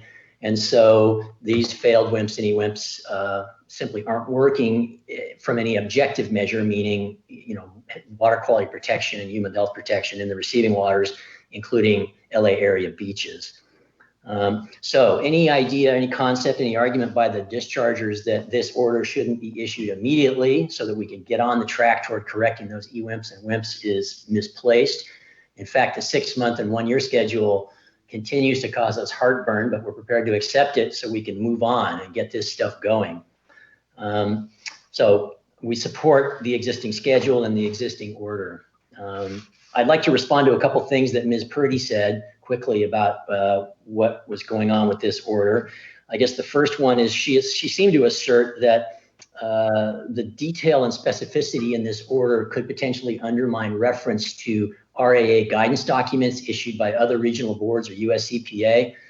And that's simply incorrect. All of those guidance documents I've seen simply provide less specificity than what's in this RAA. And so rather than creating conflict, this order provides detail and rigor, which is what's appropriate here, and are in fact consistent with those other guidance documents, not inconsistent. So we simply disagree, and I would support staff providing this level of specificity. She also suggested that the non-model BMPs with just assumptions, such as the brake dust report from CASQA, should be fine. And that's problematic. I think the problem is there's no modeling. So how can you make the assumption? They're just guesses. She also seemed to say that there's inadequate data to evaluate the effectiveness of these assumptions. Well, again, that's the problem. Since there's no data and there's no modeling, to have people be deemed in compliance with water quality standards while they're making, at best, educated guesses for initial programs is inappropriate. And again, I'll point to the sampling data showing that receiving waters are degrading, not improving, during the life of this permit. So with those comments, I'll pass it on to Corey. Thank you. Thank you, Mr. Cooper.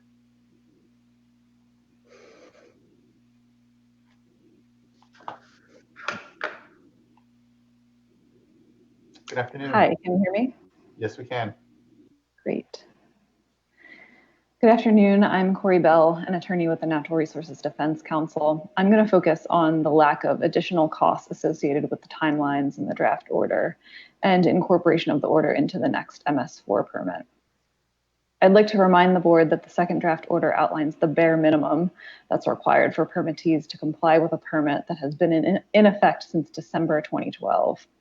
Additionally, the board's June 2021 deadline for submitting a new RAA lines up perfectly with permittees' existing obligations.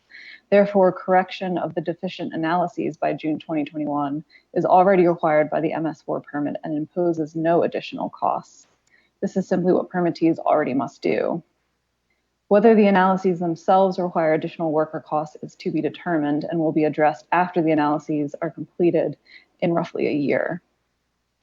As for the draft order's 6-month deadline, the information requested of permittees should be easily at permittees' disposal if they have been properly tracking and reporting their compliance with the permit.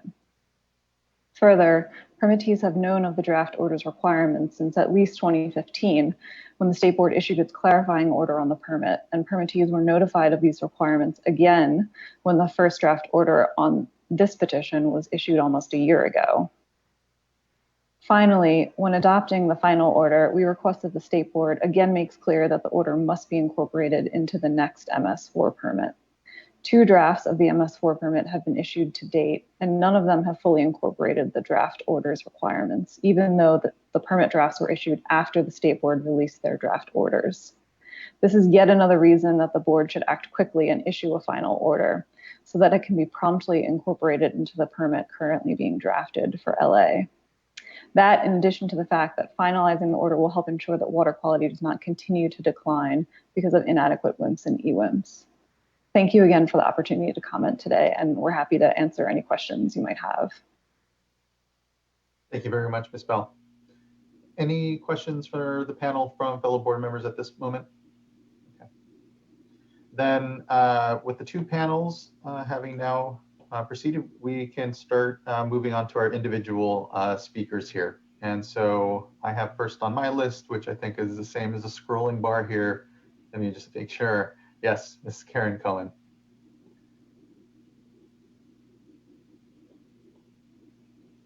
Good afternoon. Should be invited to unmute here.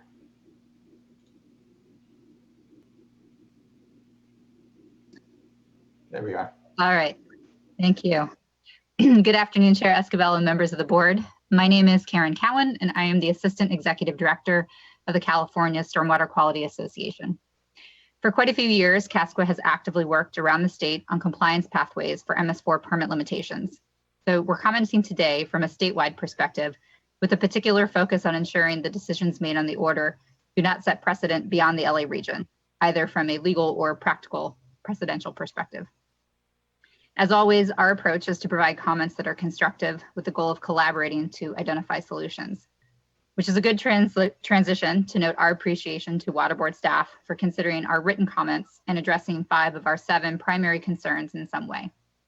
In particular, we appreciate the new language explaining that the order does not curtail the flexibility of other regional water boards or require modification of programs adopted by other regional water boards, and the clarifying language regarding data assessment requirements for source assessments.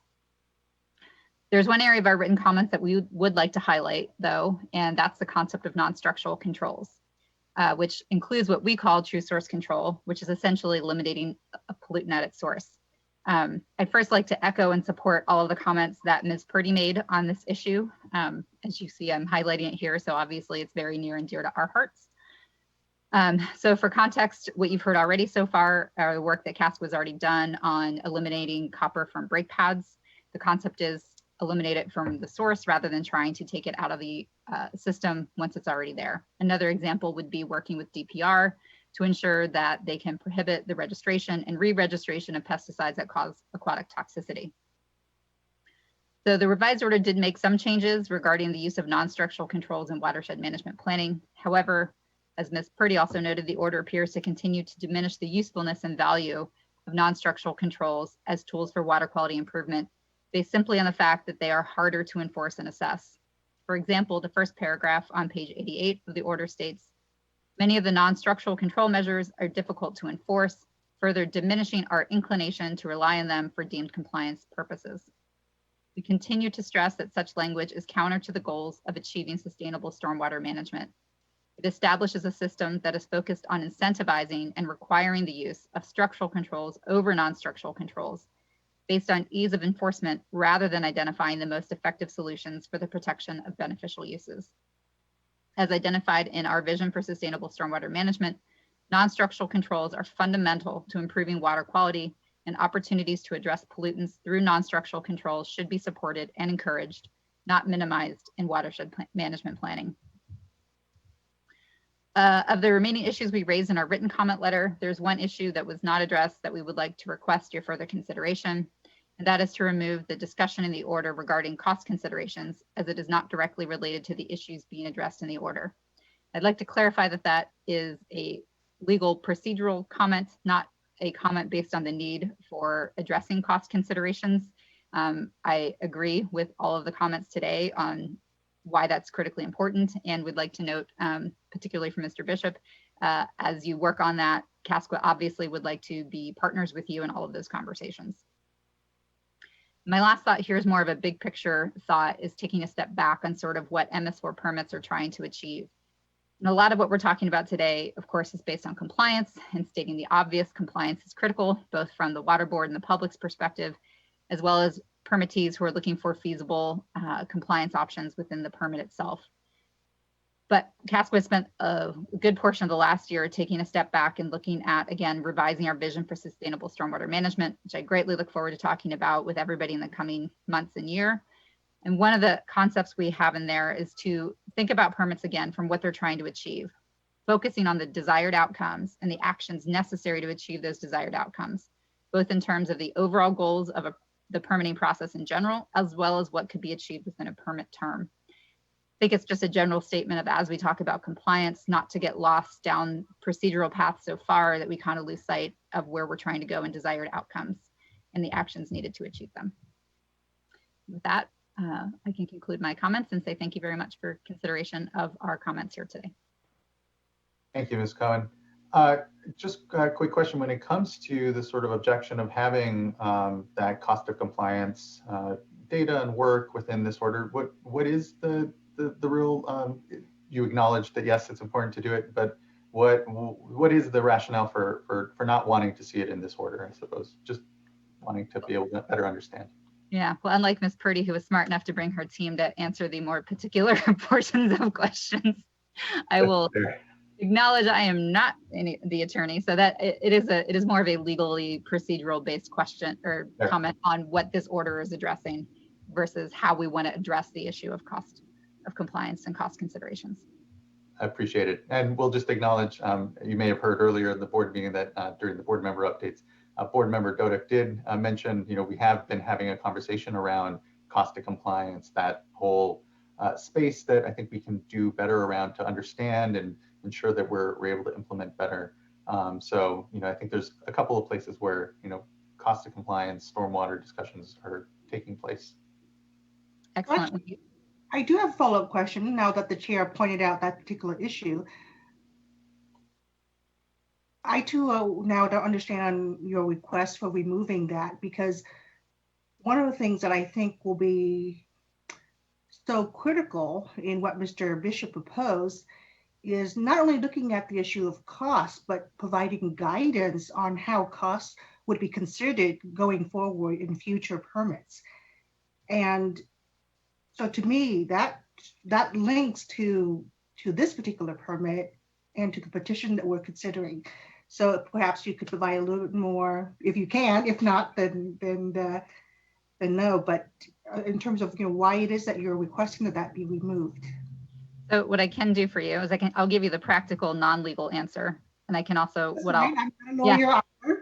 So and what I'll commit to do is I'll talk to our attorney and I can give you a follow-up on the basis of why that request is being made, particularly for this particular order.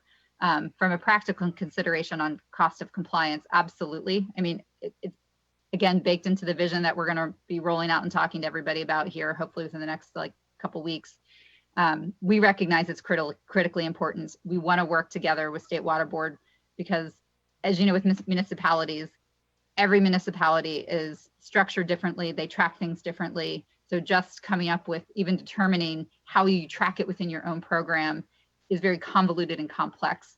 So we've been talking even internally of, having some municipalities even serving as sort of the trial balloons of how would this work? What would you really require given the breadth and differences of how every single MS4 program works throughout the state. And we also know that understanding the cost of compliance is critically important to the other issue we have, which is funding. Because right now, as you all know, we're funded out of the general fund. And this year just emphasizes even further of how that's not feasible or sustainable to achieve all of the goals that we want and all the things that we want to do, because stormwater just can't be funded out of the general fund. So yes, we very much want to work with everybody on understanding the cost of compliance, because when we can put a dollar amount to it, we're hopeful that it can help us make the case of why we need the funding to do what we need to do to achieve our ultimate goals.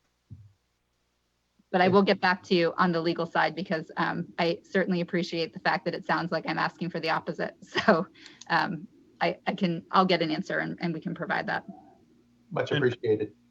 And I'll commit that we'll reach out to CASPA and figure this out. I do want to, emphasize that this order doesn't discourage the use of non-structural controls. What it's trying to say is that they need to be accountable. You can't just say you're going to get a 10% reduction, never monitor for it, never check to see if you actually got that, and build that into your models in the future, that you start with 10% less because of non-structural controls. We totally support non-structural controls, but there needs to be monitoring associated with that to show that the reduction that you're expecting from that is achieved.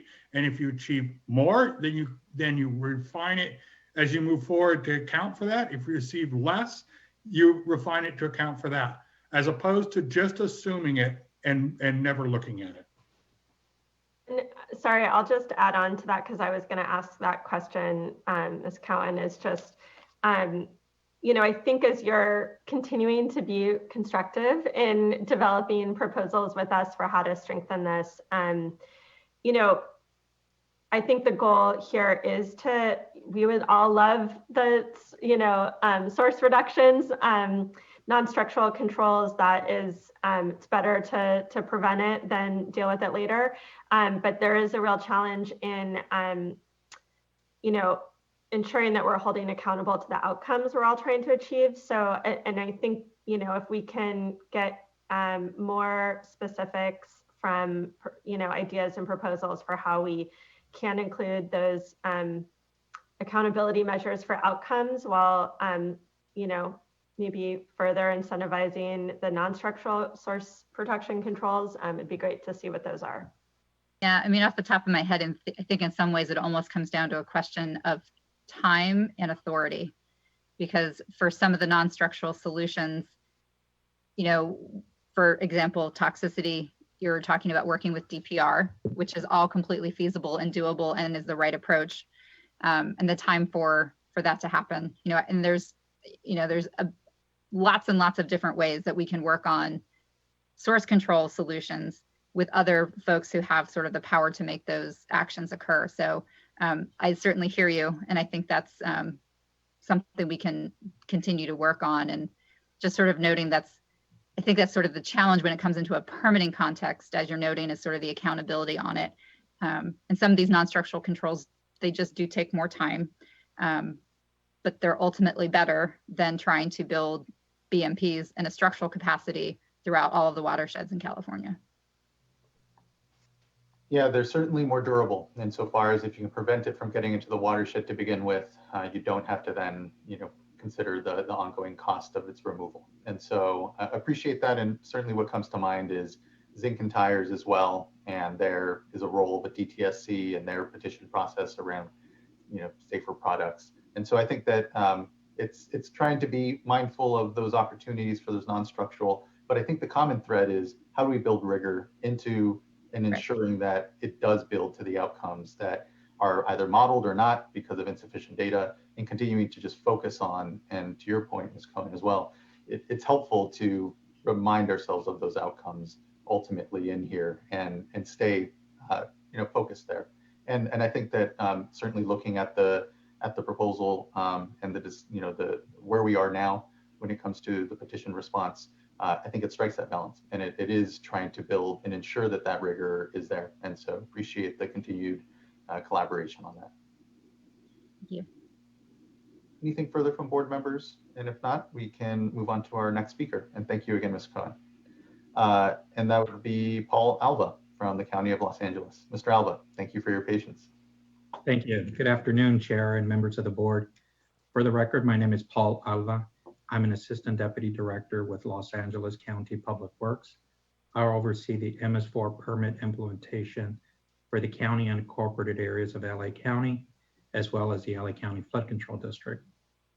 By implementing the 2012 MS4 permit, the county is closely aligned with the governor's water resiliency portfolio and the goals of addressing climate change and water resiliency. The 2012 permit has produced water quality projects that embody the administration's priorities, including multi-benefit approaches towards water issues, the utilization of new and existing infrastructure, and watershed-based efforts. Nowhere else in the world have municipalities developed such detailed and rigorous water quality improvement plans, the modeling efforts undertaken has called for world-leading expertise to tackle the number of pollutants, the size of the watersheds, and the expansiveness of BMP networks required to achieve permit requirements. The EWIMPs and WIMPs are unprecedented and have been a huge success for our region. For example, the county will be spending over $100 million this year alone to construct 5 regional multi-benefit projects. The EWIMPs and the WIMPs have provided technical information to support the passage of the Safe Clean Water Program by voters in 2018. The program, which is managed by the district, generates approximately $285 million a year in perpetuity towards water quality and multi-benefit projects for the benefit of all 84 cities, stakeholders, and all 10 million residents countywide. The district just completed the first round of Safe Clean Water Program, and over 50 projects were recommended for funding.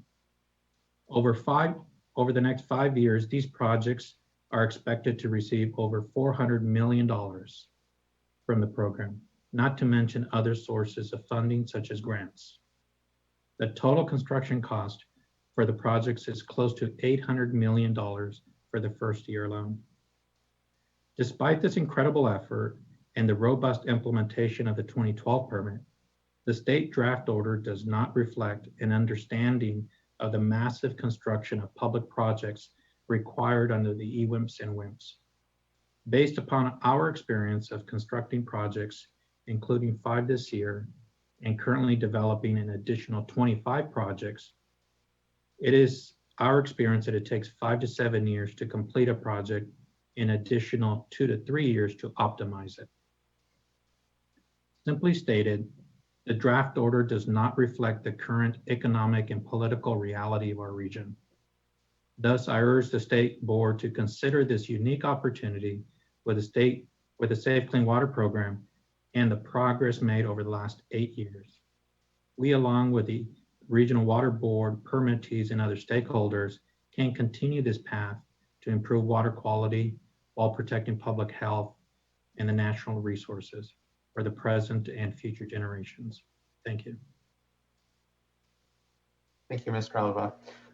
Just to clarify though as well, is there any particular portion of the order as contemplated that you find particular disagreement with, or is it just the entire order in of itself insofar as feeling it doesn't recognize the progress that's been made? I'm trying to just make sure I understand the request here. The entire order. We want it to be more aligned with the new permit. Okay.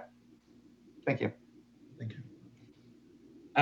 Well, follow-up question. I'm seeing Mr. Board Member McGuire maybe have some follow-up question there.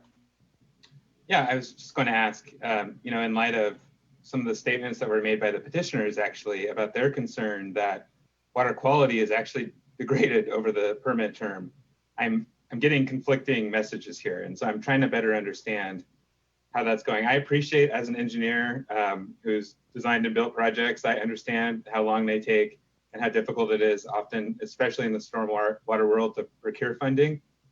But at the same time, this was a permit issued in 2012. It did have these plans developed with an intentional purpose to achieve water quality improvement. And so it does seem reasonable to expect that we would have seen some improvement over that time. So I guess my question to you is, what are you seeing? Are you seeing the same sort of degradation that some of the NGO groups are noticing? And what do you think about that? Well, I would say that the regional board recently released a report a few months ago taking a quick look at the water quality conditions in the region. And for the most part, certain pollutants have been reduced. In other parts, it hasn't. But I would go back to, yes, the permit was adopted in 2012, but it took a couple of years before those plans were adopted. I believe they were adopted in 2015, around that year. And it takes time to implement it. It also takes time to obtain the necessary funds, as well as to develop these projects. Like I said, it takes 5 to 7 years under the most expedited track. And so here we are roughly 4 to 5 years after those plans have been adopted. And we're now seeing the benefit of those plans by having 5 regional projects being completed this year alone. And as I mentioned earlier, we have 25 more in the queue that we're currently developing and going to be implemented in the next few years. So we're starting to realize the fruits of that labor. And so it just takes time. It takes time raising the amount of capital that is needed. We're seeing the cost per acre foot roughly being about $1 million an acre foot. It's quite expensive. And so, as was mentioned by the previous speaker, we're relying on the general fund to fund these projects, especially for the county and incorporated areas. You know, we don't have a dedicated funding source other than the Safe Clean Water program that we have to compete just like with any other city for those funds. So funding is an issue. It takes time to secure this funding. Going through the environmental process takes time. Going through the community to get their buy-in and feedback on how these projects should look like and how it should be constructed. So yes, I imagine that water quality will continue to increase or improve over the next few years as more projects come in line. As I mentioned, 50 projects were approved by the Safe Clean Water program for funding. Once those projects are in the ground and fully operational over the next few years, I imagine the water quality will improve even further. So we're starting to see this wave of projects, and it's a good time in our region to start seeing a lot of the investment that our voters actually support, with almost a 70% passage for the Safe Clean Water program. Nowhere in the country has there been a similar initiative to raise over $250 million a year for water quality projects. So it's something that we're proud. It's something that we're starting to implement even more projects. So it's an exciting time. And I would hope that the State Water Board would reflect that in the draft order, that we do have funding in place. It takes time to implement these projects. And so with that said, I hope I answered your question, Board Member McGuire. It's helpful, yes. I appreciate that feedback. Thank you. Thank you both. Mr. Bishop. I just want to reassure the board that this order actually supports the permit and the alternate compliance. It just puts accountability into it. It's not discouraging it. Thank you. Yeah, it's definitely that right balance we're looking to strike here. And so thank you, Mr. Alva, for your time and response today.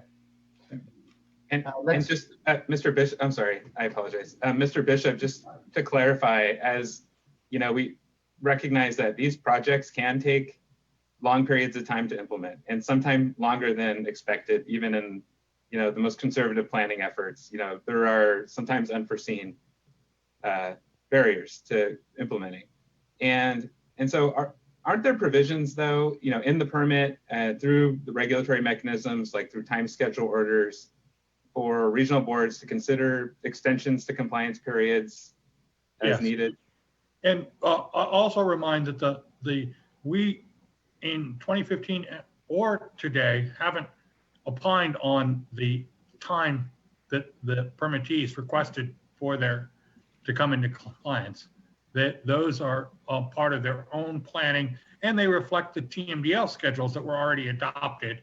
And there are mechanisms, time schedule orders, amendments to TMDLs. There are other mechanisms for adjusting the time if things take longer. And the process itself has a iterative approach of coming back to the plan, the reasonable assurance analysis and revising the plan. We inserted one for next June back in 2015, so that they can look at what they've learned and acknowledge that there are going to be changes that are needed and that the plans need to be revised. Thank you. Thank you, Mr. Bishop. Mr. Alva, it looks like you have a follow-up, yes? Yes, just one quick follow-up, Chair. Just to follow up on Board Member Doduk's comment earlier about costs, I just wanted for the record that the county and incorporated areas, we spend $100 million a year. That is my current budget for the foreseeable future. And that's how much we've invested in implementing projects. So the draft order needs to recognize those jurisdictions that have heavily invested in compliance efforts. You know, that budget has steadily increased since 2012. It's now at $100 million a year, and it's something that, you know, it should be reflected in the draft order, that we are doing as much as we can. Beyond that, we are also implementing the Safe Clean Water Program, which is an additional funding source for not just in incorporated area, but for all 84 cities. So there is a lot of stuff happening. So thank you for the opportunity for me to provide comments. Thank you, Mr. Alva. Next, we can move to Travis Van Ligten, who's with the City of Duarte.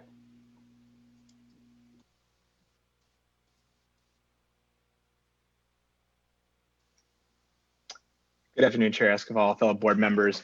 Thank you for your time today. I will attempt to keep this brief, and I will limit my comments mostly to the revisions or lack thereof that are incorporated into this proposed order, just to spare some of the details, as some of the prior comments in my prior comment letters, as well as the comment letter submitted on behalf of the San Gabriel Valley Council of Governments are already in the record, and those comments, in my opinion, still stand and should be addressed in the final order.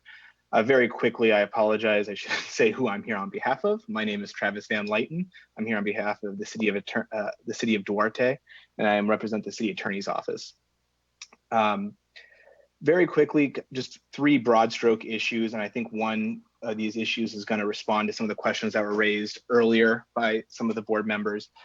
Our first comment is that this current proposed order should not be adopted right now, mainly because of the fact that of the ongoing litigation between Duarte and the boards themselves, and as seeing how some of the conclusions from that final decision, whatever it might be, will inform some of the legal standards and analysis that should be in this proposed order. And there is a concern, at least on my part, that no matter how that case turns out, you know, we might be setting up a scenario where we have conflicting authorities that could have been easily addressed if we had just waited, you know, 4 months, 5 months, whatever it's going to be, tops. Along those same lines, I think one of the big issues that will be resolved by the litigation that should be incorporated in this proposed order, to the extent the proposed order goes forward, is the fact that the WIMPs and the EWIMPs as currently drafted in the permit that are at issue in this draft order are really tied directly to the implementation of the numeric effluent limits that are at the core of that lawsuit. And the Court of Appeals decision in that regard will ultimately have a strong bearing on what this board can and should do in the future. And that's just something I think you should keep in mind. The second point I wanted to raise was, and this is to respond to some of the questions that were raised by some of the board members today, is that the proposed order's discussion of the California Water Code 13241 factors is fundamentally flawed. And I guess as the lawyer, I can opine on some of those legal issues, at least from our perspective, obviously. Essentially, the current discussion of the 13241 factors, and specifically the economic considerations analysis, is flawed primarily because it's directly at odds with the trial court's ruling and its assessment of what the regional board and ultimately the state board did when it approved the 2012 MS4 permits, including the underlying NEL terms at issue in that case.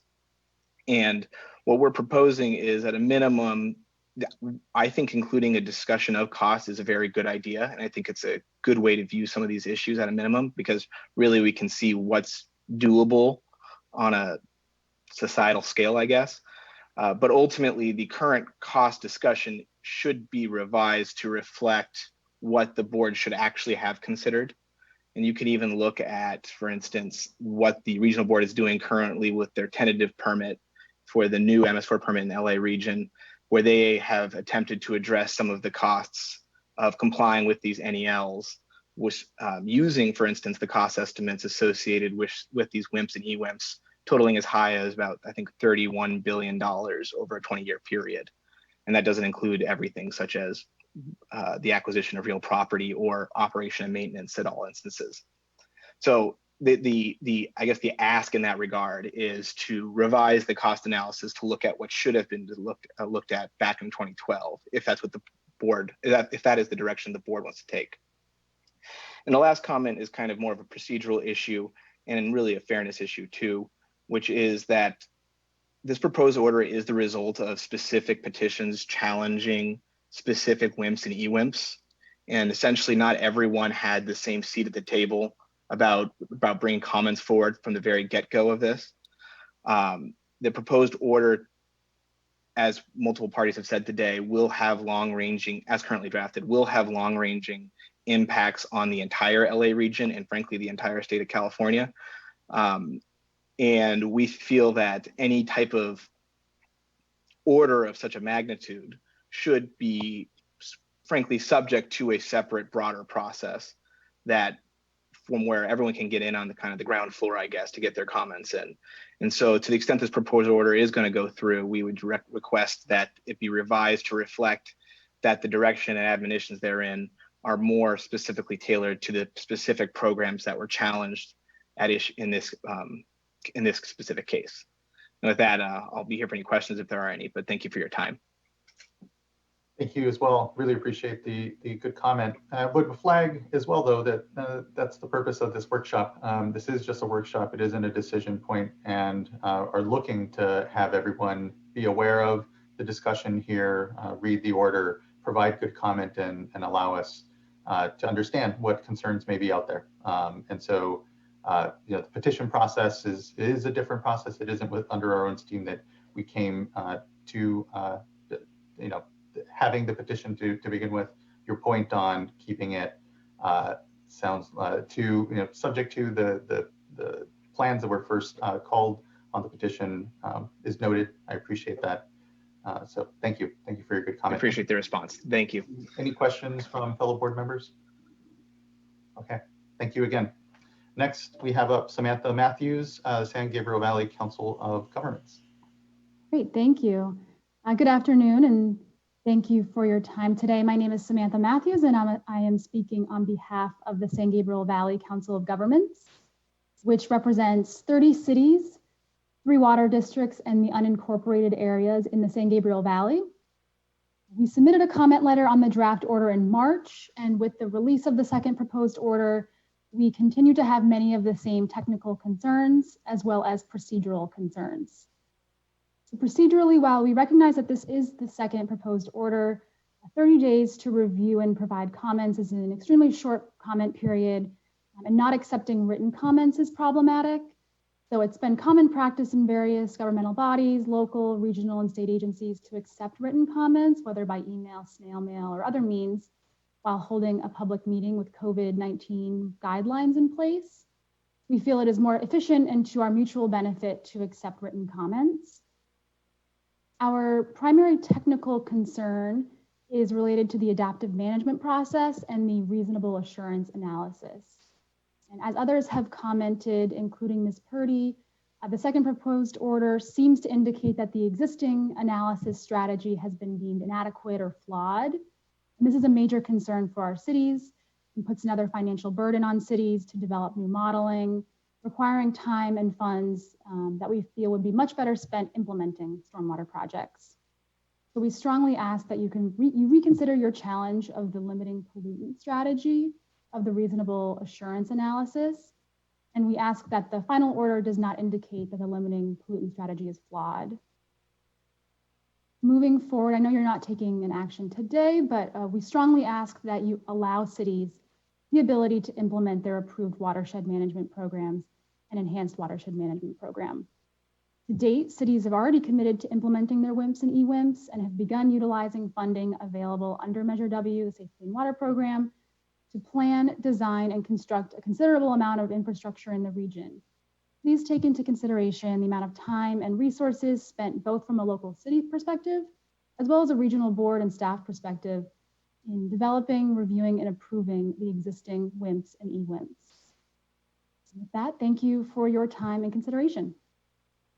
Thank you as well, much appreciated. Next, we have Richard Watson, and would note, I believe Mr. Watson is requesting 7 minutes, and I believe he's representing a number of agencies, so 7 minutes it is. Good afternoon, Mr. Watson. Good afternoon. Do you have my PowerPoint to show? There it is, okay. So what I'd like to do is make a few introductory comments. My name is Richard Watson. I am a consultant. I'm a planner, not an engineer. And I happen to be basically our firm is the author of one of the watershed management programs, namely in the Los Cerritos Channel. And we're also involved as sub-consultants in the lower Los Angeles River and the lower San Gabriel River. In addition, I've been involved with stormwater issues, I guess, actually since 2 months before the federal regs were promulgated. And I've been actively involved in the California Stormwater Quality Task Force and its association and its predecessor task force since 1991. I'm not going to speak for CASCA because Karen obviously did that earlier, but I was very much involved with the discussion, the brake pad bill issue, and was on the consulting team or negotiating team. And that study that CASCA did was actually an outgrowth of one that we did for a watershed group in Los Angeles County and expanded on that. And as Member Dodak knows, I've been rather actively involved in the petition to DTSC to try to control zinc oxide, or the source of zinc in tires. In fact, she got me together with the tire industry and the International Zinc Association. So we've been working at that for some time, and our petition has been in abeyance essentially at DTSC for over 2 years. So let me go to the next slide. I'm going to change what I'm saying a little bit on some things here because of the comments that were made. I particularly learned quite a bit from Renee Purdy's comments about where the regional board's headed, and I appreciated Karen's comments and also Paul Elvis because we share a number of the same problems. One of the things I would point out here that is timing is kind of an issue right now, and it's been 10 months since the draft order was issued. And I do regret that somehow I wasn't able to maybe educate the state board staff and the attorneys better, because there's some issues in this particular order that are actually incorrect pertaining to us, partially because, since we wrote the plans in 2014-15, they were approved in 2015.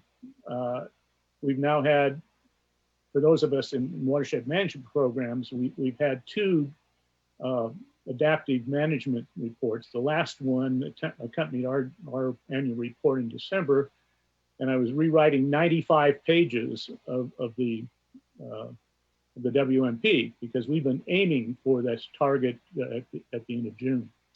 One of the things that I thought everybody should recognize, because I know the state board has got this problem too, and that's the whole impact of COVID-19. We've actually had a TMDL, which I'll talk about in a minute, delayed because of that.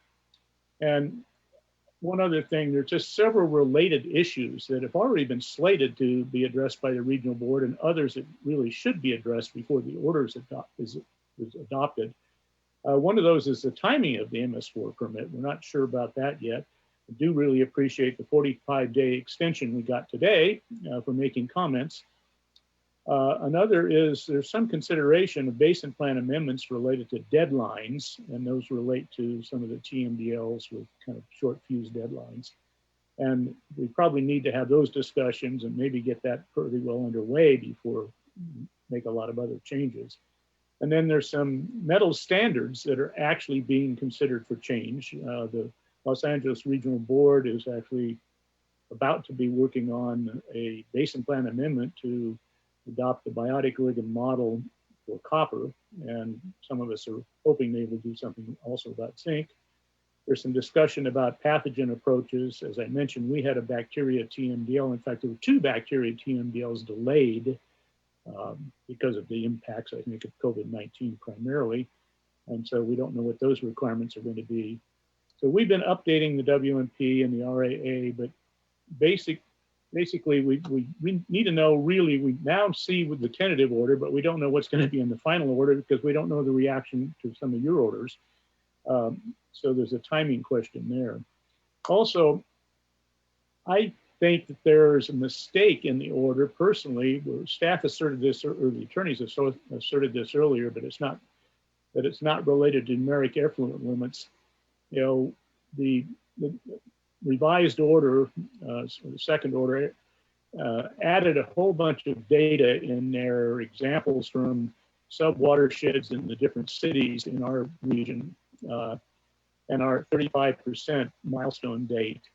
But the numbers that were in there were derived actually from the waste load allocations in the 2012 permit and TMDLs, and then some assessment of how much rain we're going to get and how much water we have to collect.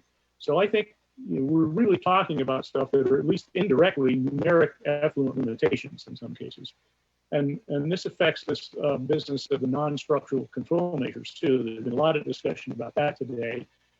We happen to be one of those groups, and we were one of the first ones to encourage the 10%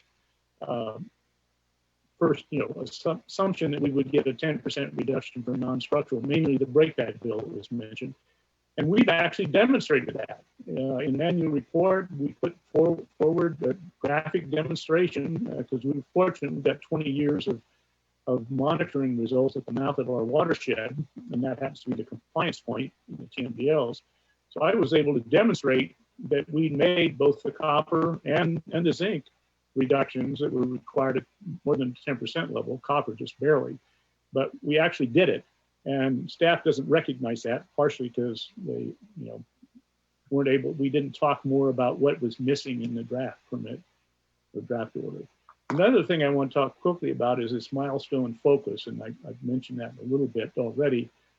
I mentioned we did demonstrate we met the 2017 milestone, but now we're getting into taking prior and current. And as far as I can tell, we don't have all the evidence yet, but as far as I can tell, we probably just missed our September 30th, 2020 milestone. But I can't say that definitely yet, but I think we did. And then the proposed order also talks about this idea of completing all work associated with prior and current milestones. I think I understand that better today, given the comments from both the regional board and from Mr. Mallory Jones, because I had actually communicated with people before trying to understand what that means. Because in our watershed, we've been fortunate. We've actually, we're not quite done spending the money, but we've spending almost $62 million in the last, since 2015 on 4 water capture projects, which capture a little over 62 acre feet. But in what the attorneys added to the discussion of our watershed, they took all this stuff from sub-watershed areas and sort of treated them as if they were requirements. And that basically, when I added it all up, was 208.6 acre feet. So we've done a lot, but we certainly haven't accomplished that many acre feet. And we've spent a lot of money in the last 5 years. And we've also done a mile long, one of our cities did a mile long Green Street. So I think we've done quite a bit. And one of the things that I think should happen is this whole 6-month requirement thing should be removed from the order, and I'll say more about that. And there has been discussion of that already. Basically, I think the whole thing is a mess right now, and it's not the state board's fault or anybody else. But as I say, some of the metal standards are being updated right now, and we have 2 metals TMDLs. The regional board, as I mentioned, is considering one. US EPA is actually working on looking at all the metal standards right now, an agreement that was signed in 2017. They're supposed to be done in 2022. The state board actually has a program in the storms unit looking at changes in metal standards, basically using the biotic living model. So there's a lot of effort to really get to better science. So this, as I say, the whole thing's a mess. I'll go on to my final slide. I just think the adoption of the order should be delayed. I think all this discussion about the deemed compliance processes should be just left out of it, and should be left to the regional board to do that. And where I was a big supporter of the June 2020 date for watershed management programs and the RAAs, I'm now thinking it should be at least 6 months after the effective date of the new regional MS4 permit. So we know we put everything into our WIMPs, and that our RAAs reflect that based on the adopted permit. Thank you very much. available to answer any questions. Thank you, Mr. Watson. Much appreciated. Next, we have Caitlin Kalua from California Coastkeeper Alliance. All right. Good afternoon, Chair Esquivel, members of the board. My name is Caitlin Kalua. I am the policy analyst for the California Coastkeeper Alliance, which represents local waterkeeper organizations throughout the state. And it is in that capacity that I provide comments today, and that the final determination made by the state board has potential to inform other regional board actions. And we largely support this final order to hold dischargers accountable for interim milestones to achieve water quality objectives. Overall, we strongly support the State Water Board's conclusion that failing to meet interim milestones results in a loss of deemed compliance and is subject to enforcement. That essentially enforceable deadlines and interim milestones are needed to ensure that permittees are using the permittees that are using a WIMP or EWIMP actually meet receiving water limitations. And that for over 5 years, the watershed-based planning approach in Los Angeles has allowed permittees to violate these interim deadlines with no legal consequence due to a safe harbor provision. And as stated, and it's the only time I'll provide a quote in my comment today, as stated in the order, and I quote, "Deemed compliance is not a right. It is an accommodation based on the time and effort required to undertake the complex planning and implementation efforts needed to improve water quality. It is meant to encourage significant investment in collaborative regional and water-based BMP implementation, leading eventually to all receiving waters meeting final receiving water limitations." And as was previously discussed, to date, the analysis by the regional board itself has shown that water quality is not only stagnant, but declining in some areas. And that permittees implementing NEWIP have achieved less than 10% of stormwater capture and treatment targets since the beginning of 2012, and with many permittees completing even less at 3% of these targets. And so we see the 6 and 12-month timeframes provided by the order as both appropriate and should be retained, in that the current additional 6 months timeframe to demonstrate compliance is generous given the original deadlines passed over 3 years ago, and that this process has taken 7 years, which is longer than the life of the permit. And any further extensions truly are entirely inappropriate. We further support the State Water Board's finding that disallows financial capability as an excuse for failing to achieve interim milestones.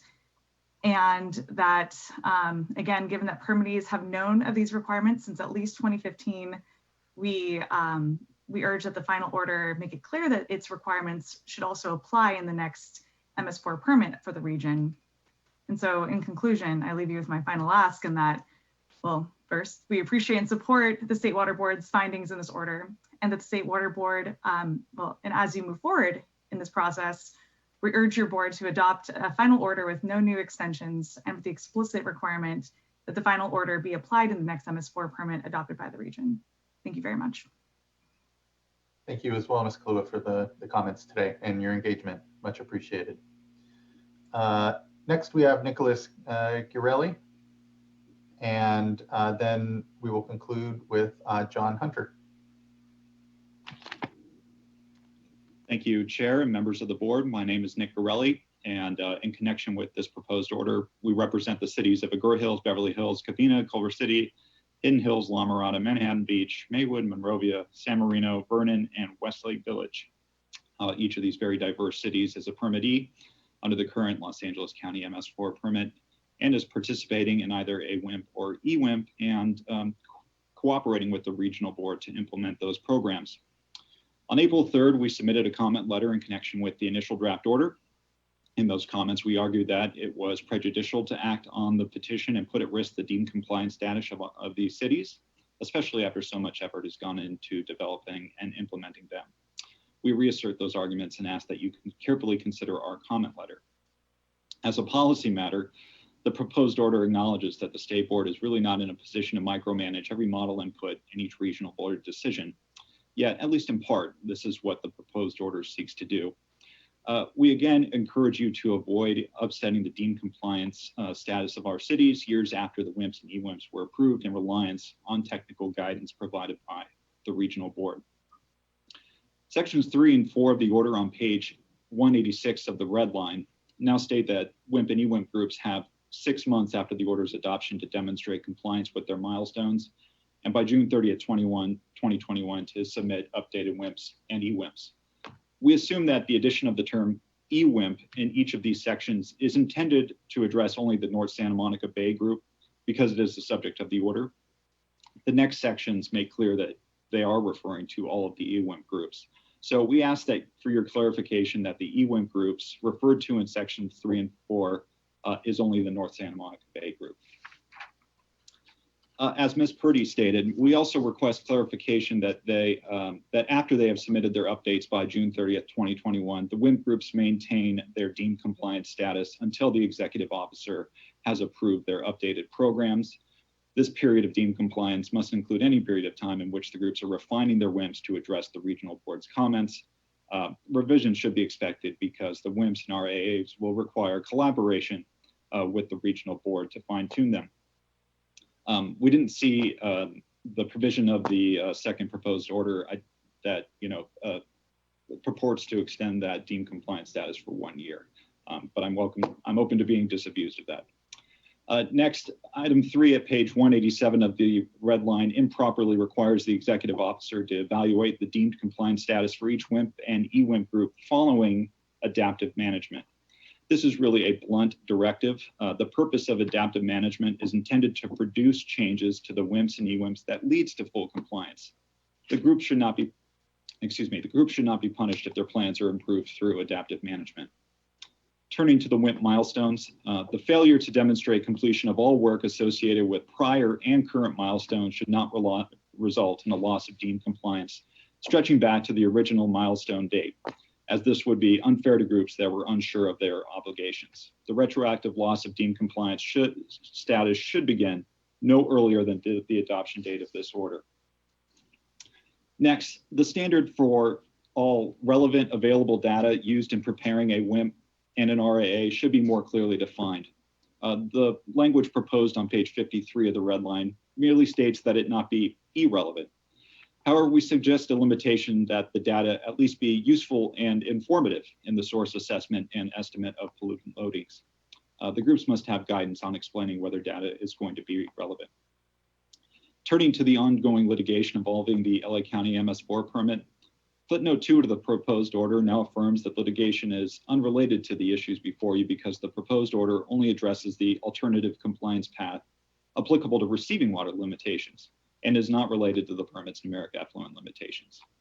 So should that mean that the second proposed order does not affect WIMPs and EWIMPs to the extent that they provide alternative compliance for numeric effluent limits and the way that those effluent limits are addressed through the WIMPs and EWIMPs? Again, we would seek clarification on that point.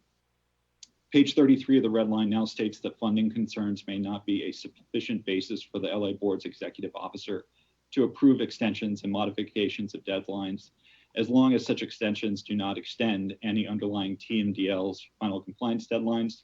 I realize that that's an issue that's going to be considered thoroughly going forward, but we see no reason for such a restriction on TSOs. While imperfect enforcement tools, TSOs may be intended to address TMDL compliance when funding is an impediment.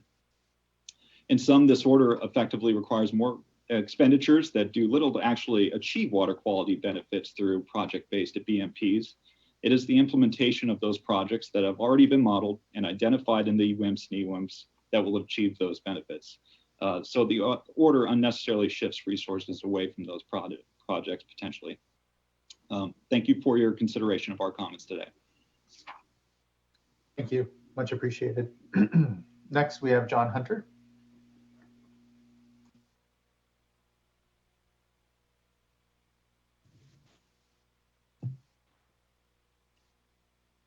Good morning, everyone. Or I guess it's a good afternoon now. Thank you, board chair, members of the board. I'm going to be purposefully brief on my presentation, but I might ask for 30 extra seconds if I run into it because I want to address one other item that has come up. First, I'm the lead consultant for the Lower Los Angeles River Watershed Management Group, and for the record, there are the cities that comprise this group. So if we could move on to the next slide. We were one of the watershed groups that had the honor of being specifically addressed in the order. And we do appreciate the fact that the state board took some time to look at the comments that we submitted in March and addressed a few of them. Regarding this second draft, I'm going to limit my comments to two primary ones, and then I'm going to ask for that a few moments to talk about limiting pollutants. I'm going to talk about the reasonable assurance analysis, which is being updated. And I'm going to talk about the Safe Clean Water program and how it impacts the program. And I'm going to suggest some very few changes to the program or to the order. So if we could have the next slide. First off, the reasonable assurance analysis, and we could talk for hours on this one slide by itself, so I will be purposefully brief. It basically says that, and I'm quoting from page 5 of the redlined order, this additional 6 months for demonstration will provide an opportunity, et cetera, and then it says, will allow the permittees until at least June 30th, 2021, to continue receiving deemed compliance. Similarly, in the conclusion of the redlined order, it says it is appropriate to allow the WIMP and EWIMP groups 6 months to determine whether they've completed all work associated with the prior and current milestones. Okay, now if we can move to the next slide. June 30, 2021 is when a new and much more accurate RAA will be submitted to the board. And this is important because we're not going to have the RAA ready around January 1st, where we have 6 months to sit around and figure out, well, how are we going to implement this? No, the RAA honestly will probably be finished around June 15th, and then we will spend the next 2 weeks frantically assembling it and getting it ready to submit. We have a new and much more improved modeling system that we're going to be using. We have much more monitoring data. Prior to the first WIMP, we had one station, one permanent station at in the lower LA River, and that was basically for all of the LA River. Now we have 12 stations in our watershed, and if you include the upstream watersheds, we probably have 50 or 60 other monitoring stations. So the data that we have available in running the next RAA is phenomenally increased. We have many more low impact development projects. So what we want to do, what I'm requesting is any demonstration should be at least 6 months after the regional board accepts the new RAA. Now, I realize that's going to be a much longer process to turn this around, but if we don't do that, we're going to have this brand new state-of-the-art RAA that we can use, but we're going to be using the data from 2015. So why base compliance on a 5-year-old data when new, more accurate data is just months away? Okay, let's go to the next slide. Sorry, Mr. Hunter, can you just clarify so I make sure I'm tracking with you? When you say demonstration of compliance, you mean demonstration of compliance with milestones? Oh, yes. Previous milestones, or? Yes, demonstration of compliance with the milestones. And quite honestly, they will probably change significantly because we had to make a lot of assumptions in the previous development of the RAA because we simply didn't have the data. It just didn't exist. There was no Safe Clean Water Fund that we could utilize.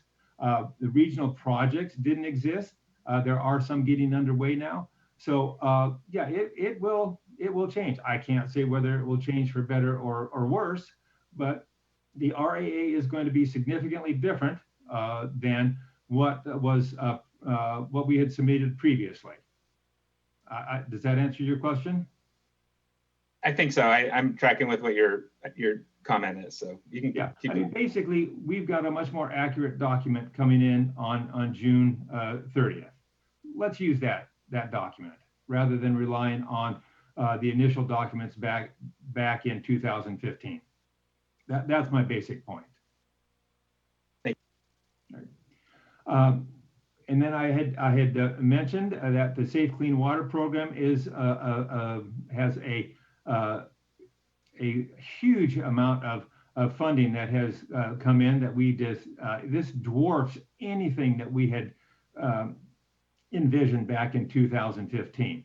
Now, we have to go through multiple committees to get these projects. There's a watershed area steering committees, scoring committees, oversight committees, and not all of the projects that we want to get funded will get funded when we want, because there's a lot of competition for those funds, but they will eventually get funded. So interim compliance should be based upon the award and distribution of the Safe Clean Water funds. I mean, if we've got a $20 million project that is ready to go and funding doesn't get awarded to that for a year or two, we shouldn't be held accountable for that. So it's very important that award and distribution of those funds are taken into account. If we could have the next slide, please. On page 182, and this is a minor one, but I think it's important, of the redlined order. Again, failure to demonstrate completion of all work associated, et cetera, basically, it says we will have to submit a plan to the regional, to Renee Purdy, the executive officer. I would just like to get the board's direction for her. I think it would make it a lot simpler if you could clarify that this plan could be through the adaptive management report or supplements to our annual report. Let's make this easy. I mean, this is a complex program. We're all moving forward on this.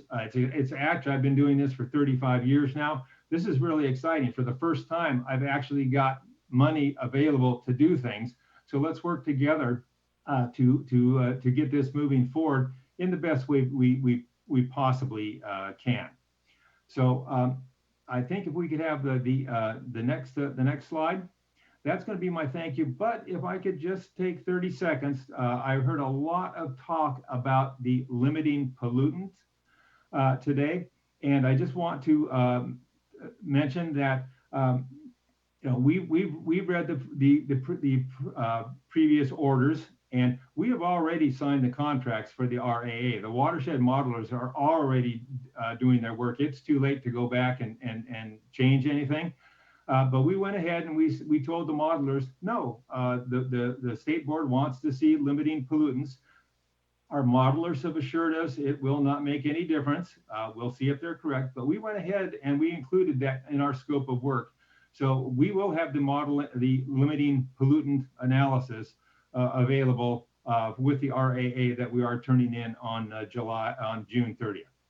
So with that, I will say thank you, and I'll certainly be available for any questions. Thank you, Mr. Hunter. Really appreciate your constructive and good comments here. That brings us to conclusion on our commenters on this item. Mr. Mallory Jones. I'll just, again, we've obviously heard quite a bit about the deemed compliance components of the order and, feelings a number of different ways. Just wanted to provide you an opportunity to maybe clarify what changes are we or are we not sort of making in that space. And yeah, absolutely. There's a few things I've made notes of to address here, and I think I will hopefully touch on all of those that you're wondering about, but obviously feel free to follow up with more questions. So on the first point that you had flagged earlier about the deemed compliance status while the programs are being updated, assuming that a permittee has their deemed compliance status at the point that they enter that update phase with the updates due on June 30th, 2021, it was definitely our intent it was our position that would last, and the permit provides 1 year for those updates to be approved or disapproved, and it was our intention that that status would last through that process. So it's not as if they submit the update on June 30th and then lose that status for a year. I don't know that we explicitly identify that 1 year deadline in the draft order. I don't think we do after looking through it, but we can certainly make sure that our intent is clearly expressed in the order. Let's see, I'm gonna try to address all the deemed compliance notes together. There were several comments, I think, about the impacts that this order would have on deemed compliance going back to past milestones. Again, it's not our intent with this order to do anything that shouldn't already happen under the normal operation of the permit provisions. That is, under the existing structure of the permit, if a past milestone was not met, the permittee loses deemed compliance for the water body pollutant combinations associated with that milestone until they get back on track. So this isn't intended to offset that. There may have been times in the past where permittees under one of these programs lost their deemed compliance status for a time and then regained it. And so we didn't go, it's not our intent to change anything about that. That to us is, regardless of our order, that's the kind of thing that would be happening as these go. Can I ask a question on that? And this may be just, I was trying to follow the comments and concerns of many, but I think this goes to some of the comments around timing and workload of determination of whether you've met the milestones. So is there already, is this adding a piece of work to the regional board to make that determination, or is it fitting already in a determination that the regional board was already going to make? So it's actually something that they should have already turned in to the regional board on their annual reports. And so, but we don't get all that information. So this was just to clarify that they have that period of time to gather that information that either they already submitted or were supposed to submit to show that they were in compliance with their previously, their previous milestones that they suggested in their plans. Yeah, and so I don't know, Ms. Purdy, maybe I'm remembering wrong now, but was that part of the 6-month workload concern in terms of being able to review that, or was, am I getting mixed up and there is a different issue that you brought up related to that? Workload, I think there was like a workload around 6-month review. Yeah, thank you, Board Member Firestone. What I was referring to was that 6-month workload, just because of the fact that it is going to come very close to the workload that will be associated with updating the WIMPs and the REAs and the regional board staff's review of that. And Mr. Bishop is absolutely correct in that the information that's being requested for the 6-month deadline is in fact information that permittees should be submitting to us through their annual reports every year anyway. But it sounds like this is a new and additional deadline that the state board wishes to impose to compile all of that information in one submittal to the regional board. So we will certainly consider that, even if that 6-month submittal didn't exist in the state board order. When we're looking at the watershed, the updated watershed management programs and reasonable assurance analyses, we're going to be considering what the permittees have already done. So this, that's why I said from a practical standpoint, it doesn't seem to make a difference if that was just aligned with the June 30th, 2021 deadline. But also it is information that they should be submitting to us every year and should be contained in their annual reports. So maybe this is back to our staff.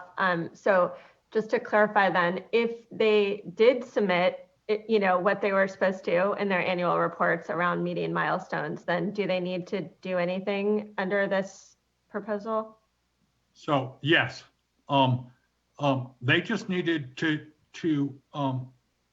show, clearly identify that they met or they didn't meet their milestone. The reason for that is the milestones are the measure for deemed compliance. You heard from many of the commenters, we've been working on this for 8 years. During that 8 years, they've been receiving deemed compliance for that period of time. that was based on implementing the plan that they proposed. But if they did meet that and they reported that during their annual report, then they need to report that again. So that, of course, is up to you all to give us direction on, but there is no report back from the regional board at this point on meeting those milestones. We haven't imposed that on them in the last thing. That's, I would defer to Renee if they go through an analysis every year and send people letters saying that they didn't meet their milestones, so they're out of compliance with deemed compliance in the interim until they come back. This is essentially, our thought was to put this on notice as we move forward, that this is the expectation that you meet your milestones. And as long as you have this period of time to show the past ones, that that you can keep your deemed compliance. And to tail on to that, it functions in, at least as currently written, as almost a grace period if there is uncompleted past work to catch up. Because we're not getting into retroactivity of milestones, evaluating you lost your deemed compliance from December 2017 to April 2018 or something. We're not getting into that. So it's really just looking, we identify in the draft order the work as we understand it, as we read the plans, that they were supposed to have done by that point, just cumulatively, and say, have you done all of that? And we're not really looking at, we weren't asking at least, did you do it necessarily exactly by the deadline? Because that's not what we were getting into with this order. This is, we've identified problems in our view with the plans, and we want to know, okay, have you at least, even where there's problems we've identified, implemented your plans as written? You have time to make sure that that's all done. And if so, your deemed compliance status is not threatened while you go through this whole update and address the requirements. Okay, that was really helpful in clarifying. So we in some ways, we are asking additional work from the regional boards to review that and make that determination. But Ms. Purdy, you were saying that the plan is that if we aren't requesting that we would, that or maybe the proposal or suggestion is that the regional board would do that, but as part of the permit renewal process to make that determination. Not as part of the permit renewal process, but as part of this June 30th, 2021 update to the watershed management programs and their RAAs. Because we would want to, that's in a way, that's a fundamental piece of information as we're thinking about how permittees are updating their watershed management programs and this modeling analysis to know what they've already done. So that's why I was just saying that is an important piece of information that we would be considering in that review process. Great, thank you. And so the reality is that if Renee is totally correct that we're going to be within a month or so of that time frame. If you all are interested in us just combining it into the June 30th time frame, it's not going to make any substantial difference to our order or compliance with our order. I think that is the first step, and Renee might disagree, but the first step with reanalyzing the RA is looking at how they did in their plan in the first one. And so it's going to be the first part of whatever they do anyway. Right. Okay, thank you. And then just to follow on that with the logical progression is that we're then asking the LA Regional Board to give us an update to review this work and report to us, to the State Board, in terms of EWIMP and WIMP groups compliance. So then would it make sense to, if we align these dates at June 30th, then to give the LA Regional Board a year after that date? Since they're going to be reviewing these plans and compliance dates. Does that make sense? The difference, I think there's a fundamental difference in that. The review of the updated RAA, the watershed groups submit that they should get their deemed compliance for that period of time while the water board is reviewing it and approving it. But if they have not accomplished the milestones that they proposed 8 years ago, they shouldn't be in deemed compliance until they get an approved plan that move forward. So there's the difference. If they're not in compliance, I don't believe that we would be giving them deemed compliance while they're revising their plan. Right. No, I appreciate that. Nor I think are we asking the regional, trying to put the regional board in that position necessarily. I guess what I'm getting at is, when do we want the regional board to report to the state board on how that's going? And so I'm looking at the order, and it looks like we're asking for a report a year after the adoption of this order. And I'm just wondering if it makes sense to try and line up some of these dates. Yeah, we can look at that. I'm not so concerned about reports back from the region as I am about making sure that we're addressing the substantive issues. Okay, sorry, one more clarification then. So if we aligned these dates and said, this is, the regional board makes, is I'm going to use the wrong term, but renewing approval or issuing new approval for new updated water management plans, that part of that would be not just approval of that, but also a deemed compliance determination at the same time, basically. I think that, yeah, if we're going to align these, we'll have to work on the language, but I think that they would have to determine if they are in compliance with the existing watershed management plan, and then that period of time that they review the order and that they and they go back and forth and get a final plan, they would be out of compliance if they weren't deemed compliant at the beginning, if I'm saying that correctly. Okay, yeah, it seems like that's a tricky issue to maybe work through, is just. Which is why we separated them, I think, so that could happen. The timing of it, I don't think matters so much. We could do it at the June timeframe, but there is they are distinct. One is looking at their performance today, and one is planning new performance. Yeah. Okay. Thank you. Yeah, can I raise my physical hand? My actual hand, not my virtual hand. Executive Officer Purdy, you're acknowledged. My real hand. It's faster than figuring out where the button is.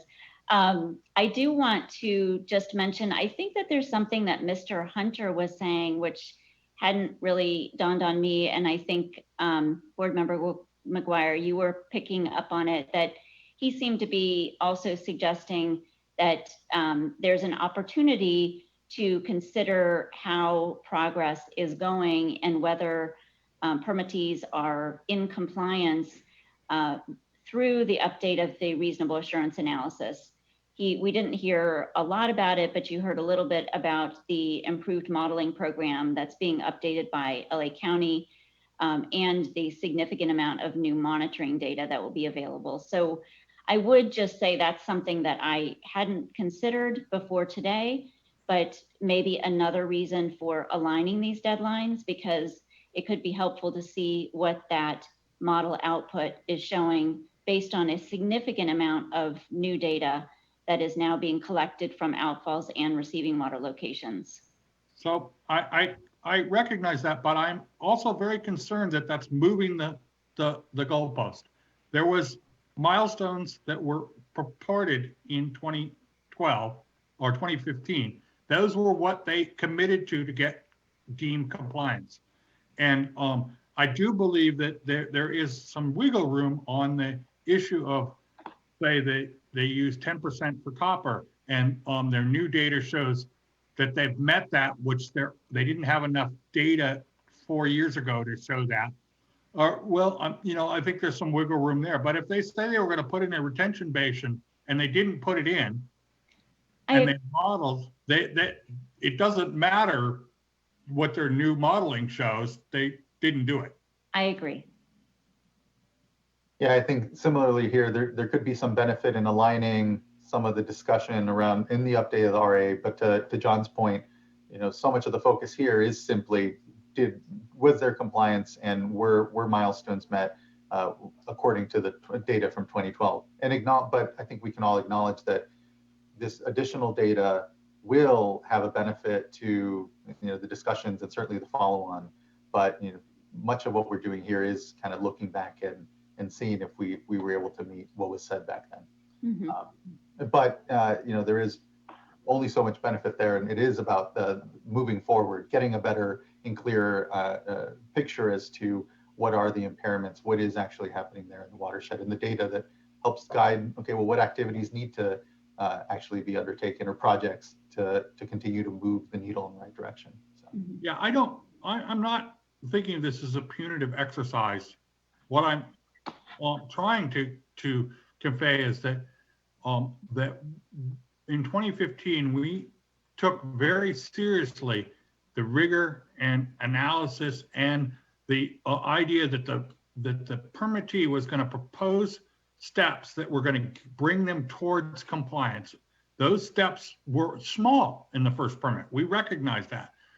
I don't think it's appropriate for us to ignore if they met them or didn't. Mm-hmm. Mm-hmm. Thank you.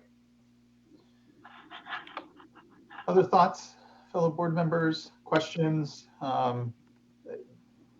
Bishop, Mr. Mallory Jones, what's helpful insofar as direction maybe as well, if you're looking for something specific from us here? And Mr. McGuire, I see you were trying to. Yeah, I was just wondering if Mr. Mallory Jones had finished going over his.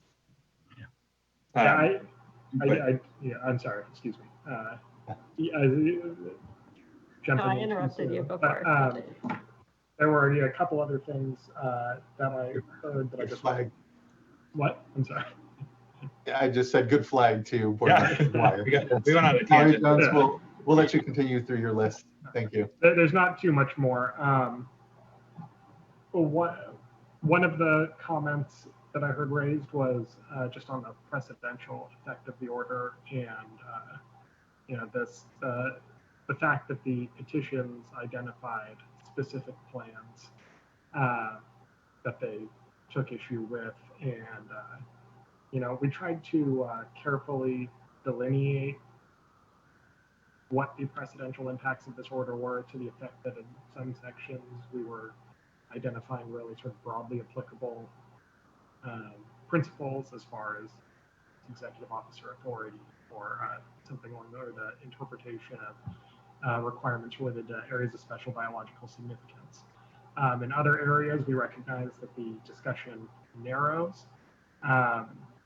And so a lot of the discussion is really specific to individual plans, but there are still areas where, we are outlining what we view as generally applicable principles for the development of plans, particularly things like the limiting pollutant approach, the standard for what data should be used in the development of the plans, things like that. And those will, under the terms of the order, drive changes in other plans as well. Though we tried to be as clear as we were able in terms of what other WIMP and EWIMP groups would have to look at as they were moving forward to update their plans, because they're all subject to this general requirement to update their plans in 2021. Let's see. This is going back to one of the earlier comments you received from Ms. Purdy on our reference to. Sorry, just to stop you there. So just so I'm making sure I understand. So much of this order is precedential and does apply to, for example, all of the EWIMP groups and WIMP groups, even if they were not the ones that were petitioned directly. Yes, yeah, to the extent that we're laying out what we view as generally applicable principles that are defining either So- permit terms or, permit terms or permit standards. Let me try and put it in a little less legal term. If it describes what we think is the analysis that needs to be done to justify limiting pollutants or then when someone uses that limiting pollutant approach, we expect them to use the same level of rigor in it. So we tried to distinguish between a comment on a specific action that was in and the general approach to rigor and accountability. Good. Yeah, and I agree with that, Prince. I agree with that approach. I just want to make sure, it sounded like there was some confusion today with some of the stakeholders as to what is applicable. And we had CASCA here, we've got statewide folks that are interested in where this order is going and its implications.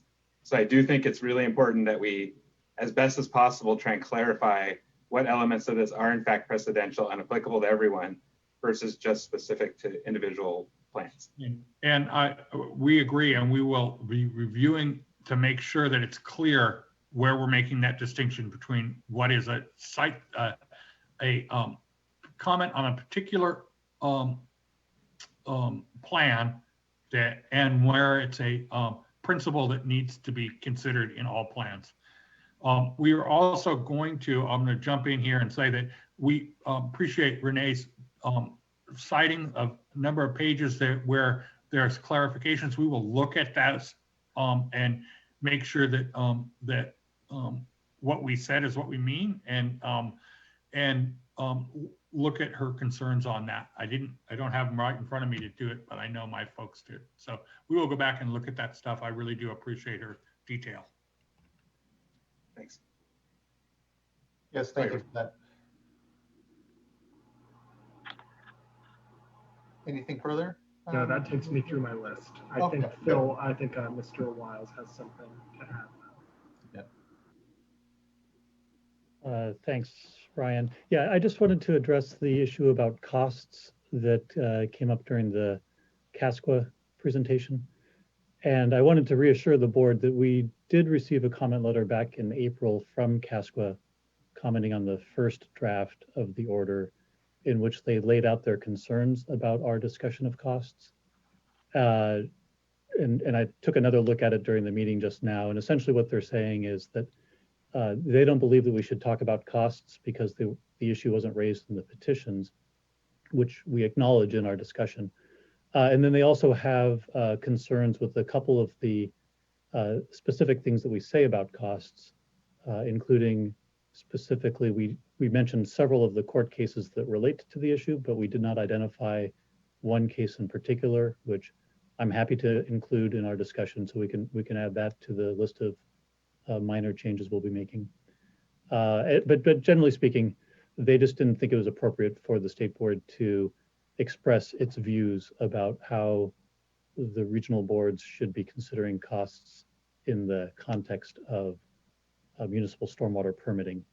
Since it's been such a major issue, staff disagrees. We do think it's important for the permittees, the other stakeholders to understand the state board's views on costs. So we're not proposing to take it out, but like I said, we certainly can make a few adjustments based on the comment letter from CASQA. And I'm proposing that we do that rather than open this up for additional comments. I think there was a suggestion that we might get in touch with CASQA's attorney. I would propose, since this is governed by our ex parte restrictions, that we not do that. Rather, we just rely on the comment letter that they already submitted. And that's all I have. Thank you, Mr. Wiles. I appreciate that. Further thought from fellow board members? And Ms. Purdy, did you want to make another comment? Yes. I just had two other things I'd like to clarify. By all means. Thank you for the opportunity. Going back to the discussions that we were having about the non-modeled controls and some of the comments that I made, I just wanted to clarify that I sensed, some concern perhaps about some of what I said. We certainly agree that the non-modeled controls, there needs to be a rigor to the analysis supporting them. So I'm not suggesting that there's no quantitative analysis.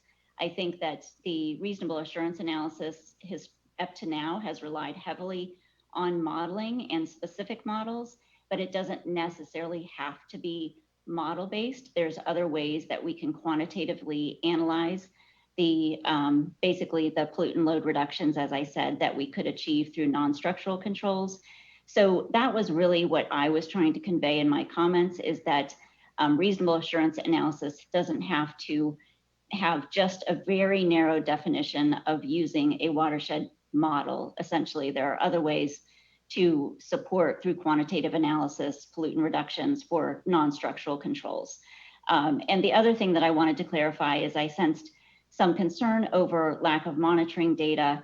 I was only meaning to suggest that in the first really 2 to 3 years of the coordinated monitoring programs, that because there were so many new monitoring locations, we went from about 7 of what we call mass emissions stations throughout Los Angeles County to several hundred monitoring stations, that in the early years, as permittees were putting in these new monitoring stations, we didn't have those full programs up and running. But at this point, we do. So I think moving forward and prospectively, we both will be able to do quantitative analysis through RAA, as well as look at monitoring data to see what sort of water quality outcomes we're getting from some of these non-structural controls. So that was one point. And then sort of jumping around, I did want to just also, one last thing. Board Member McGuire, you expressed some concerns, understandably, about the current situation with water quality in the region. And I did want to clarify that it's a mixed bag. I will admit to that. There's still a lot of room for improvement, particularly under wet weather conditions when it's raining. But in fact, the report that we issued, I believe it was late this summer, where we looked at monitoring data collected under the current permits that are in place right now, we actually some improvement, and I'm happy to share that report with State Board staff. But we saw, for example, some improvement even during wet weather in some water bodies, including the Los Angeles River for some metals. We also have seen improvement over the permit term in summer and winter dry weather at the beaches. We've seen overall a decline in the number of exceedance days. So we are seeing some water quality improvements, though I would be the first to say that we still have a lot of room for continued improvement. Thank you. Just sorry, following up on the first point around the non-structural controls. So I'm just curious with our staff at the State Board, if there were, I mean, it seems like if there is a way to do quantitative analysis, that we would be open to that, but can you clarify what the standard is that we're proposing related to particular inclusion in the model, and and how we might be able to factor in other quantitative analysis to allow for more non-structural controls? So we will go back and think about that a little bit. We tried to narrow it to model because everyone used models in their RAAs. And so I don't disagree with Renee that there might be other ways to get quantitative assessment of non-structural controls. So we have to do a little thinking about that. What we were what we were trying to emphasize is that there's a difference between what you modeled and you laid out your plan and what you assumed as a reduction that went as an input into the model. So one is an input into the modeling and one is an output of the modeling. And so we'll talk about the wording and to emphasize that we're not trying to discourage source control or programmatic controls. We just are looking for you have to have a different set of quantifications of it than what you get for the model, because you're using your model to justify your deemed compliance, and it doesn't it doesn't follow that you can use a input into the model to deem that you get that. So you have to have another way of doing it. And so we'll talk about that. We will be, based on the conversations that we've heard today and all the good input, we'll be going back and making some proposed changes to the order and briefing the board members on those directions before we schedule this shortly for adoption. Because what we've heard from my point of view is that timing is pretty critical on this. The regional board is in the process of their renewal. We don't want to delay this to cause them to have to delay their permit adoption. And so we will be moving forward pretty quickly, I do believe. Great. Really appreciate that, Mr. Bishop. Anything further, fellow board members? Okay, well, and again, really appreciate everyone's really great contributions and discussion today. This isn't an easy issue, and it's a continuing to evolve issue. And what it is great to see are the investments being made at the local level that Measure W did pass, and that there are the financial resources to ensure that these orphan projects are no longer so, and we start to really see some critical progress here. And to Mr. Alva's point, it does all fit in with the governor's water resiliency portfolio, our goals writ large when it comes to continuing to maximize the benefit of these challenged waters and bodies of water, particularly in urbanized Southern California.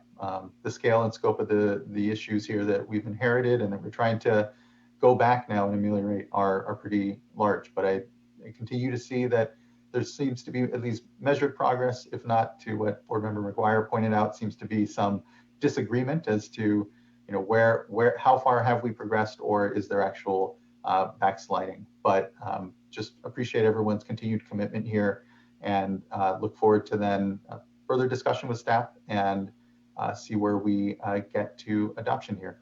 Timelines at this point, though, to Mr. Bishop's point, it sounds like we are looking to keep our focus here, get this done, seeing how whether it's the RAA or other efforts, now is the time to really get this out of the way and finished. What's process looking forward, just for folks to be prepared and aware of? Sure. So let me kind of give a bit of a ballpark. We're going to sit down as quickly as we can and discuss potential additional changes. After that, we'll definitely schedule briefings with board members to make sure the board members are comfortable before we put it out. When we do put it out, we will give sufficient time for people to review it. We will not be allowing for another written comment period. We had the one, and our view was that the changes between the first and the second draft were not that significant to warrant a second written comment period, and I'm sure we'll come to the same conclusion between the second and third drafts. I'm going to estimate that between schedules, especially as we get closer to the holidays, my hope is we can get this done before the end of the year, but more realistically, we might be looking at sometime in January. Thank you. That's really helpful for sense of timing for folks engaged here, especially without the written public comment period. Knowing when the discussion is coming up and how to engage will be important, and appreciate that we will provide at least considerable time to digest before discussing further and potentially adoption, but we'll see where we're at there. So thank you. Well, with that, I think unless anyone has any closing thoughts further or questions or direction, and if not, I think that concludes this item. And what we'll do is then recess until tomorrow morning at 9:30, where we will pick up with our next item, and which, here, let me make sure I just flag for folks. We will be on to item number 7, which is our informational item update on PFAS and statewide investigations around that. So thank you, everyone. We'll again recess until tomorrow morning at 9:30, and appreciate everyone's great contributions and discussion today. So we'll see you soon.